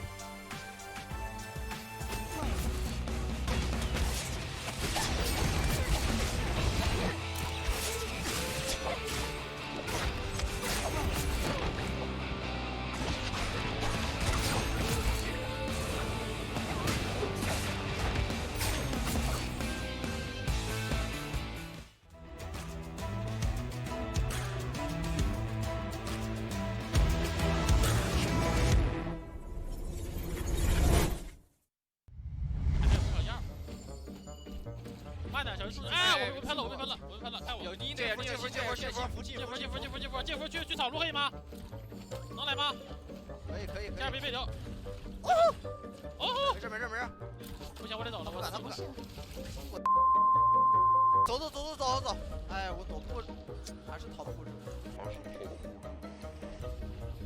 就把钱花2千。他也被炸一下。他被炸2下。我把钱花了，我搞不了，我现在炸死他！差一点，打不死。好杀！吃花自己吃花走。我吃了。吃花走，自己玩，不用管我。我没事。我杀一个。我炸，你自己玩，别管我。自己该吃花。好吃。我吃了。哎，好喂。稳住，不用和他博弈，自己狗命就行。自己绕。哎呦。傻。不要，你谁呀？大妈！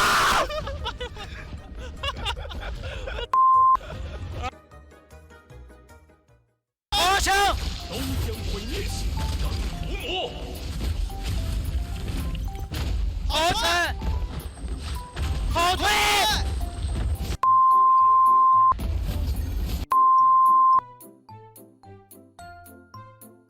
我死了4100。对啊。像这种我们直接就看摁一下勾就知道我们炸没炸。裁判，还有水没的，给我拿一瓶回来。好，谢谢。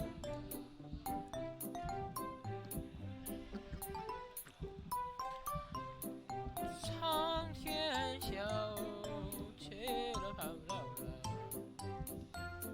鸭子给我唱首歌，放松一下。我唱歌很贵的。哦，不然。门前大小巷，游过一群鸭。1、2、3、4、5、6、7。死了，刚说完死了，刚说完啊，兄弟刚说完。啊，老爸，对呀，哎，老爸啊，哦，吓我一跳，他们玩常规双变了，他们一把杀佛，一把常规佛。To describe my team, it's a tough one. I'm gonna say trust.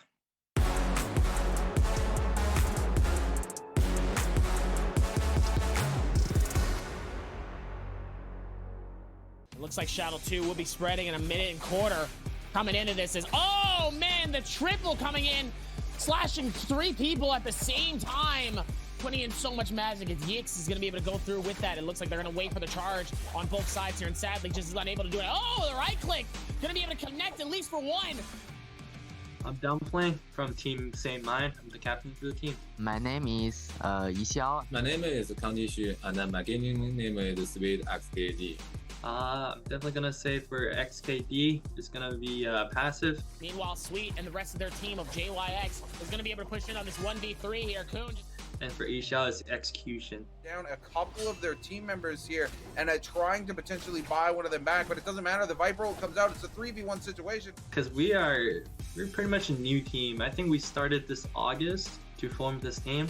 So our main objective is to know how each other play and how to bring everyone together as a team. So that's our first objective before everything else. The reason why we qualified, I'm gonna say maturity, just because some games we might not have our best game, but we kept the mentality and we push each other to their limit. I'm very excited I can go to the NBWC. I watched the NBWC before that. It's like a half of dream. We would practice more and watch more video. We will find some new style for the game and some secret trick for it. We will just do my best. We will just do our best, yeah. Get ready to get killed. Yep, get ready to get killed by us.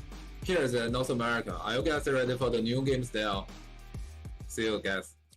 What's going on, everybody? My name is Creatives, and I usually cast all of the NA scrims and some of the tournaments. Let's introduce Team Same Mind. That consists of Dumpling, Sweet, and Yisao. Team Same Mind is very consistent placing hyper placements and is major when these pop-offs games come into play as well. Yisao usually playing Justina or Wuchen. He is very smart with that Wuchen ultimate, and he is not afraid to burn it whenever he feels like his team is in trouble. And that goes for everybody in this team. Sweet, not afraid to pop that ultimate, even if it's a 3v1 situation on the Viper. He wants to secure the kill for his team. They are not afraid to pop their ultimates.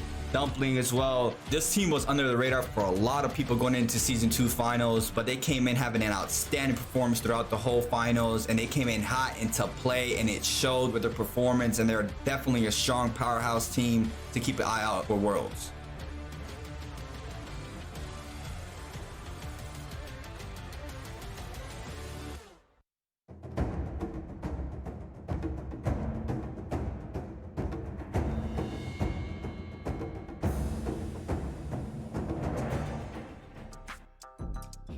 Hello everybody and welcome back to the Nbpl. We're getting ready to go into game number 5. I can't believe we're already on game number 5. This season and this day is flying by. Had a very, very bloodthirsty game previously, which actually ended early thanks to MPG just dominating the lobby in real style. But we are moving on to Holoroth for the final day, a final game of this, not the final Holoroth game, the final game, penultimate game of the day. Can MPG go for the 3-for? That's the real question. Can they get 3 back-to-back? Davi, how you feeling after that game? I'm not bad. I'm actually really surprised by how fast that game actually ended. Like I said, it was just one of those games where I wasn't really expecting for them to end the way that they did. And it was just like, wow, that really ended a lot faster than I would have really expected. And I don't know. I would like to see a little bit more of that aggression come through. We don't see it as often where there wasn't really much of a downtime. There wasn't that moment of relaxation. Everybody's kind of chilling. Like, we didn't get that this time. We actually got a lot more aggression than we're basically not used to, and it ended up becoming a massive bloodbath. Yeah, no, I mean, that's the thing is, like, even in that game, I went, oh, well, there's only 11 players left, so expect this to kind of chill out and relax now, because the players aren't going to want to fight each other in case they get taken out. And NBG just went, we know we're stronger than everyone in the lobby. Let's just run everyone down individually. And they just went from group to group to group, just mowing that lobby down until nobody was left. Phenomenal stuff coming in from MPG. They put up an absolutely beautiful performance in that second game and a really, really high scoring game for them as well. Right now, they've got to be towards the top, if not at the top of the ladder. As JJ also made it quite late into this game. They did really well, but the problem for a bunch of the teams was because of how fast paced it was moving is the few teams that made it into the final circle only had 1 or 2 members. There was MPG, and I can't remember off the top of my head who the other team was, but there was another team who had their full team with them, and then that was it. And then it was just like a couple of teams with just like 1 or 2 people left. And JJ, I think, made it till the 3rd at the end of that game. They did pretty good for themselves to make it that far, but they unfortunately didn't have enough steam left in them to keep themselves going. As I'm gonna look at EWG, another team who have been playing very, very well today. EWG have been. They've got to win under the belt. They've been consistently on that top end of the table, scoring pretty decent points all day long. Meanwhile, I'm still thinking about that 1v3. That 1v3 was insane, okay? To come back with a massive clutch like that, being dangerously low, and Circle is on you.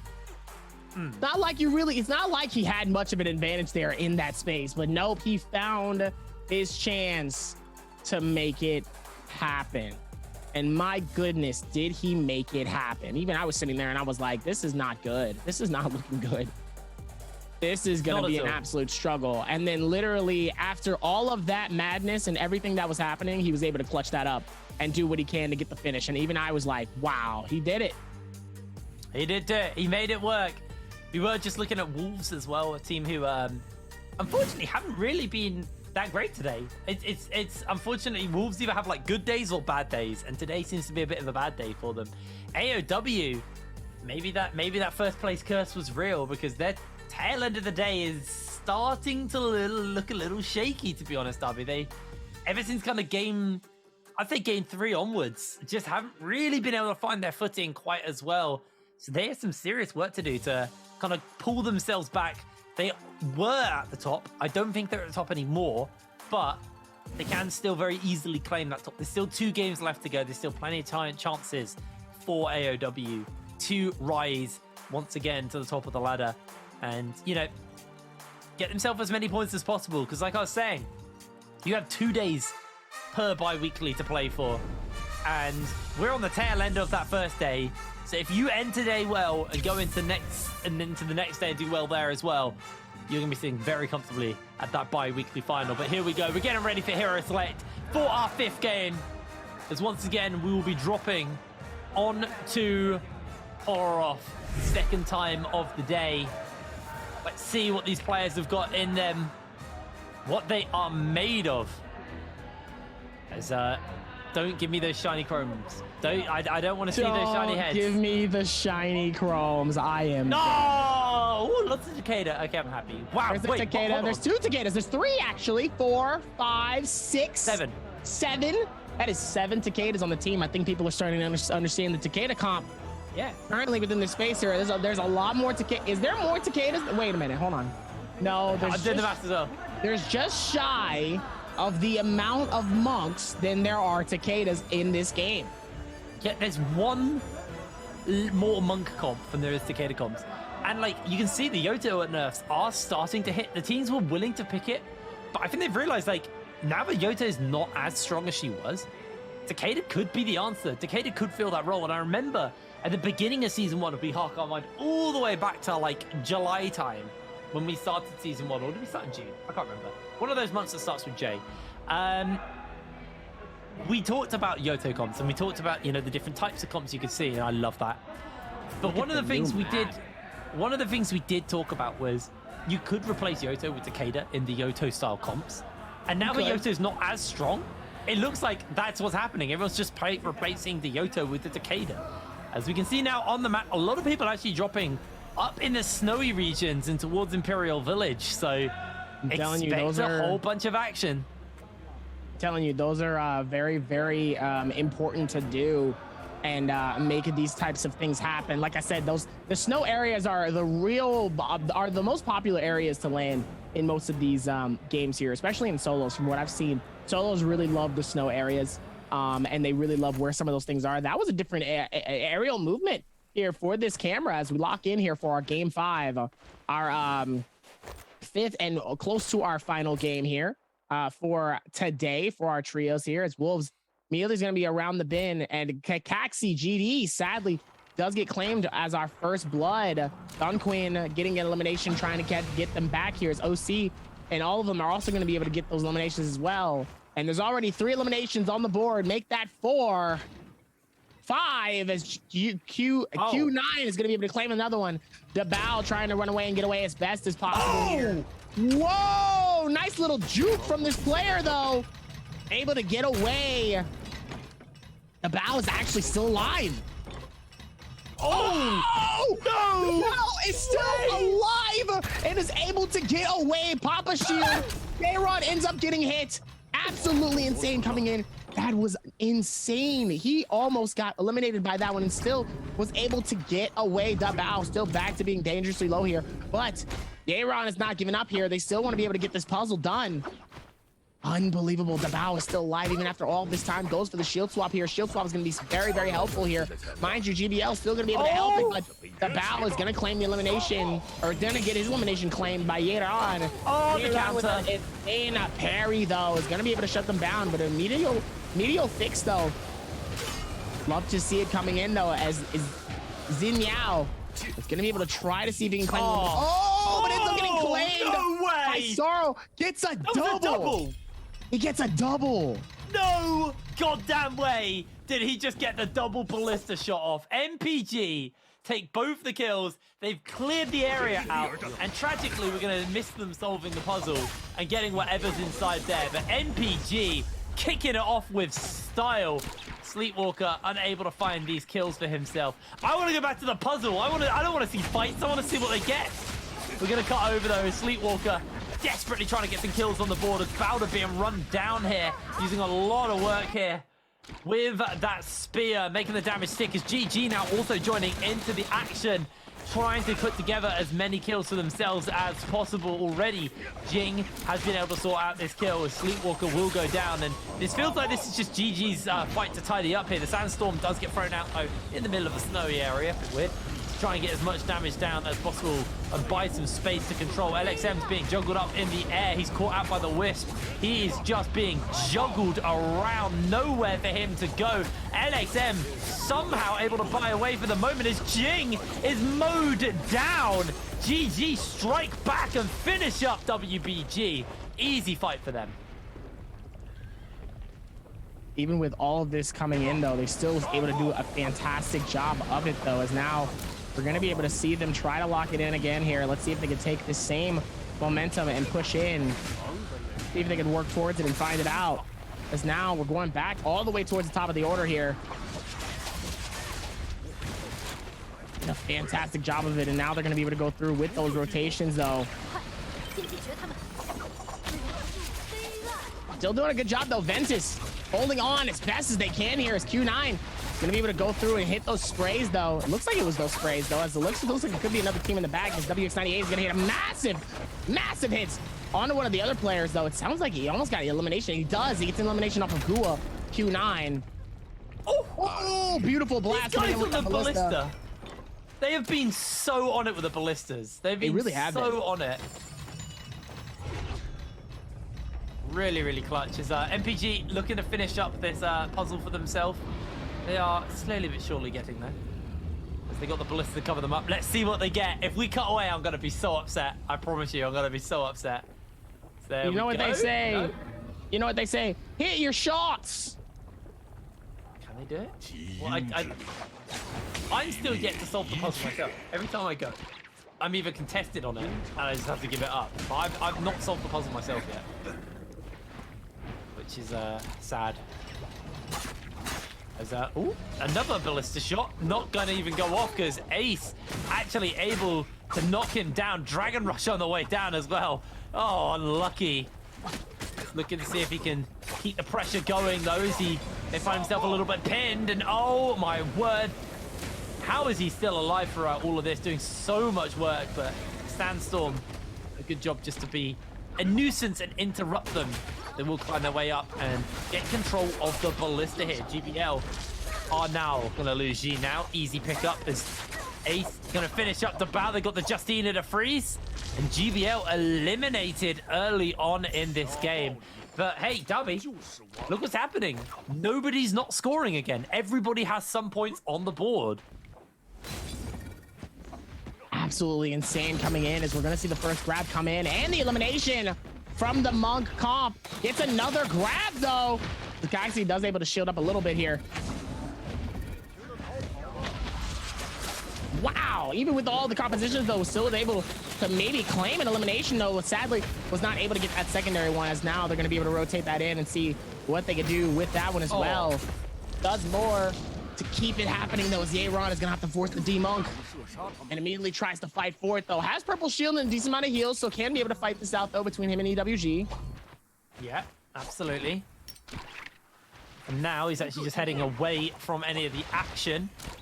WBG are leading in the kill charge, and you know, odds of them actually being able to defend their title is slipping away from them more and more. They have not performed. I think they've only made it to one bi-weekly, and that was the first, and they were bottom. They were 16th in their first bi-weekly. So the team that dominated all of season one, it's a long, long way away from them from ever being able to protect their spot at the top, but we'll see what they can do. They've got this new comp, the Takeda comp. I am loving it. And oh no, Apple.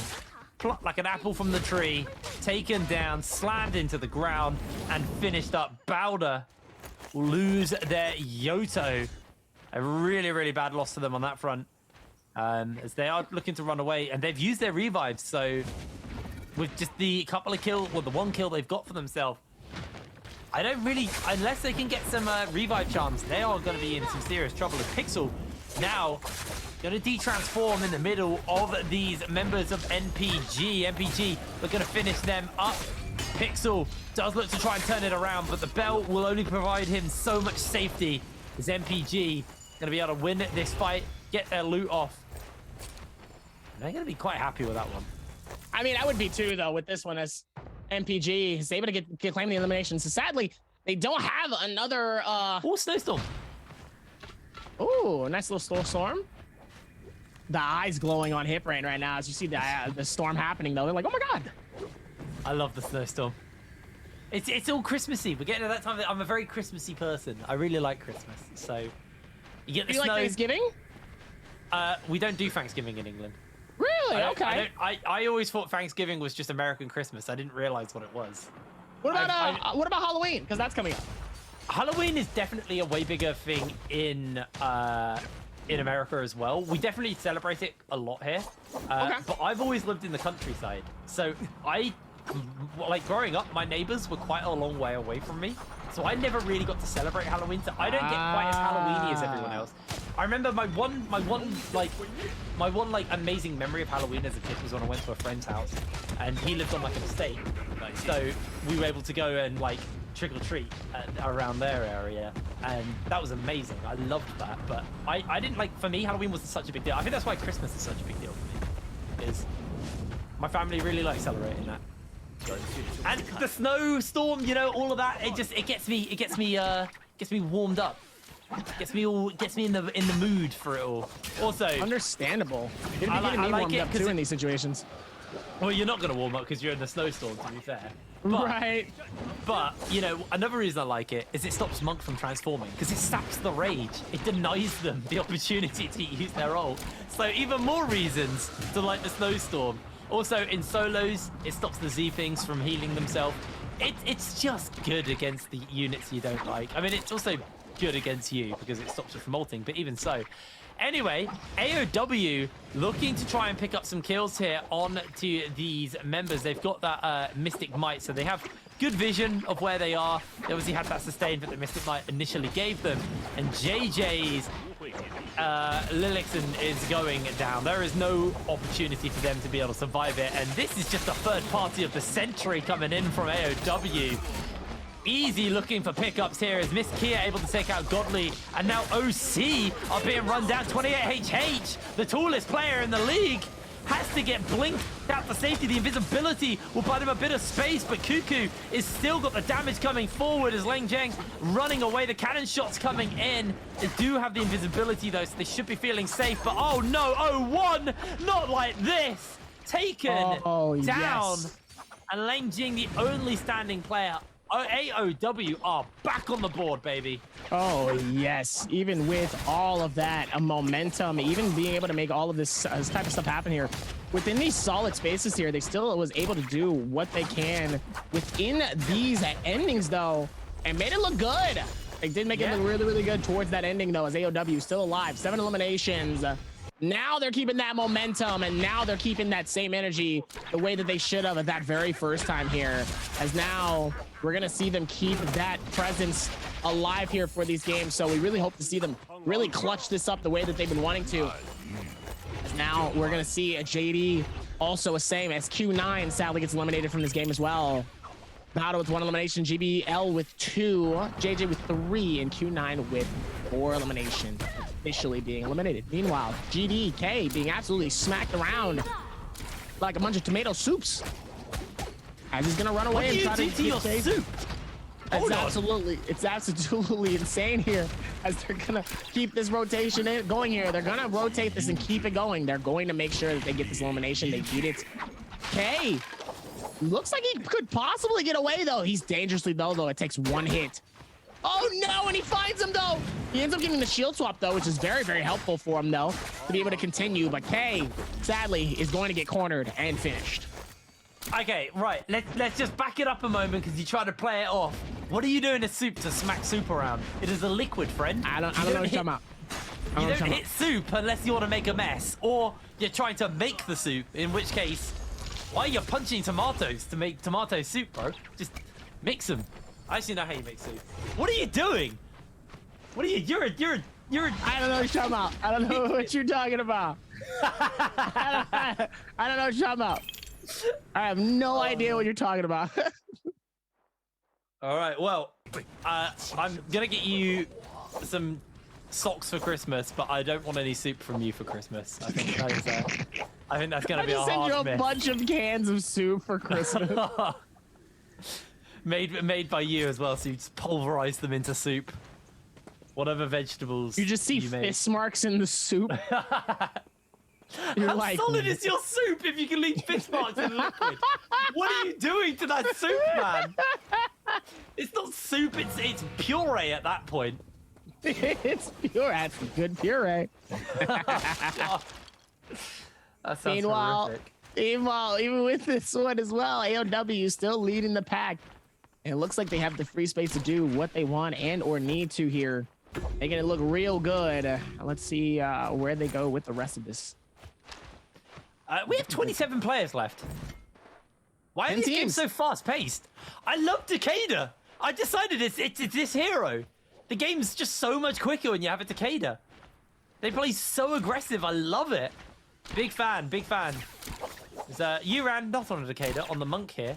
Actually, I think OC are actually just avoiding being spotted by EWG. I don't think they did get taken out not that long ago, so I think they're playing it a little bit more respectful on that half as all the teams dropped over in the snow area, but the attention is actually down towards the south, where the circle has shifted the players, and we have 2 Draco Storms spawning up here, so that could even pick up the pace even more.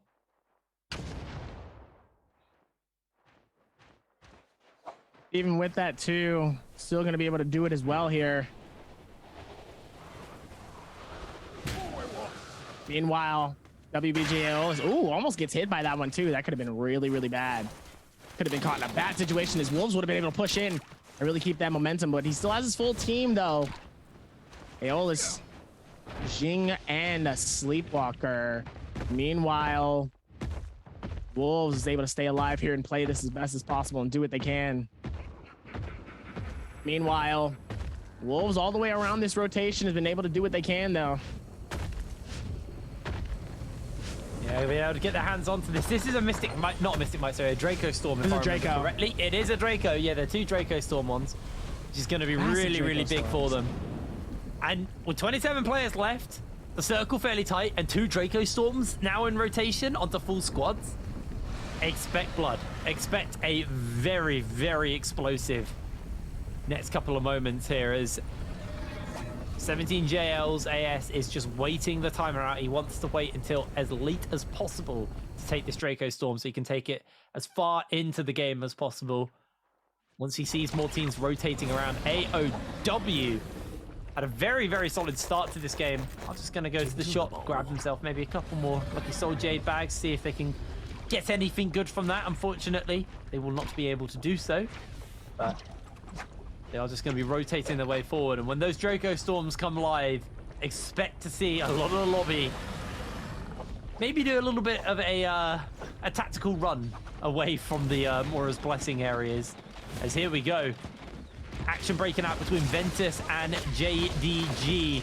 Grab's not quite landing. Remember, you are on a map where the Monk does struggle. There's just so many little kind of places you're able to hide away from them, as Pixel has lost a fair amount of HP here. He's able to get the grab on to Taejing Shu, but Taejing Shu able to survive this, and Sleepwalker actually with the musket able to get the headshot of the Pixel and finish him up. So securing another kill here for WBG.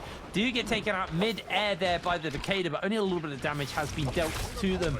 So be very careful for these traps if you're fighting in this area. There's so many traps that could get set up and set off, as Wolves and 17JL now have themselves the Draco Storms, as a couple of players have been taken out. Ventus's WX98 outside the zone, going to use as much sustain as possible to hold fast, but I reckon WBG realized that someone might come and try and res their teammates, so they are playing this very defensively, but stepping back for the moment, as everyone is just avoiding 17JL and Wolves. That's the main thing. They just want to avoid the teams that are going to be able to do a lot of extra damage to you and really scary to fight. But OC, they didn't get the memo, and they've been found out by Wolves, and Wolves are going to use this Draco Storm as aggressively as they can, running towards the traps. Ziyu just about avoiding getting hit by that one mid-air, as actually that trap almost gets set off again. Don't get caught up. He's chasing each other up. Lengjing has been caught out. He's being, all it takes is one hit, and he's slowed from the lightning strike of the Draco Storm. There it is, Lengjing pinned inside the building, tries to jump away, but the grapple chain is on. The slows from the Draco Storm. The counters are coming down. He's done a good job of actually buying himself some space to try and get away. Somehow, Wolves unable to find that kill, but they aren't done. They are still chasing. Lengjing has been caught though, and he's slowly but surely being cooked down. The Draco Storm slow onto him. He may have bought himself some space, but onto the trap he is forced, and One Fang will secure the kill. Beautiful juggle there from Wolves. Able to do what they can here within this space. The 17JL will be able to claim. It looks like they're going to get a Draco Storm themselves here. So does Wolves, as Jen and Dubai are caught in the sandstorm. It ends up getting massive damages on their players as the cannon shots ricochet. Dubai, Sanzi, and them are going to back out of this. Meanwhile, EWG is going to try to open this up too, but they also have those fireballs ricocheting right towards them as well here, as it looks like they're going to be able to open this up, get a gold shield, gold dagger. Looks like they will be able to get some gold soul jades as well for themselves. Very helpful. Yeron. Very big. 9 minutes 30 left on the timer here, as Wolves still continuing to chase onto MPG here. Actually, the Cicada Demons come flying out of the opening. Oh, the charge click with the Soul J from Wolves absolutely rips apart that health bar, making easy work. I was saying we hadn't seen much from Wolves, but turns out I was wrong. They have struck back now. 3 kills on the board. They are slowly but surely starting to climb their way up that ladder. NPG lost a player there. A really big loss to them. Even with all of that too, going to be able to do what they can here within this space here. You love to see it is now they're going to be able to go through with the rotations here, and let's see if they can still keep that same momentum as they are going to be able to rock in towards this. See if it actually starts to make sense for them, though, as now it's only going to be a little bit more helpful for them. See if maybe that actually becomes more important. As now Wolves 14 getting caught within a nice chase here. Definitely does not want to get caught in a bad situation here. Have to be careful here. Whole lot of action happening here. Let's see if they can be able to figure this out. Oh, it's a blood ripper. I think that's tragic. You see, they just avoid even picking it up because it's kind of not even worth it. They don't really fancy the idea of getting that item. It's a bit too niche.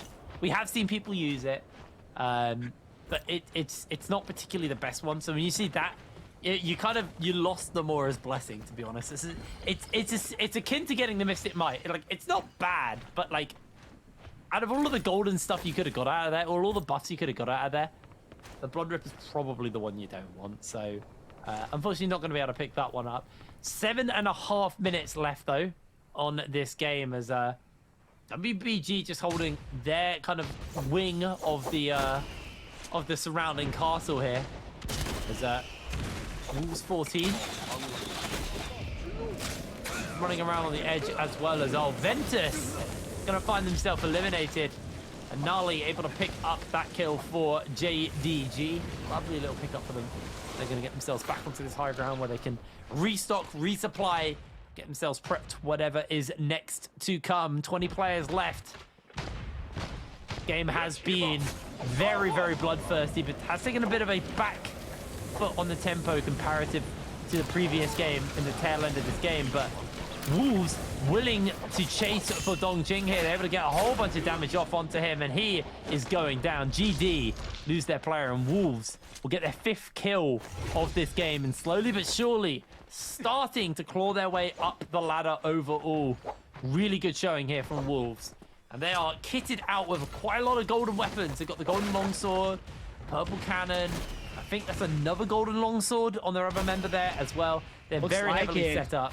There's 3 separate teams here as NPG Dubai is by himself. Meanwhile, EWG very bottom. It looks like WBG is going to be up top here. 9 eliminations spreading around between 12.7, 11.4 between AOW and WBG. 17 JO with 7 eliminations right now, 10.1, 7.5 tied between NPG and EWG, and Wolves. And there's only 7 teams alive at this point here. This could be very, very tight depending on how aggressive a lot of these teams are going to be here, as Dubai sadly does get claimed, and officially NPG is eliminated and gone, as it looks like the shots end up ricocheting and hitting in the tightest situation though. Whole lot of insanity happening though, as one of their players looks like he's trying to get away here, not getting caught in a bad situation, but I mean, he absolutely is though. He needs to go back under the bridge here. Looks like he's going to. Don't be crazy now. Not that worth it.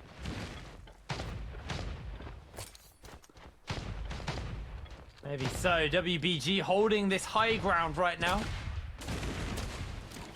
as all of the players are slowly but surely being forced over towards other teams. EWG kind of just hugging the edge of the circle, making their way up and making sure their rotation is as comfortable for them as possible. They have spotted out WBG, who are not particularly interested in getting involved in this fight, so are just going to scatter away as EWG do find a bit of damage. Sweetwalker takes that arrow there. It's a whole bunch of damage, actually. He's pretty heavily chunked out on his armor.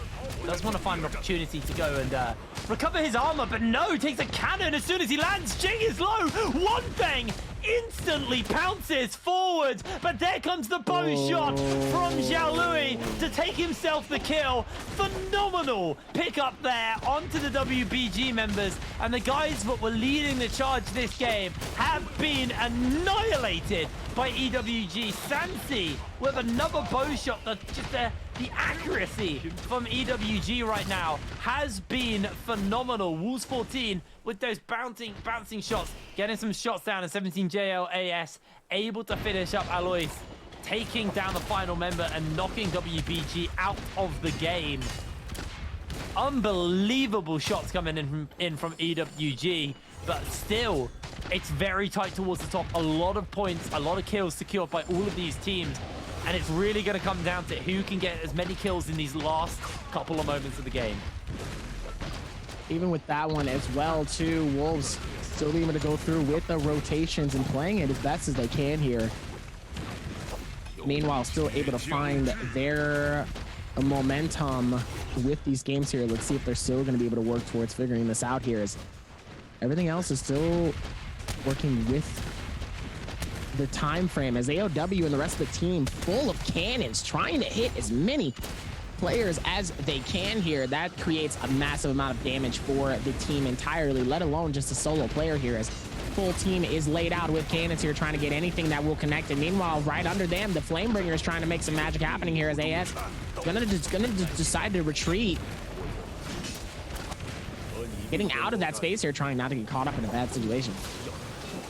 Trying to avoid it for now, but Zhao being run down by Benju unleashes a little bit of damage in, and Wolves 14 makes his way forward to make sure that his teammate can get that reset off. AOW being forced off the high ground. Everybody slamming down. Here we go. Yuran with the golden weapons going to evolve. Same for Wolves 14. Santi's plucked immediately. Health bar low. Slam goes down. And Wolves 14 able to pick up the kill immediately into a second grab, into the double slam. Wolves 14 is taking names right now for his team. They have just springboarded up the ladder. Phenomenal amount of kills picked up for Wolves 14. All the monks are about to de-transform, and this fight's going to come down to skill and not the monk grabs anymore. Here we go. AS needs to get himself the armor sorted out for himself. Wolves 14 able to get himself a full replenish, a full heal off, as they are zoning away a couple of these last members. Yuran being bopped into the zone, being juggled around. His health bar is incredibly low. Cuckoo also low. One Feng trying to finish it up. Cuckoo dashes forward and is able to take him down. His 11th kill. They've tied it up with 17 JL. One Feng's jumped into the zone. That's a bit of a mistake from him as he's juggled, but he's not caught inside the zone, so he's okay. Knocks AS back into the zone himself. Ziu loses so much health. Where did he go? He's obliterated. The Sandstorm comes down, the charge click, not going to quite hit, but there's the counter coming onto Ziu. Ziu, low HP, but able to survive a little bit longer. Wolves, one bang, taking everybody down in his path. Yuran falls down, and Wolves absolutely obliterate the end of this circle. What a phenomenal play coming in from 14. 14 coming in as Wolves are going to claim our game number 5. Wolves finally popping off with a game that they really wanted to. Not only that, but also getting a dub, which is exactly what HitBrain wanted within this space here. It's going to be all over the place here for Wolves, as they will be our game 5 winner here. Absolutely putting in work, though, for this final circle, especially for Holoroth as well here. I think this might be their first dub of Holoroth as well. I think you might actually be correct there. I'm just going to have a quick look. Wait, week 4 was on a different rotation. No, they have. They did in the trios finals last season, the last bi-weekly. Last bi-week. Okay, so this is their second dub of Holoroth. Their second dub of Holoroth. But still, second dub of Holoroth. They're starting to show a bit of comfortability on this map, and 14 played his heart out. Like I said, I'm rocking the yellow. I'm rocking the yellow for Wolves. What can I say? These guys look so good. This game was phenomenal. 14 transforms, and I can't wait for the replays, because you just need to see how many grabs he was getting. He was just plucking people out. He really left, right, and center. Plucking like crazy. It was amazing. He was like an apple insanity in an orchard. It was impressive too. It's impressive. Like I said, Wolves is also one of those engaging teams that can be very powerful once they really like put everything together here. And and they make it look good all towards the very end here. You know, with all the stuff happening and how they're able to put stuff together here, they made it look nice, and they did it right all within this final circle here, as they were able to do as much as they can here. I mean, and it paid off for them clearly. Yeah, it really did. I mean, Wolves would. They look dominant. They look comfortable, I think, is the key thing as well. That was the Wolves we wanted to see. MPG also had a pretty good game. AOW had a pretty good game.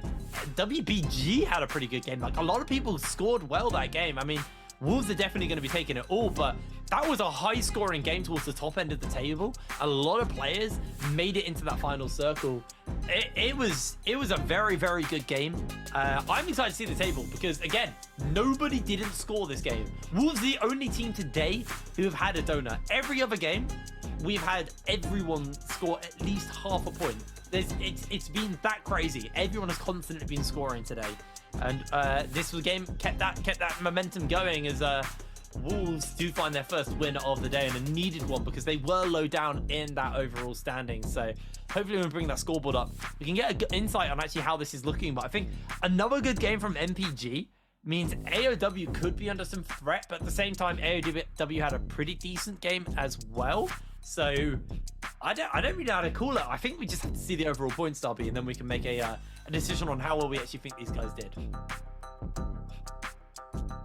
I mean, it's very true, but yeah, Wolves was really able to do what they needed to, but I'm curious to see where AOW is.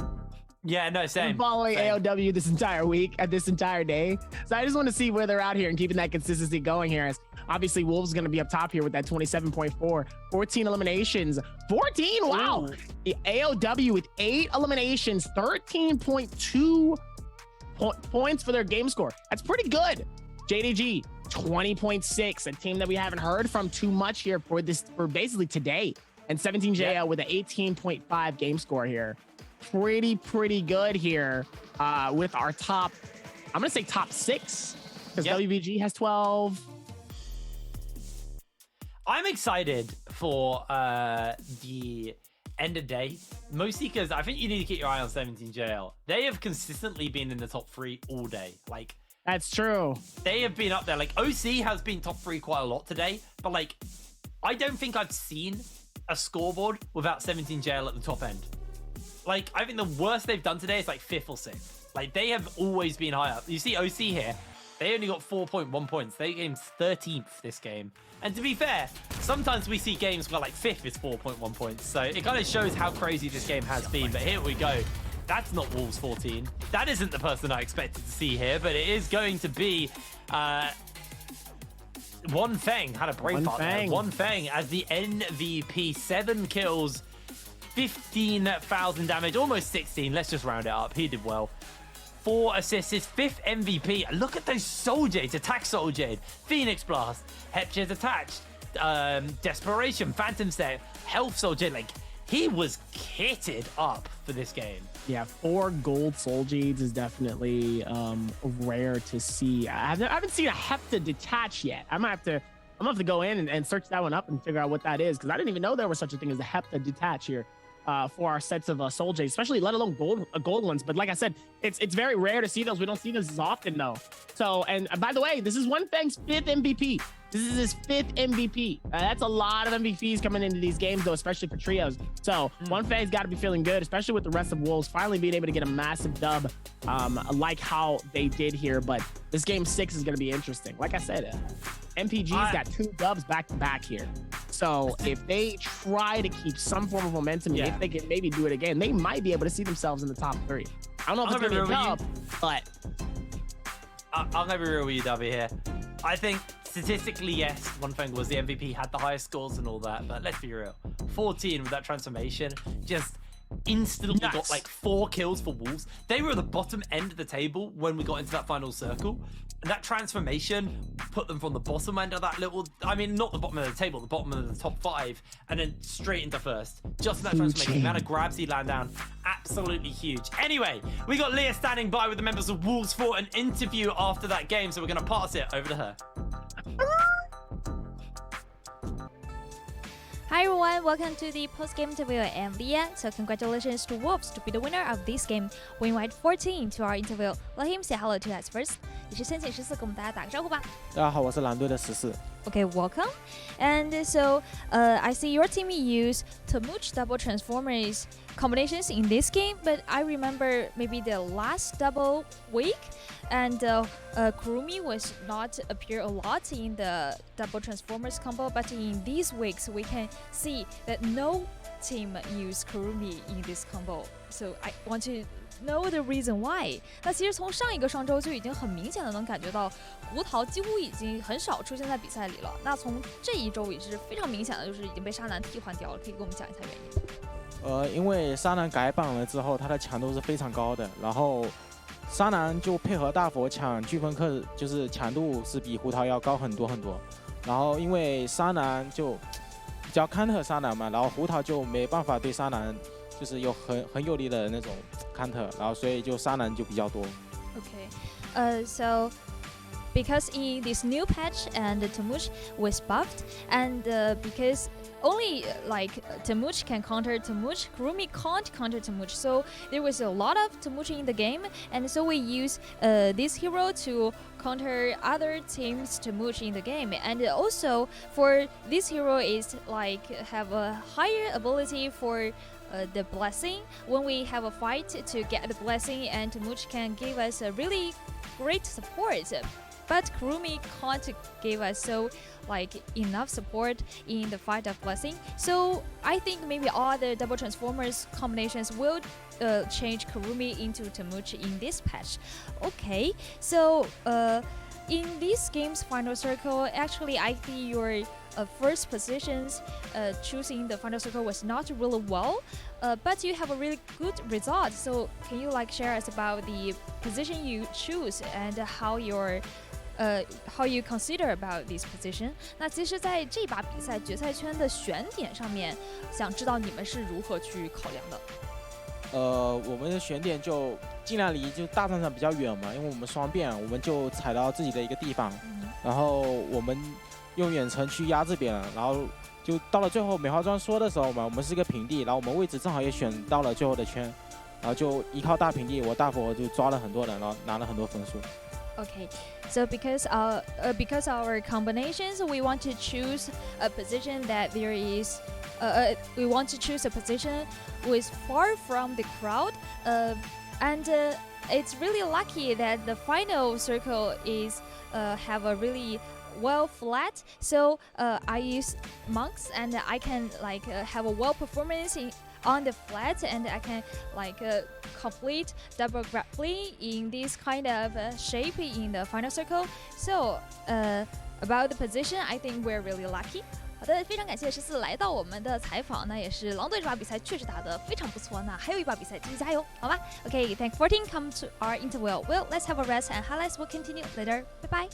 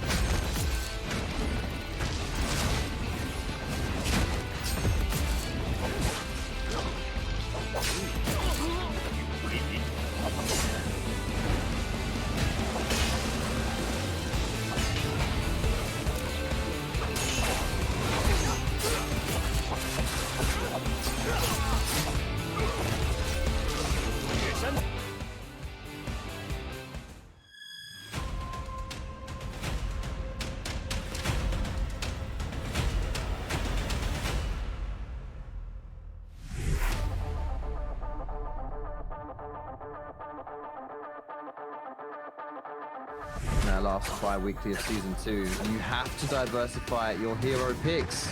You can only play the same champion more than once.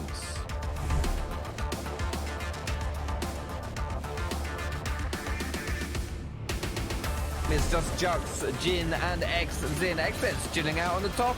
He doesn't want anything to do with this fight. He doesn't have to, at least not yet. He can wait for the rest of the players to knock him down before he goes in, and Jin picks up a kill, picks up his second.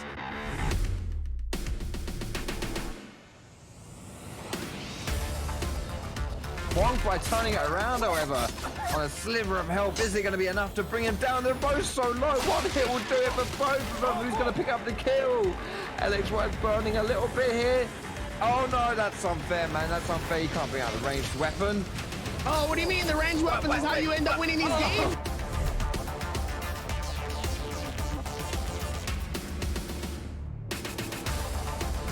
Man trying to get the shield reset though, and it looks like he ends up getting hit though by a bow. Kata trying to see what they can do here. It's going to be difficult. The LXY now is getting himself the kill on him.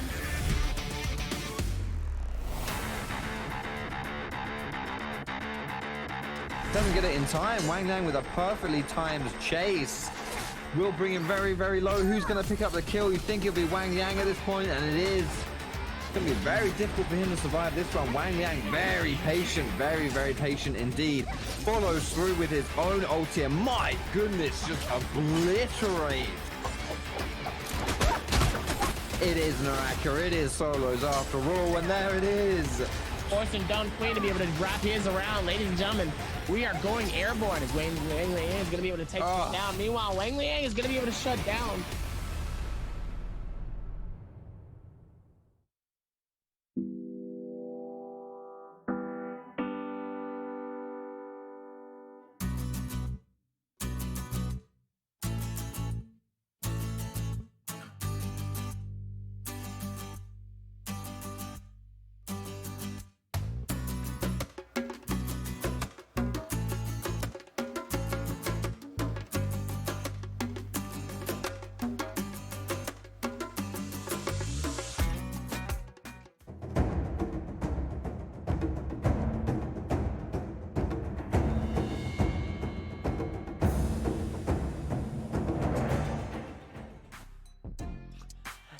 Everybody, and welcome back to the Nbpl. We're getting ready to go into our final game of the day. It has been a bloodbath today so far, Darby. We've had 5 incredibly high tempo, high scoring games, and not just for the top end of the table, for everybody. Only one team has had a game where they didn't earn points, and that was Wolves in game number 3. But every other game, we have had everyone earn at least something coming out. It has been it's just been such a bizarre day, so bloodthirsty. A lot of Decatur, which I am loving. I am absolutely loving seeing the Decatur show up. Interesting thing too is some of these games have ended early. Like you usually don't see, you know, until the circle is pretty much nothing and it's non-existent, and it's really all about who's going to survive the massive ticks of health coming in from the circle. But I mean, we've seen at least game 3 and 4 where we decided a winner before the circle actually ended. Yeah, I mean, it was game. That's very rare. Game 3, it was the first time we've ever seen it. Was in game 3 when we never seen a trios game end early. We've never seen it. I think we've seen about 4 to 5 solos games end early, but I have never seen a trios game end early. And this one, just the tempo was there. MPG playing very aggressively. And do you know why the game ended early? Because everyone had this stuff, you know, hair. There were no monks in the game, and okay, do you not like the monk? Do you not like the monk because he's good at what he does, or do you not like him because he's bald? I have no problem against bald people. Don't get me wrong. My uncle would kill me if he found out. What's with the hair? You just don't want him to be. It's because I'm bored of seeing that shiny dome, Darby. Every time we get into Hero Select, it's just these shiny heads just looking like the dome. Off in the distance. He doesn't like the dome. He doesn't like the dome. He can't stand the dome. He's verbally said it before, so it's not like it's really a surprise to anybody that Hitbrand does not like him. I'll be real with you. I would say a mixture of jealousy, but also, thank God, like if I lost my hair, I would be in danger. I wouldn't look good with no hair. I don't have the head shape. Same with me. I'm a little bit jealous. I'm a little bit jealous, but you know, at least he lost his hair and he's fine. I mean, luckily, I've had good genes and I'm alright. Unlike Monk, who, you know, lost all his hair.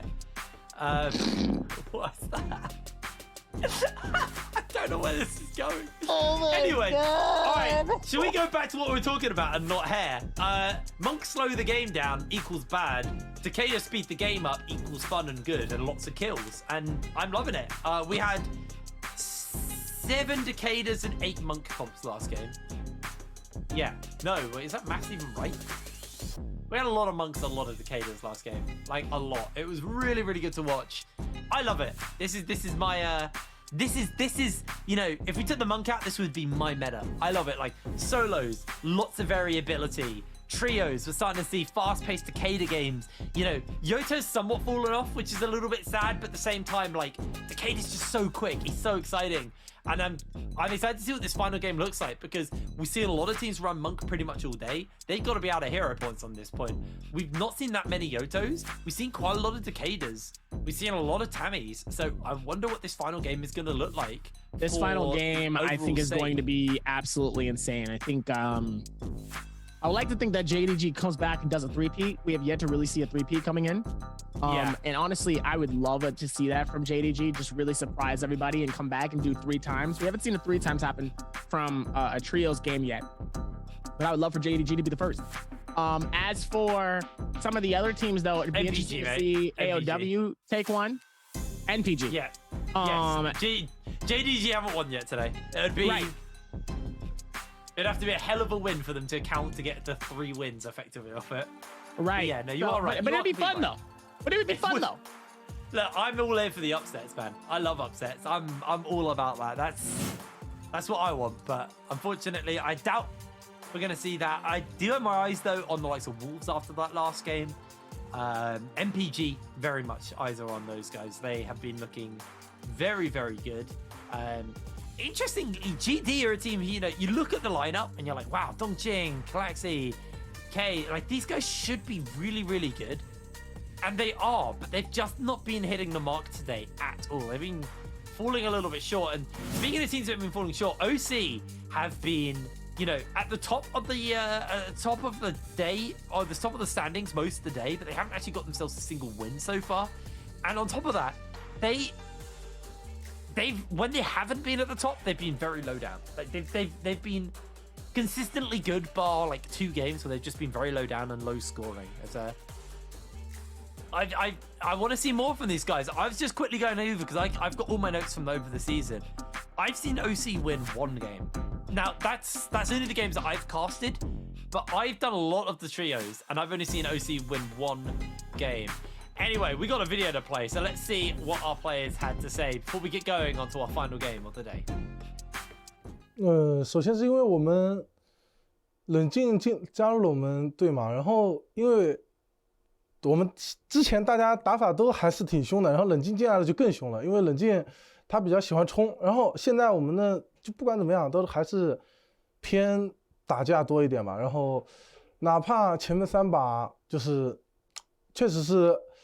看上去是比较稳了，但是还是就是没那么想在那稳中求胜，因为我们怕该稳还是稳了一点，但是还是打的架还是打，因为就怕这波又想打又不想打，然后到最后没了。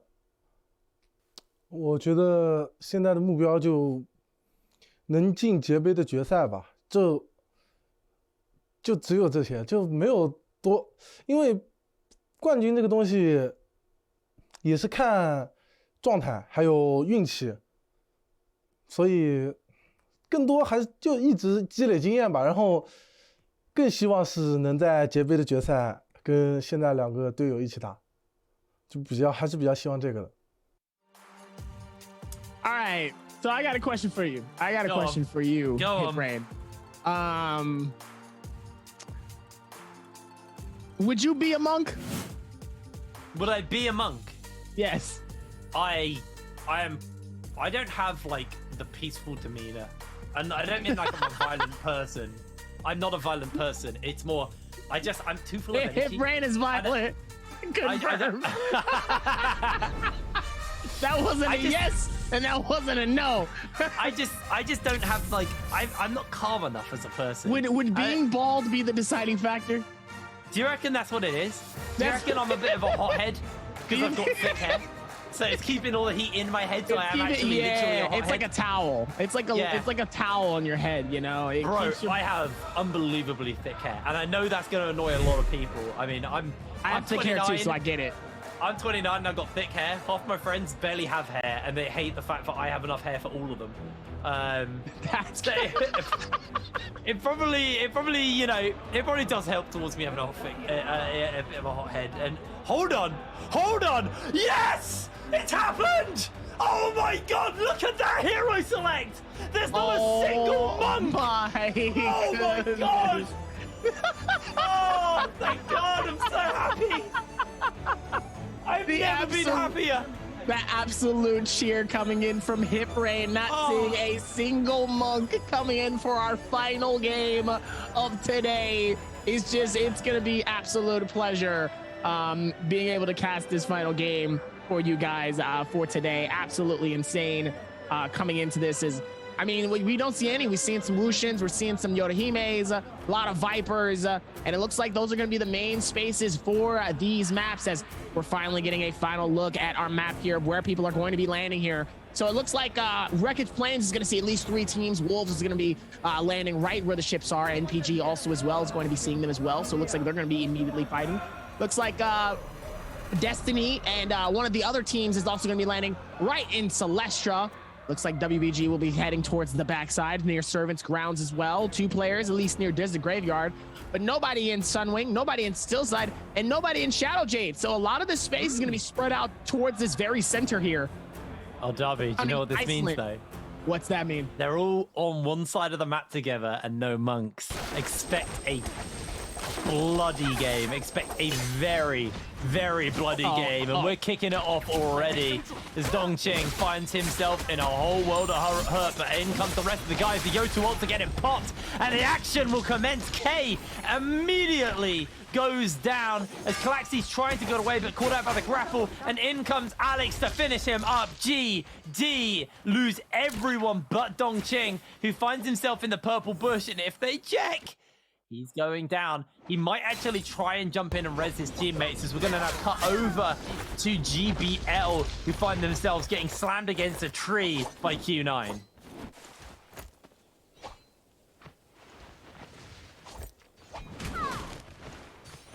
Absolutely insane coming into this as GBL's Han getting caught in a bad situation, immediately getting hit and pelted by one of the other teammates here. Gua and Q9 just trying to dust off this next team here. Sadly, Han is caught in a very tough situation here, and he has no weapon at all to his name. Can't get anything to try to defend himself at all. It's just his fist and hopefully bet friendship. But sadly, it's not enough as he will sadly... Han Solo, and he's down. Han Solo, and that solo is no longer a solo if you're in the ground, as TJ is trying to keep it alive as well here, but sadly he's been trying to dish it out as best as possible, and now won't be able to see this as well, as now TJ also trying to see if he can get some hits with those bows, able to get some massive hits though from Xiaoliu, and sadly TJ will get finished with that beautiful parry coming in. Immediately goes for the shield swap here, getting carried by the Sandstorm, and now the Bane's Breath comes in and immediately deletes WX98. Ventus getting caught in a bad situation there. That's not looking good as the Bane's Breath will do enough to get the finish though, and now the Viper comes in, gets the stun, and gets the finish, and ladies and gentlemen, that is a see you later. This is such a bonkers game. The teams are fighting in the middle of the Bane's Breath. No monks. This is just unreal. I've never seen a trios game like this. As now Xiaoyu is looking to lock down that final couple of members. Reki finds himself caught out as the Bane's Breath comes down and finishes up Ventus. EWG strike with 7 kills in the first 5 minutes of this game. Phenomenal stuff coming out from these guys. An absolute slaughter of a start to the game. What a beautiful start though, regardless to where this goes though. 7 eliminations off the rip here. It may be like 2 minutes into this game here, and they're already deep into 7 eliminations here. So great start for EWG here. If they keep this momentum up, we might see a 20 bomb towards the end, as we're still going to be able to rotate this in. Let's see if they can keep that same stuff happening, though, as we will be able to keep the rotations going here. So much has been happening, though. Even with all of this happening, as Apple is going to be gliding down here, can get caught. And it looks like they are waiting for the next strike, though, as it looks like they will be able to get them out of there. That whoosh is going to be very helpful. But check this out. 17JL just tied up EWG with 7 eliminations. Yeah, able to tie themselves up as Bowder finds himself, well, finds one of their members caught out here, being run down by 17JL, who are looking for that 9th kill to overtake the counter, the follow-up. And Bowder are eliminated already. 6 minutes into the game. The first circle hasn't even closed yet, and they have lost their entire team twice over. Bowder out, but still leave with a point, which means there is still a world where every team can still earn points in this game. Keep our eyes on that, as Wolves, the winner of the previous game. Now look at the rundown WBG. WBG, who had a very, very good game number 5 on Holoroth, and have had a lackluster season so far. Trying to see if they can find themselves the damage to stick here onto these members. The Wimble's doing actually quite a good job of blocking them out, as Ching working his way around the edge of the fight, but has been found out by the cannon shot from One Fang there. The MVP from the previous game is going to join into the fight immediately. Wolves snapshot, and the Wolf Pack instantly jump in. Wolves 14's lost quite a lot of HP here, but Jing gets backed back as well. Here comes the ult from One Fang and Jing. They're looking to take a few lives here, take a few names if they can. The slashes are not going to be enough, as WBG immediately ult out, but here comes GG looking to get a couple of extra kills, but maybe Wolves have gone a little bit too ham here, and they are going to ult out to safety. GG decide to turn their attention towards WBG. Jing, the only standing remaining player, being run down by Miss Kia, and Jing trying his best to hold out, throws out the F ability to buy himself a bit of space away from these GG members, but they jump in, they slam him down, and Jing will bite the dust. GG able to find themselves a couple of kills to mop up this fight. Even with this one as well, GG still full team alive here. Still be able to go through with those rotations. It looks like they're going to try to find it.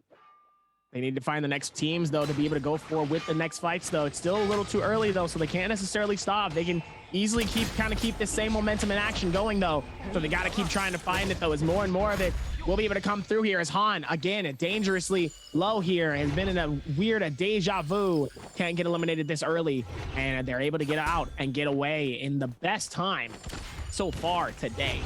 Now we're back at it here with Sanzi. Sanzi trying to do what they can here. Looks like he's going to be able to go for the repair of their nunchucks, as immediately are going to be able to find the next ones, though, as immediately pushes in, keeps that same rotation. Han sadly gets eliminated, though. Unfortunate coming in. They were able to do what they can, though, within this space, and sadly it's not enough, as Sanzi is going to be able to pop that Yorihime ulti. Oh, no. It's Nixie out in the best way, and the question is, can he hit it again? And the spear saves him, but it's not enough, as he will get claimed. And it looks like Yeron will take the elimination away from Sanzi, but that's okay, because they still got the elimination for the team, though. 6 eliminations claimed from Yeron. Yeron with 6 eliminations deep right now, as EWG takes the lead with 9 eliminations. Doing what they can here, really keeping the pressure on a lot of these teams here, especially when they're dangerously low, and not really giving them any time to really split off and really try to disappear as best as possible. They're really trying to keep the same momentum as best as they can. As JJ, I'm sorry, did Dubai just die to a Bane's Breath? That was at the Shadow Corruption. I think that's the Shadow Corruption icon when you died to that. Interesting. I guess He just died on the outside of the circle? Yeah, I think he had his rebirth, and he was like, I'm in danger no matter where I am, so I'm just going to free rotate in. That's my assumption. This is a hard shift of the circle, actually, up towards the northern part of the map. And what's interesting about this is, look how much of that circle isn't on the map. Look how much of the circle is off the map right now. And if the circle continues to shift north, there's actually not that much space left on, for players to play on. You have no monks. This game isn't going to be going anywhere near as slow. So expect this to actually be a really bloody game if the circle does one more hard shift to the north, because you'll just run out of space very early. It'll be similar to a later circle earlier, just because there's less land, there's less places for people to kind of hide up and wait out for the circle to fully close out. And you're going to see these players kind of get into the action very quickly. As EWG right now are running the charge with a 10-kill start. Looking very, very good for themselves. So 17 JL as well. Again, this team is always consistently scoring. They've got 8 kills. They're doing great already as well. There is a world where 17 JL could actually potentially take first overall just through consistency. They have the room within it to go consistent here. Gonna be cutting over to GG, who had the Bane's Breath to pick up. They get their hands on to that Mora's Blessing as EWG being jumped onto by Ventus, fighting for it. They're not gonna get their hands on it quite yet because Reki doing so much work with these Yoto slashes. Ventus decide to peace out. They realize they can't take this fight anymore as EWG now, they're the ones who've got their hands onto the Draco Storm, and Anali is gonna potentially get themselves caught out by these grapple chains, by the lock that comes down with it as EWG using this Draco Storm to quickly mow down anybody in front of them. They're desperately trying to figure out where JDG went with that Wu Shen ult, and it looks like they have got a pretty good read on their on where they vanished off to, as Zhao Lui will spot out Anali making a grand escape away. But the big thing is Zhao Lui is actually just out of grapples. There's 2 more grapples to go. And if he doesn't find a kill with this, he's in trouble. No way. No way did Anali give him the slip. No way did that just happen. Oh my goodness. I thought he saw him. Even in these spaces, though, sometimes even the best of the best can miss. Even just with just a little bit of time and momentum, you can easily miss somebody here. And sadly, that was the benefactor for one of these being able to do that. Still looks good towards that, though, but still was able to find it. And sadly, he is going to lose out on that player, though. Unfortunate, but also kind of impressive for the other player, though, to be honest, because look what happened. He's able to stay alive. He's able to keep the game alive for himself and other people as well. Yeah, absolutely. JDG able to hold on after getting themselves jumped onto. And there's 3 Draco Storms right now. GG, GD, and EWG all have their hands onto a Draco Storm, so they're all going to be very scary for all of these teams to wait out. So at maximum, these teams need to be waiting another 80 seconds before they find themselves into any skirmishes. EWG and GD have spotted each other out, but this is Draco Storm versus Draco Storm, so the advantage somewhat mitigated there is EWG's Draco Storm actually has timed out, while GD, they still have theirs for another 2 seconds, but theirs is about to time out as well here. And now the Draco Storm has gone from both of these players. And it's just a fair fight here. Is Klaxi going to go for the ult, but the Wu Shen ult out? They don't even want anything to do with that at all.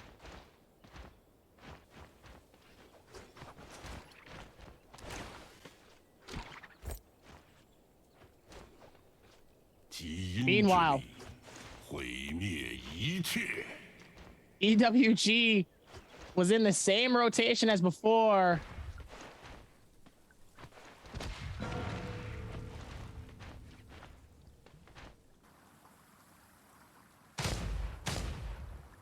Oh, OC. Even with this one, though, OC might be able to find something, though. Vince is still doing what they can, though, as he is going to go back towards the rotation here, but they might reach Q9, though. Hold on.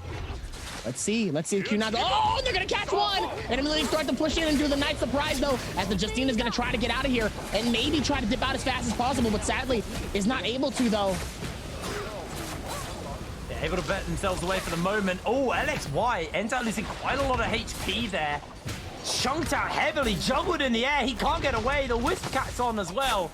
OC able to find that kill. Len Jing dashing forwards to try and get himself out, but he's going to be okay. TJ waiting away for the moment as Len Jing making his way off. Reki using the ultimate just to get himself a couple extra kills and also just buy that space for the team so they've got that area to work with. But now NPG being run down. But actually NPG are just going to run away. Ventus decide they don't actually want to chase any further in, and they are just going to cool off for the moment.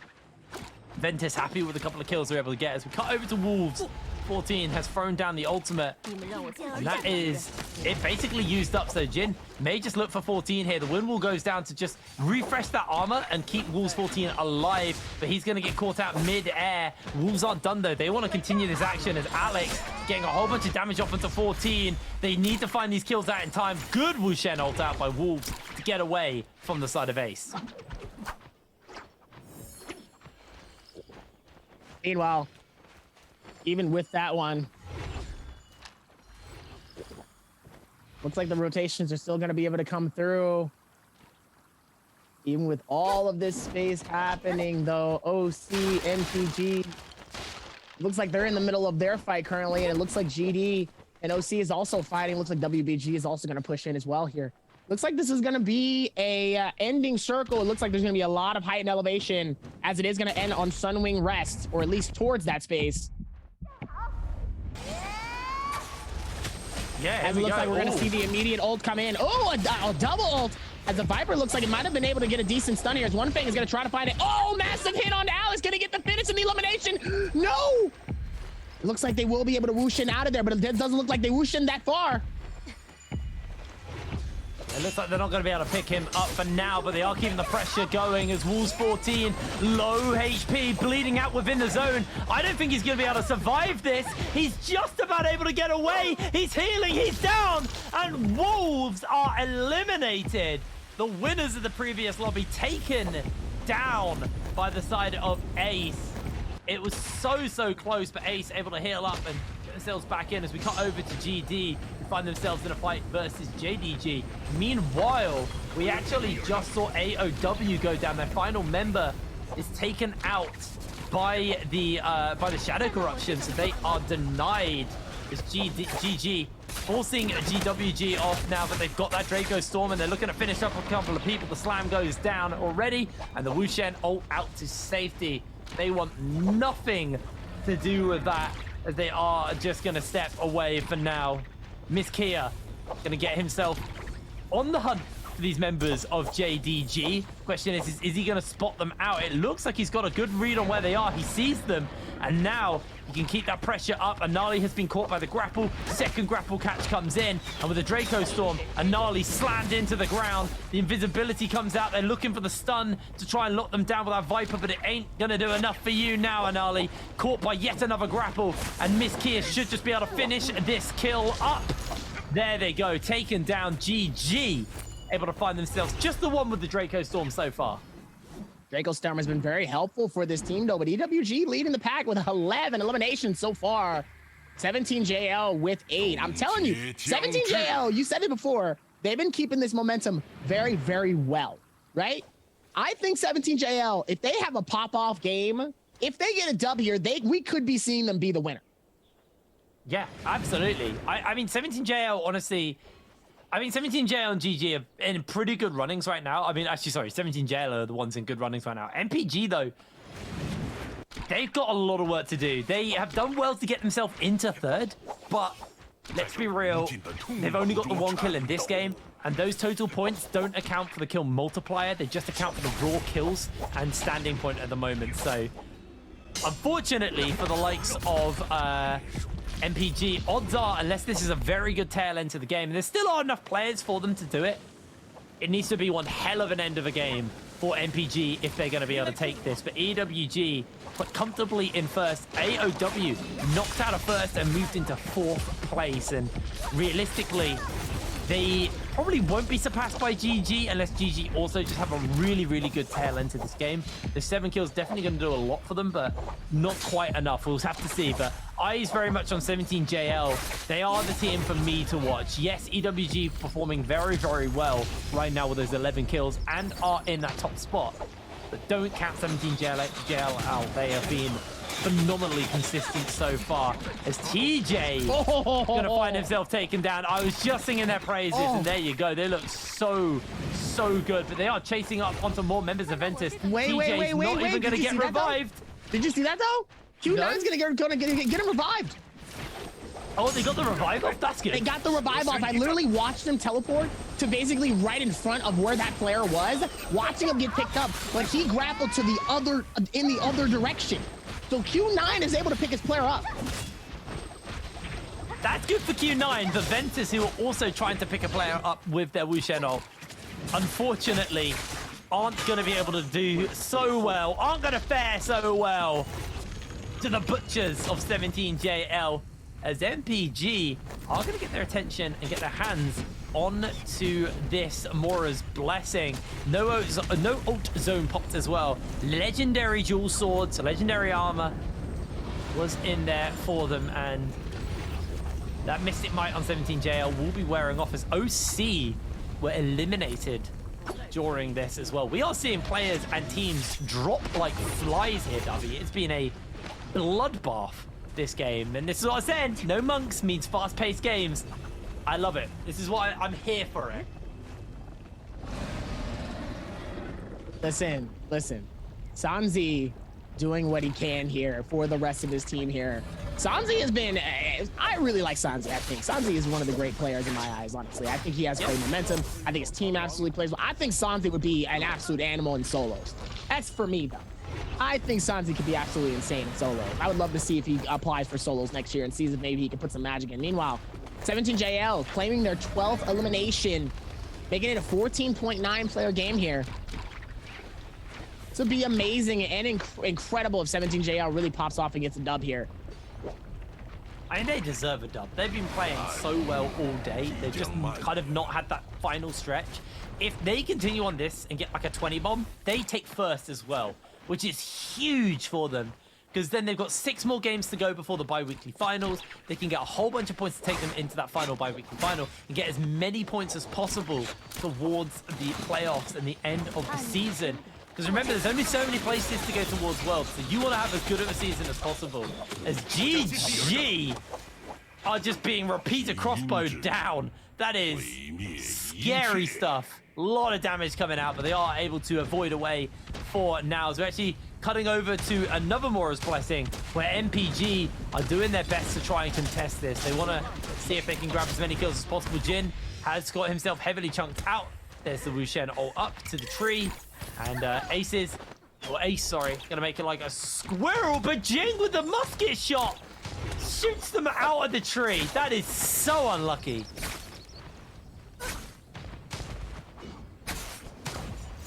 Meanwhile, Alex still being able to do other things as well here. Is gonna be able to scale up this wall with the rest of his team here, trying not to get caught up though. Immediately goes all the way back down here.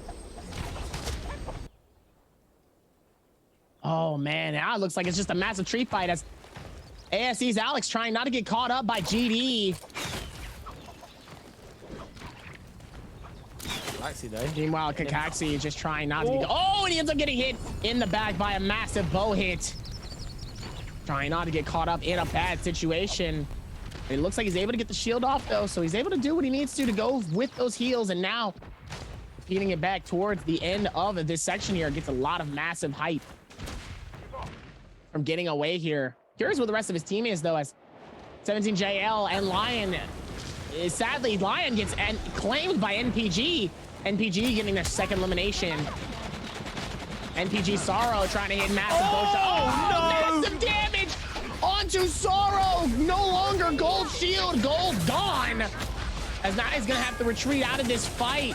Takeda trying to do what they can, but immediately the Viper is gonna be able to come through and stun. Question is it gonna be enough? And it doesn't look like it is, as now they're gonna try to catch him in a corner. The Unqueen eliminated, but the Wushen is gonna take them out and go back to get the heal and the reset. That Wushen has been so clutch for a lot of these teams, it's insane.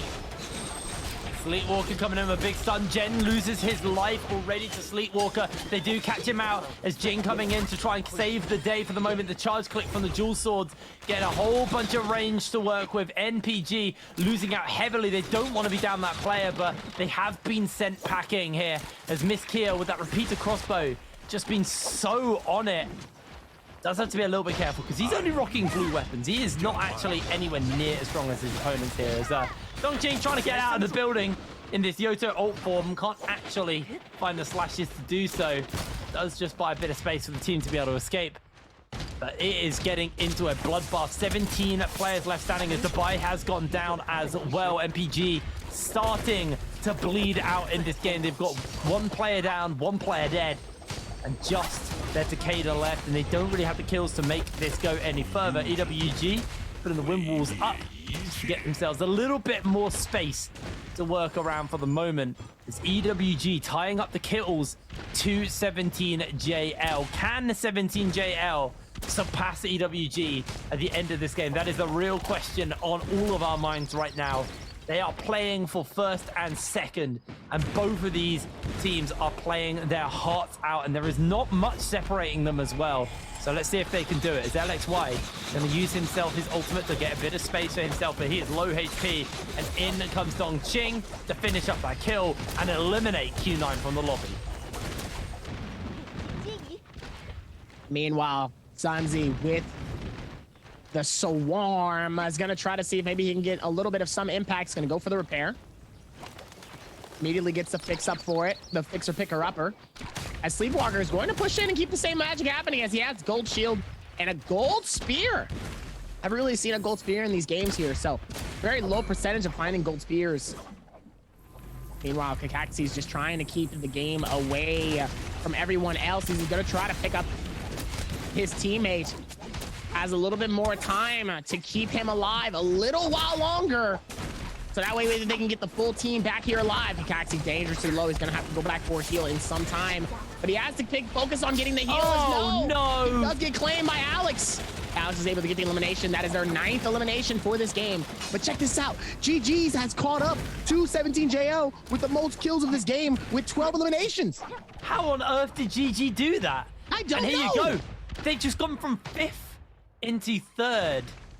Right now, they are looking very, very solid. They've still got a long way to go from 5th to 3rd in the actual game, but they are keeping pace. The front runners all scoring incredibly high. Ziu is down. 17JL are eliminated from the game, taken out. So now it's all down to EWG and GG. GG are leading the charge with those 13 kills. Those repeater crossbows doing so much work. Is NPG quick to follow and eliminated from the game. And now we're cutting over to Ace at the moment. Alex is low HP. The wind wall is blocking him, and he is down. WBG able to pick themselves up yet another kill as they are starting to put some numbers on the board for themselves. 11 players left standing as we see in the Wushen ult out, or joining in actually. Wushen ult in to join up with Jing, as Jing's finding himself in a fight. Ace getting jumped onto, shield low HP, juggled up, knocked down, taken down. Another team eliminated from this lobby. The action has not stopped between these players.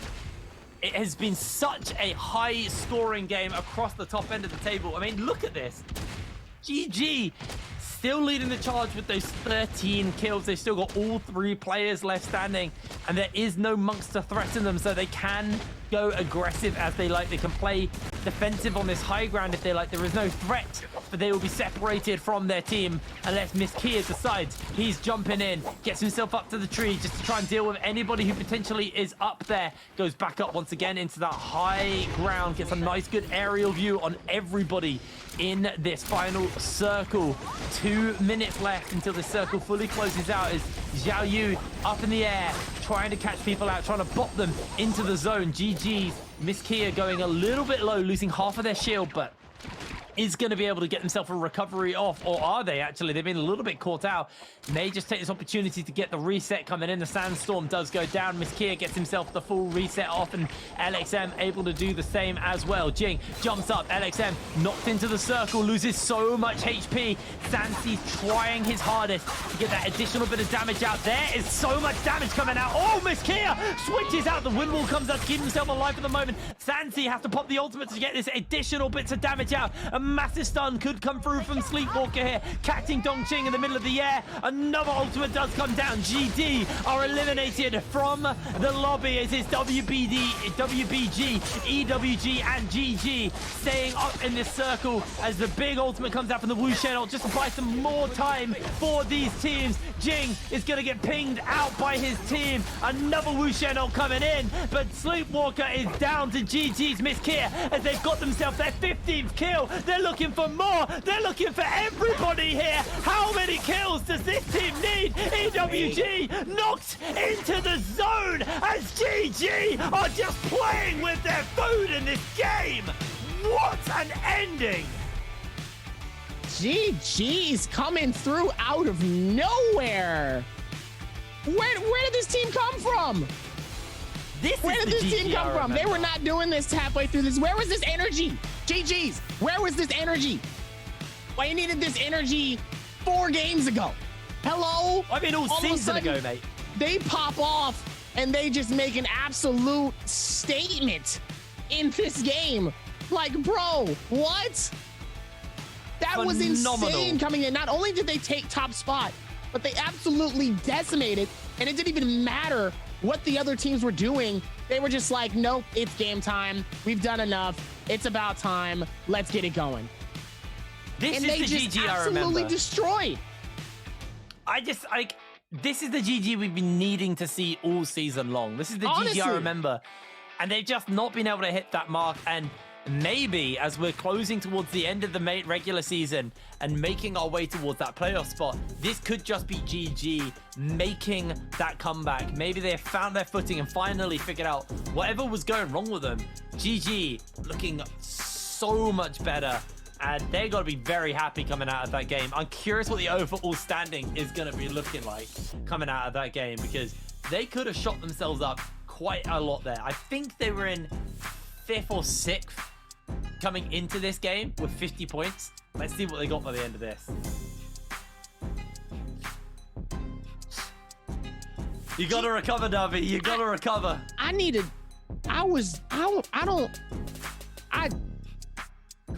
Huh? They look good. What can I say? I think that's the main thing is like, do you know what? It wasn't just GG though. I think the big thing for me today is a bunch of players looked very, very good. The a confidence. Bunch of teams looked very, very good. Confidence, aggression, just power. Like the tempo today was fast. The kills were high. Everybody was getting on the board. This was the second game where we had teams not score. But pretty much every game, teams scored today. Even if it was 1 point, even if it was half a point, teams were still achieving something today. There weren't teams just spinning their wheels doing nothing. It was a very, very aggressive day. And if this is what the meta is going to be looking like going forward and going towards playoffs and worlds, I am very happy and I am very excited to see what these guys have to offer. Phenomenal. Phenomenal. They were aggressive towards the Dobby's end. recovering from this game. They were aggressive. Yeah, no, absolutely. Where was this energy coming from? I felt like somebody owed GG money. Yes, that's what it looked like towards the end. They were like, you owe us money. Where's the money, Slim? Where's the money? Like, I felt threatened. I was like, okay, I got it here. Take it. I'm sorry. Calm down. They're like, now it's EWG next. And I'm like, okay, because they turned on them so fast. I thought EWG maybe had a chance to clutch it up for that very win, and then EWG just, matter of fact, they were so confident. One of their other players actually backed out and was like, "Y'all got this," and they were like, "Yeah," and then it just became a 2v2. Yeah. Like, no, they were very good at like going, right, you deal with that, we'll move on to the next fight and start the next one up. Make sure you join us to tie it up with us as well. But let's see this. The overall points, a 33.8 game coming in from GG. EWG 22.2, which means I think EWG have secured themselves at the top end of the table coming out of this day. But overall, a really, really solid day across the board. NPG, a little bit low scoring on the tail end. AOW, 0.5 points. Only one team didn't score, and that was GBL coming out of that game. Phenomenal game. Look at those scores. 33 for GG, 22 for EWG, 18 for WBG, 16 for 17JL, Ace, 14 points. Like, there were multiple teams in double digits there. A really, really good game. I think 17 might have won, man, because the average amount of kills they had throughout a lot of their games, I don't think they was able to get a dub, which is unfortunate. They definitely was able to clean it up and get a lot more than what they really bargained for when it came to their average points. And I can't wait to see what the final score is going to look like for the trios at the end of these games, because honestly, I think they did an amazing job with these games, and I think it only looks good towards the end, but with what they did, man, they did a fantastic job. I think 17JL should be in second. I'm pretty sure because EWG, it was about 8 to 9 points ahead of 17JL. They now got that 22-point game, 22.2 game under their belt. 17 only got 16.6, so I don't think it was enough overall. But let's celebrate GG. Let's celebrate the guys that just got 30 points coming out of this game. Well, 33 points. And I have never seen a Takeda MVP. That was sick. Ripping through the center of the stage.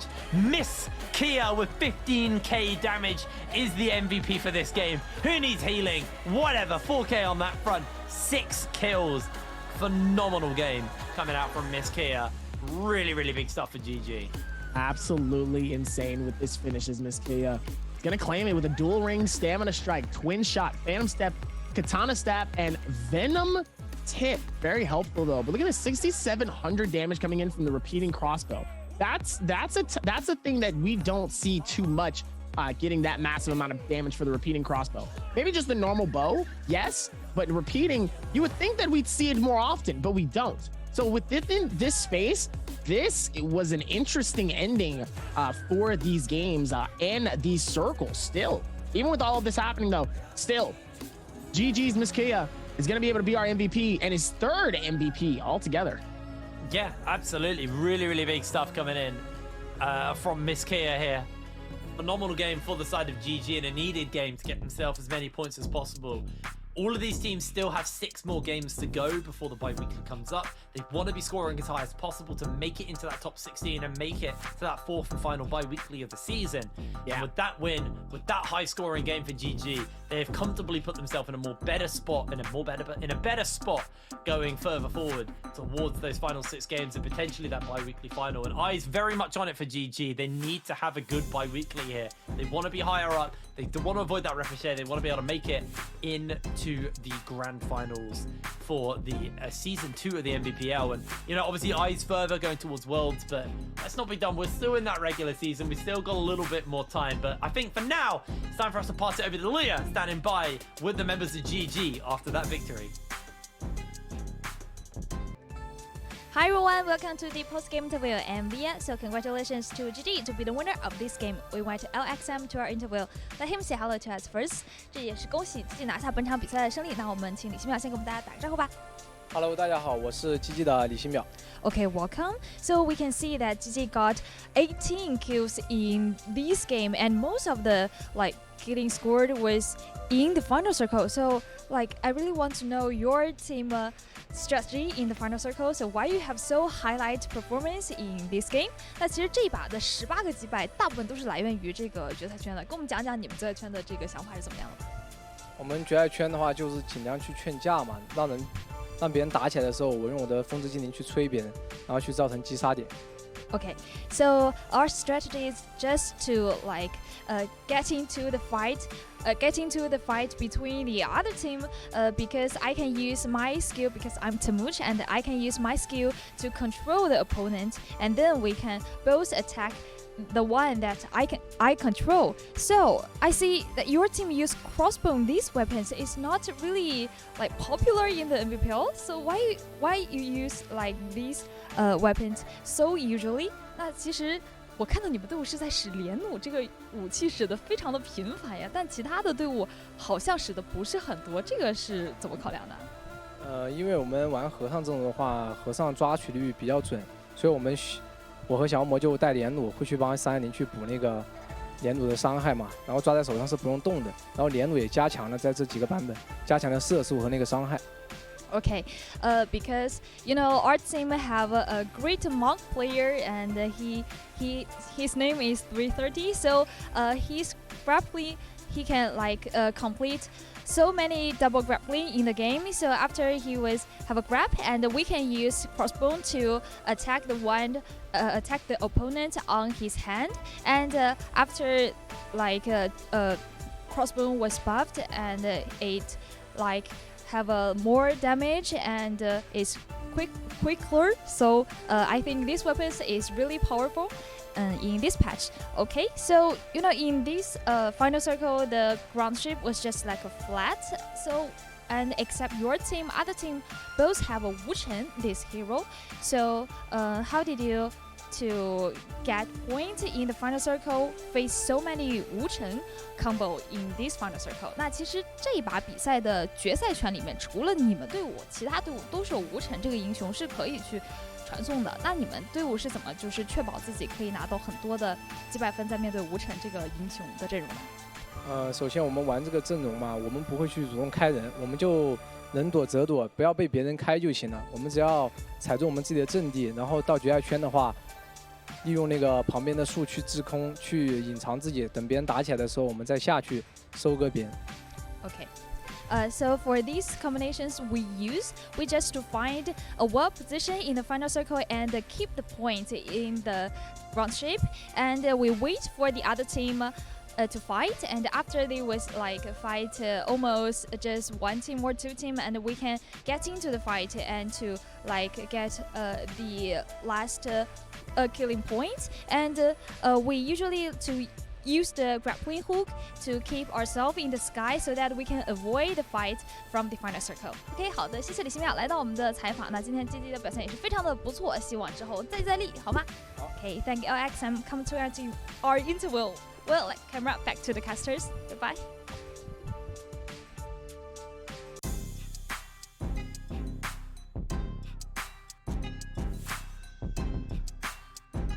Shout out to Leah, man. Leah has been doing such an amazing job so far. Yeah. And so is one of our other amazing commentators here for Naraka BIWEEKLY4 Pro League. But today has been just absolutely amazing when it comes to these games here. We saw some early elimination games where literally the circle didn't even close by the time we found our winner.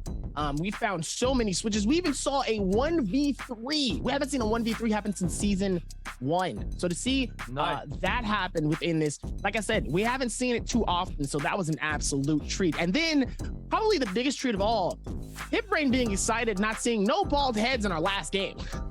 I think that might be no, without a doubt, that was the first time in 2 seasons I have watched a trios game with 0 transformers. There were no Uations. I think that was. It was just completely clear transformation. That was so much more fun. That was a very fast-paced game. It was very bloody. It was brilliant. And the thing is because you want the monk for multiple reasons. One, for the end circle, absolutely. The other one's to secure Mora's blessings. With the change to Tammy and Tammy showing up now, you now start to see people picking up the Tammy purely not just for the team fighting and like the kind of like capability and a scrap, but it's also the zone control. And when you get onto that Mora's blessing, slam down the sandstorm. Yes, another Tammy can walk through, but that doesn't matter. You should be able to secure yourself there. And now we can see the overall standings at the end of the day. This is how all of our 16 teams did here today. GBL, not particularly the greatest day for them, only 7 points. It's all very well and good here. OC, you know, they just fell a little bit short towards the end of the day. They had a pretty good middle, and then it just was a little bit meh. Bowder, very on and off today. JDG, also very on and off. You know, there was a 20-point game, there was a 10-point game, there's a 10-point game, and then just single-digit games. Like, not great stuff at all. But I want to move up. This is fun. This is all very exciting. But I want to see what the top end of the table looks like, because that's where the attention really should be. This is where the guys who have earned it have, you know, just performed so well today. So we'll cut over to the top end of the table. EWG are going to take it with 90 points at the end of the day, but 17JL 85 points, very close to them, and NPG go into 3rd. GG were able to move up from like 6th into 4th, and the one that really surprises me up here is WBG. These guys had a phenomenal end to the day, 11, 12, and 18 points, and they were able to leapfrog back onto the top end of the table and keep themselves competitive towards that final bi-weekly, because they've missed 2 of the bi-weeklies out of the 3 we've already had. Gotta give it up to AOW, though, really holding on for as long as they could, though. Getting 2 average 13.5 and 2 in a game 2 and game 5. 36, obviously, their first pop-off game in their game 1 here, but sadly was not able to keep that same momentum. I think if they had one more game that was at least above 10 points, they would have definitely seen top 3 at least in these games. But AOW still in top 5, which is still qualifying. And here you go. This is going to be tomorrow's solo action schedule. So we'll be starting on Morris, Holler Morris, Holler Morris. That will be starting at 17 o'clock or 5 o'clock for you guys in China. For here over in Europe, it's 10 o'clock in the morning for the British viewers, and for the European friends, 11. And over in America, wake up. It's very early. It's like 2 in the morning, I think it starts at. It starts very early for you guys. But this is the schedule for tomorrow. It'll be 2 groups, A and C, playing in the solos. Remember as well, with solos, there were some changes to the rules. So the solos players now can only play, they have to play 5 unique heroes every day, which means it's a very, very different setting. You got to do it yesterday, W, with Foxy, and you were saying it's brilliant. It's brilliant fun now, solos. It's amazing. I enjoy having the opportunity to see these players do something new with some of these heroes that we're not used to. But I think the other thing too, one thing too that's also insane too is just seeing these changes and these switches with these solo players and how they play it. But just want to let everybody know still that the stream adjustment has happened. So October 15th through the 16th, it will be streamed through the Naraka Blade Point Pro League channel, specifically Naraka Blade Point Pro League. So make sure to go over there, give it a follow, and get ready for all of the Nbpl tournaments happening from the 15th through the 16th. You definitely do not want to miss out on all of the action for any Pro League stuff.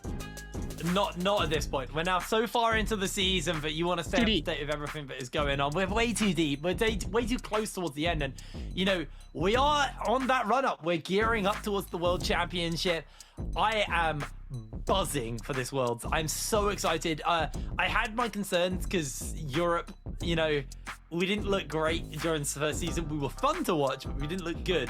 Coming out of what I just saw, yes, I think they're a step behind the likes of the Nbpl, but I do think they look way better. I feel there's been some serious growth and they look way more competitive. And, you know, I think once things get a little bit more frequent for them, there's more kind of like, you know, a more stable run of show like we have at the Nbpl, they could be a serious region. So I'm excited for Worlds. You know, we still have a long way to go, though. We still got to finish up this bi-weekly. We still got way more to go. We're not done. So don't make sure you miss that. We are going to be ending the show here, though. Tomorrow, we'll be back with solos, so make sure you join us for that. But for myself and Davy, thank you very much for joining us, and we will see you tomorrow for more Naraka action. Good night, good morning, and good day.